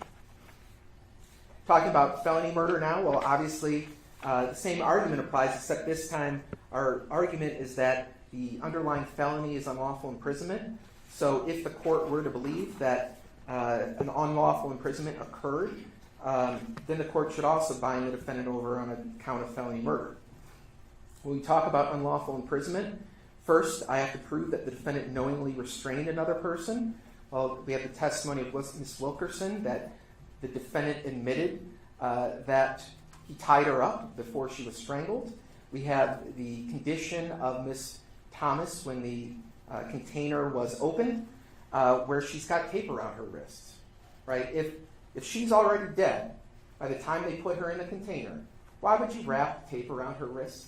Right? It doesn't make any sense unless you want to restrain her. Right? And even if we were to sit here and speculate, well, maybe he strangled her, but maybe she wasn't dead when she was put in the box. Right? If you put somebody in a box with tape around their wrists, and then you tape the box shut repeatedly so that the person inside can't get out, that's felony murder. That's unlawful imprisonment. Why? Because they knowingly restrained another person, and that person was restrained to facilitate the commission of another felony. That is murder, right? Tying somebody up so that when I put them in a box and I tape it shut, they can't get out. When I talk about, so I do believe there's enough evidence for unlawful imprisonment, and the next count would be tampering with evidence. I would suggest to the court that a body is a piece of evidence, that the police were investigating the disappearance of London Thomas. They were aware of that, but they did not tell the police, oh yes, actually, she's in a box, and I gave her to my friend, Jermaine Lynch. Here's where you can go find her. Yes, I did put her in a box. That's not what Charla Pendergrass did.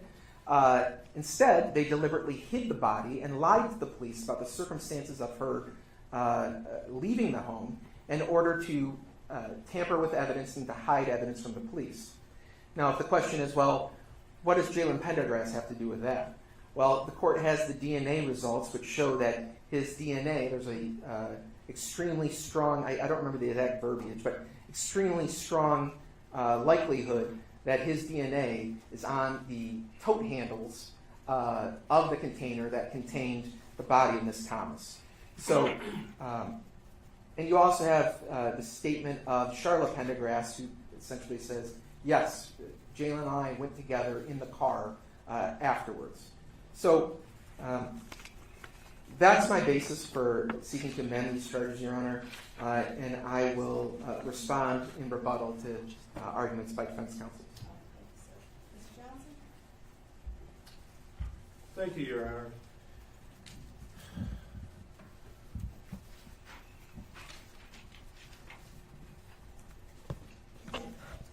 This morning was one thing that, an interesting argument that the people make.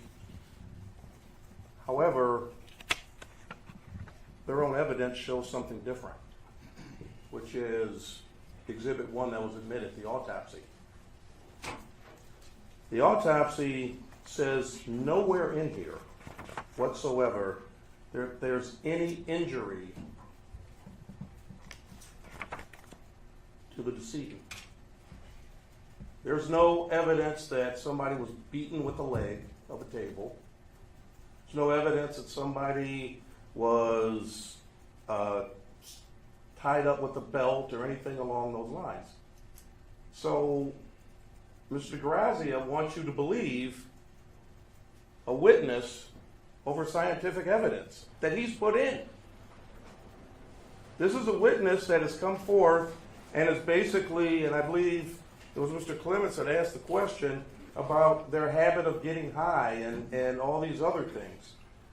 They did it all the time. I believe the witness stated that in order to get him to talk about things, he had to be high. We did X, Y, and Z. Again, I'm going to let Mr. Clements talk about the some other things that can't be true regarding the tether, but this court has got to take credibility of a witness into consideration. There's no way in the world that this witness could testify to somebody being beat with a table leg and the autopsy doesn't show it. Not even a scintilla of that. There's no way that this witness can testify that somebody put a belt around the decedent's neck and hung her. The autopsy doesn't show that. This is the evidence they put in. So what he's basically asking you to do, Your Honor, is just go off of what this young lady said, who, again, was high when she did this. There's other evidence, I believe, that Mr. Clements is going to talk about regarding the fact that some of this could not have even happened based upon location and everything else. But the autopsy itself basically does not support what he's saying. He knows this. This is what was put in because we were going to call the medical examiner, but we stipulated, obviously, to having this come forth, and it's completely contradictory. There's been no evidence to show that in the house in Inkster, he's put on no witnesses to show there was blood down there. He's put in no evidence to show there was a struggle down in that basement. None of it has come in. All he's saying is, Judge, believe the woman that gets high again and again and gets him high to get things out of him. It makes no sense, Your Honor. There's got to be some, I know this is a probable cause or, probable cause hearing, but there's got to be, the standard isn't that low. It's just not, Your Honor. It's contrary to what Mr. DeGrazzi is saying, and he can't even refute it. And with that, I'd ask the court not to bind over on the amended charges. As it relates to the other charges, Your Honor, I believe there are questions of fact, and I'll defer to the court. Yes, Judge, I'll do my best not to be redundant and to cut to it. So, way back when my client was initially charged in this particular case, and we had an opportunity to have arguments on arraignment and things of that nature, there were some statements that were made both by the prosecution and by the defense. And at the particular time, one of the things that we said was that the decision or the emphasis should be on the evidence, not tied up into the emotions of what happened to essentially a child. This is an awful thing. But at the end of the day, the evidence is what should control how we move. And what we have in evidence, Judge, is a body that was recovered with an autopsy that was conducted and produced. And we have an injury diagram.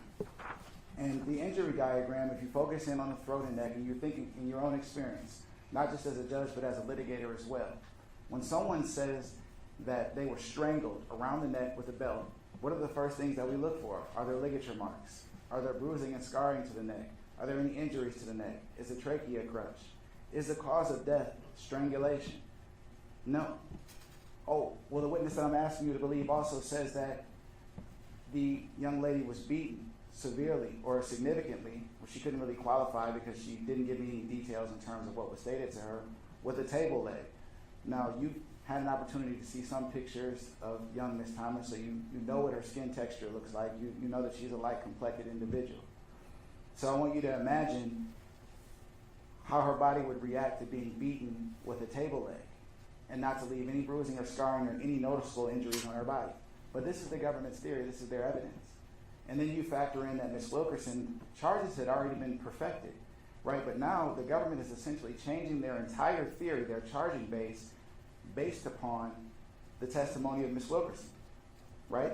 From her testimony, you're to deviate from a second-degree murder charge that was initially levied and add charges of premeditated murder, add charges of unlawful imprisonment, and add charges that are felony murder that appreciate the entire context of the information that she provides, but just avoid the content that suggests that she's not being truthful or that she's just not a quality witness, like being extremely drunk and extremely high when this information is purportedly given to her, which would be a good explanation for why the information that she provides doesn't marry up with the scientific evidence. Remember, in that People versus King and People versus Anderson, which our focus is on preliminary examinations and what the examining magistrate or the examining judge is to do, is not to take your common sense at the door when assessing credibility.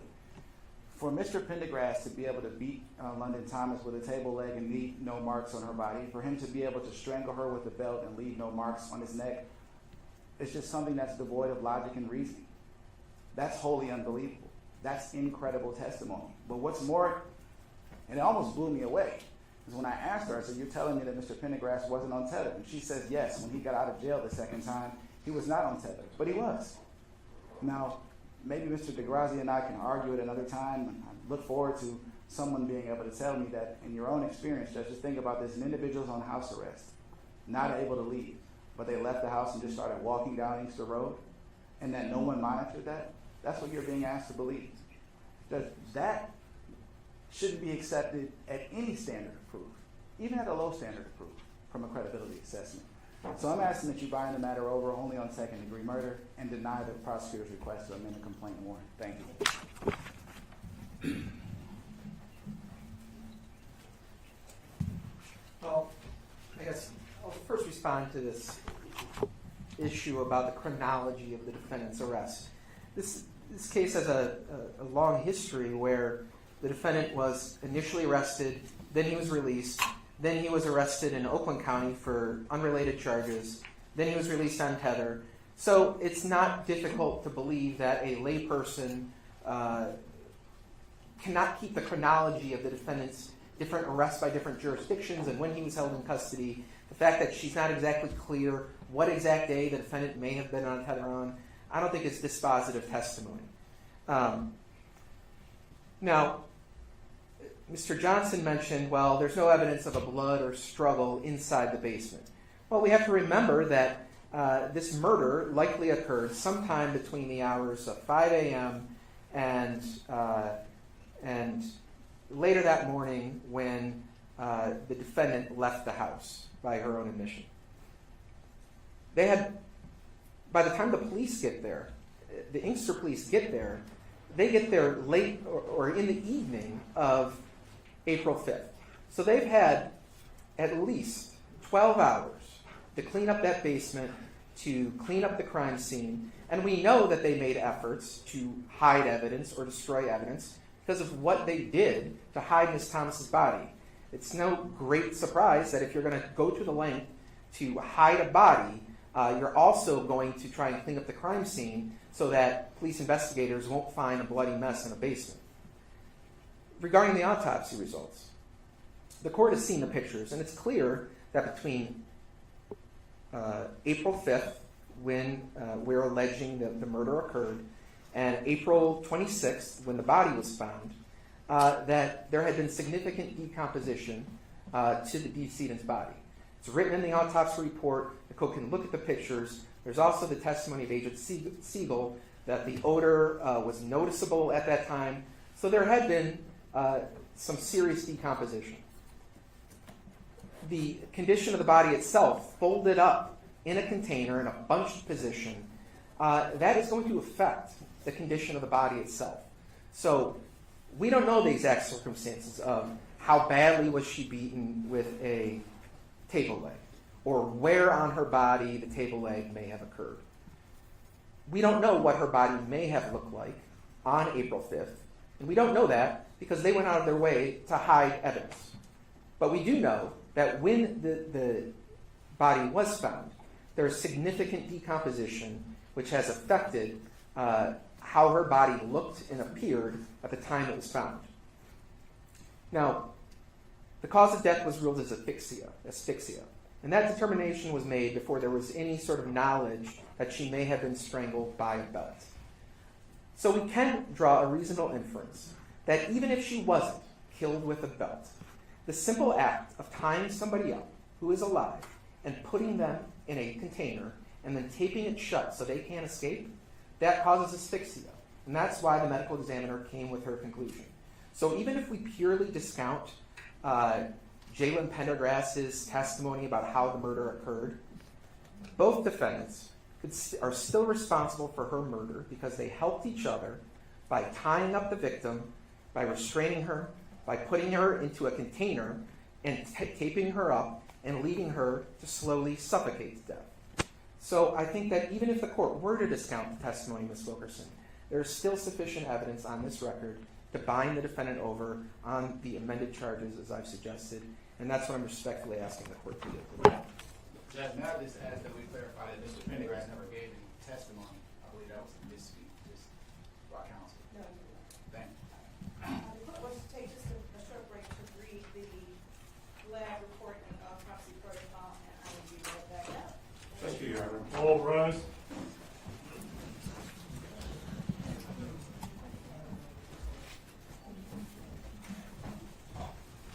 Stand up.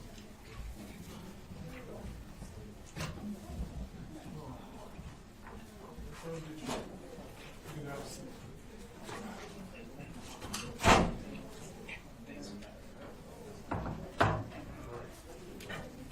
Ms. Pendergrass, have a seat.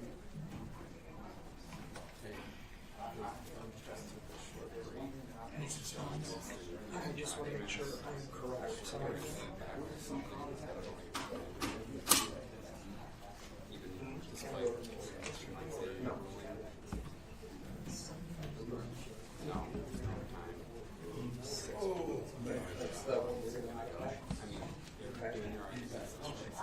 Now, is your session away or is it recording these?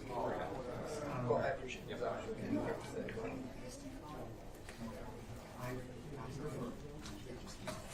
Okay. And then my first Seat. and that will be recording. Seat. Okay, thank you. Bennett? Yes, sir. I'm up here waiting for the judge. All right. Do I have 5 minutes off the ground? I'm not sure. I did want to run this off my car. She said she's going to take a quick break and research something, so I don't know how quick this is going to be. I'm just going to run in my car, literally down and out.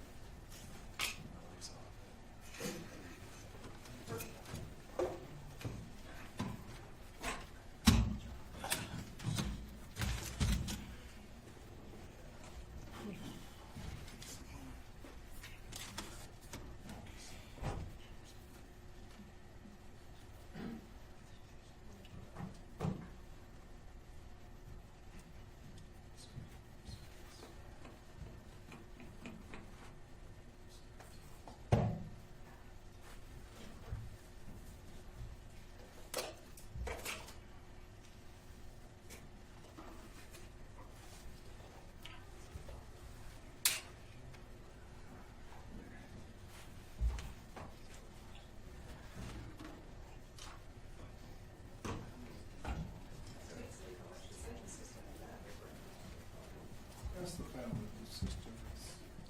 All of us. Yeah, she said that she wanted that key to go to one of the parents. She said it is her key. She did come back in and say it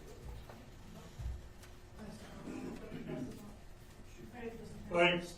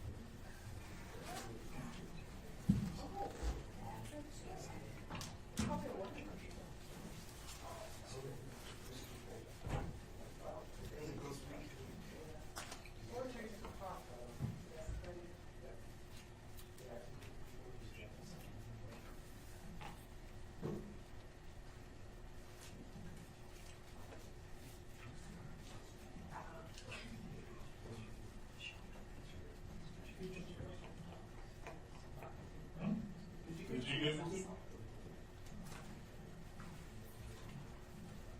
Okay.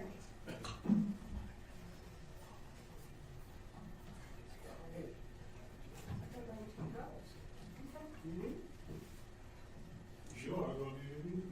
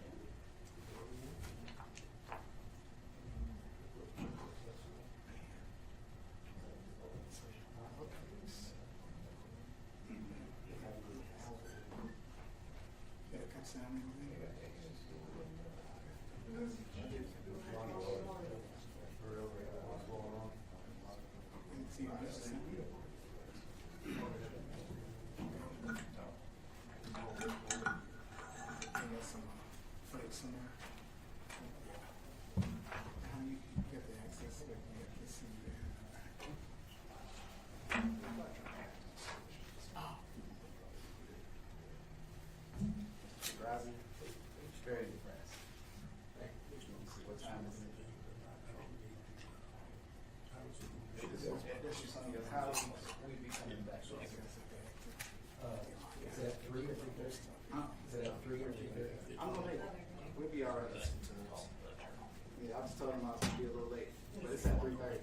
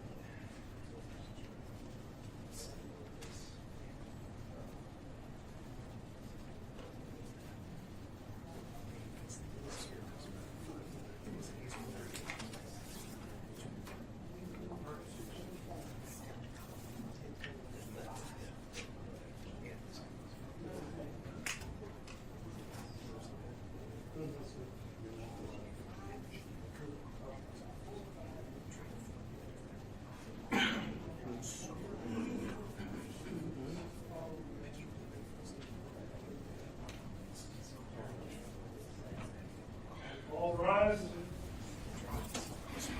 Board's once again in session.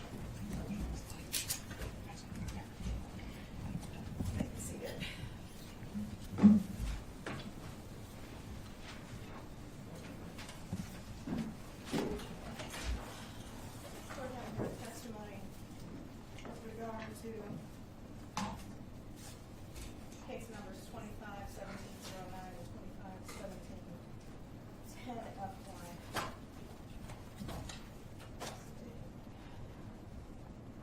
I'm sorry. As the parties are aware, or at least the attorneys are aware, this is a preliminary examination where the court has determined whether there was sufficient probable cause that a crime was committed in the city of Inkster and that these two defendants committed it. Based upon the testimony that this court has heard today, the court does believe a crime was committed in the city of Inkster and these defendants committed it and are going to bind the defendants over. But the issue is, on what? On what are we binding the defendants over? With regard to Ms. Charla Pendergrass, the court has heard testimony that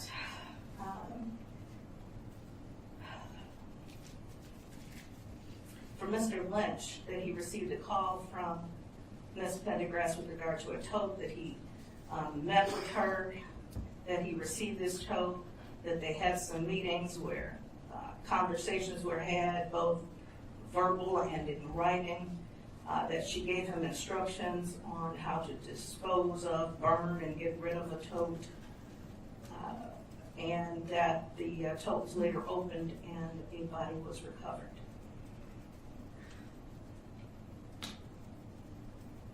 The court has had the opportunity to read the autopsy report with regard to the condition and state of London Thomas's body when she was seen by the Oakland County medical examiner. And I believe that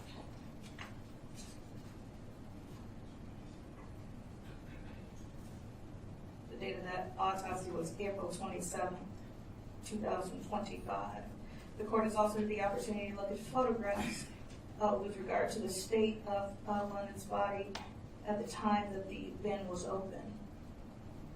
The autopsy that was submitted by the prosecution indicates on page 2 the decomposition changes are noted, including skin slippage, green-brown discoloration, bloating, and marbling. The court considered that to be consistent with a body that had been placed in a bin and was concealed for some time after the death. The court also had the opportunity to look at photographs, which are very graphic and do show trauma to the body.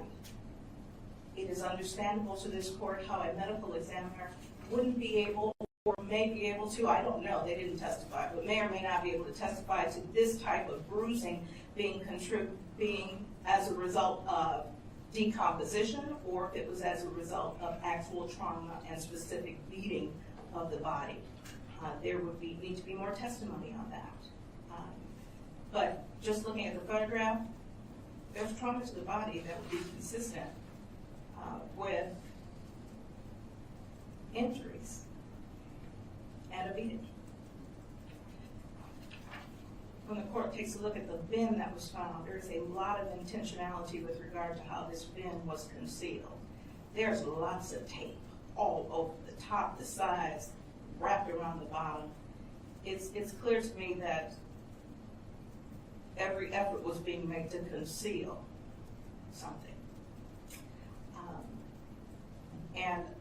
The court does not know if her death, as indicated by the autopsy, was as a result of asphyxiation. It could have been the asphyxiation that occurred at the residence or as a result of being placed in a bin. It's also interesting to the court that the tape that's used around her wrist is different from the tape that's used on the outside of the bin, indicating that it might have happened at a later or different time, which would be consistent with testimony that was heard today. But with regard to the evidence in this case, and I agree with the people that the court can consider what happened before, during, and after.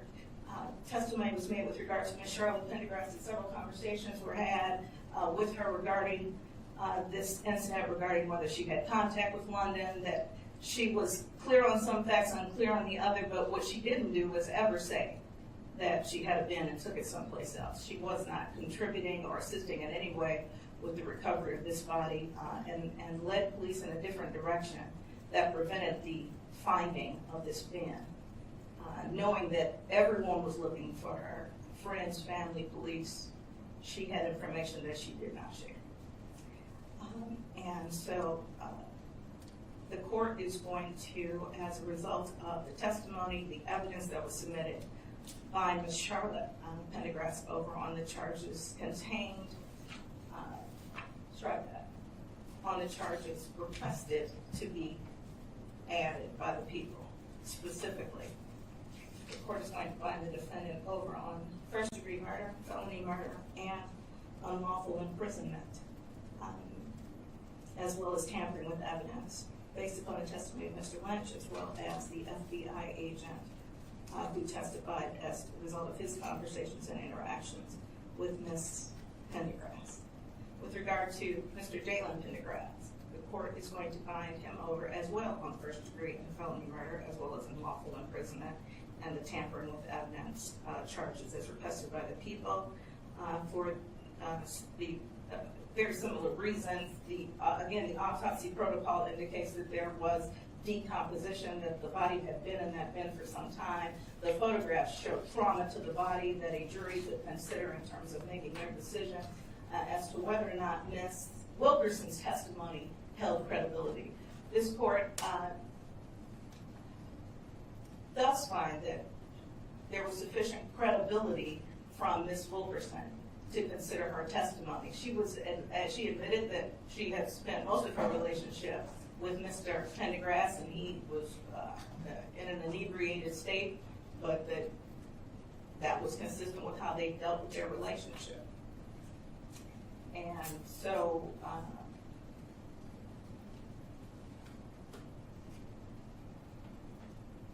the court finds sufficient evidence to find the defendant, so, and will do so.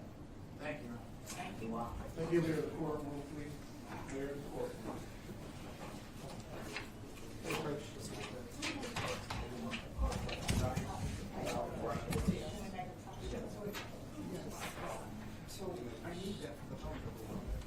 Remain seated. I know, we shall want to do this. Yeah, we're gonna make a copy. No, we shall arrange to make that. Okay.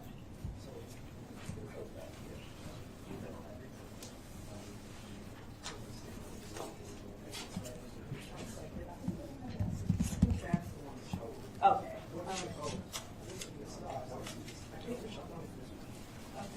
We can probably have that.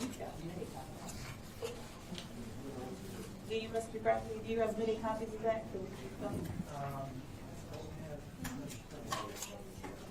Okay, so we'll just make